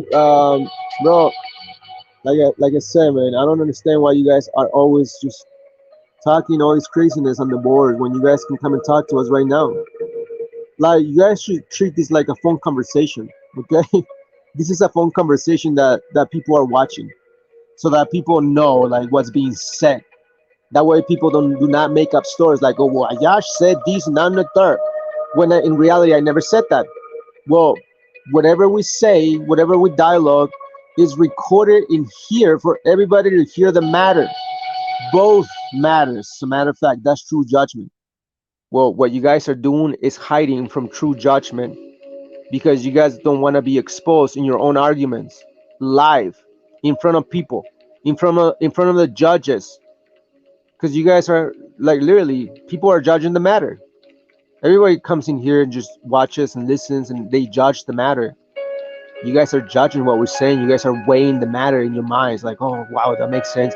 Wait a minute, that doesn't make sense. Like, what's going on? Ayash is going off, bro. I told you Ayash is going off. He's a witch. He's the seed of the serpent. This is none of the third. And that's basically the slander campaign comes in. Why? Because you guys do not understand. Because you guys do not ask. Because you guys don't want to dialogue. Because it's within dialogue that you guys are able to understand and search the scriptures within, which you guys don't want to do because you guys want to follow folly, right? You guys want to follow folly, but it is what it is. I can't force you to drop your false gods and your false ideology. You guys want to follow that? That's fine. At the end of the day, you guys know who you follow. It's been broken down, and it's been broken down by many, many, many people throughout the ages. It's just that the gatekeepers will always be there to keep track on the sons of light, because the sons of light will always shine in the midst of darkness, regardless. And the last message is, you guys want to break the contract and the agreement that our forefathers made with this false god? Put it in writing. Put it in writing, charge it with the motion, bro, and then burn it. And liberate your souls and your minds from these archonic rulers of this planet, these gods of chaos, according to the Gnostics, bro. The people, the gods that our people were following, the kings of Judah, and so on and so forth, bro. But that was the message. Like I said, you guys have a great night. Thanks for checking us out. You guys are VIP.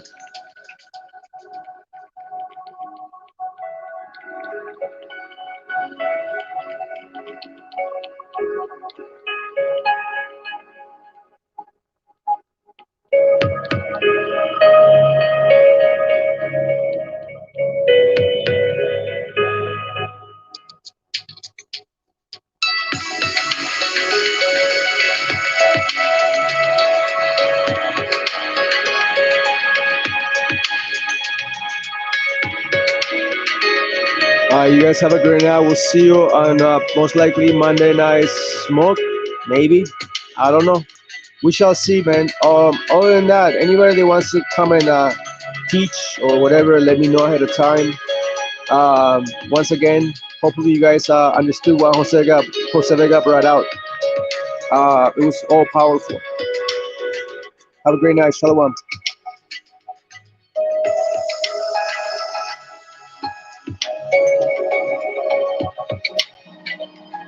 Let's read on. And although you may enslave them for a time in your material prison, you see, this is talking about Yaldabaoth, the false god. And although you may enslave them for a time in your material prison, my children will know me and be nourished by me, and will be held endlessly in my bosom. And one day they will rise up and destroy you, bro. See, this is why the battle continues to rage the sun, because the sons of light, when we wake up fully and completely collective, bro,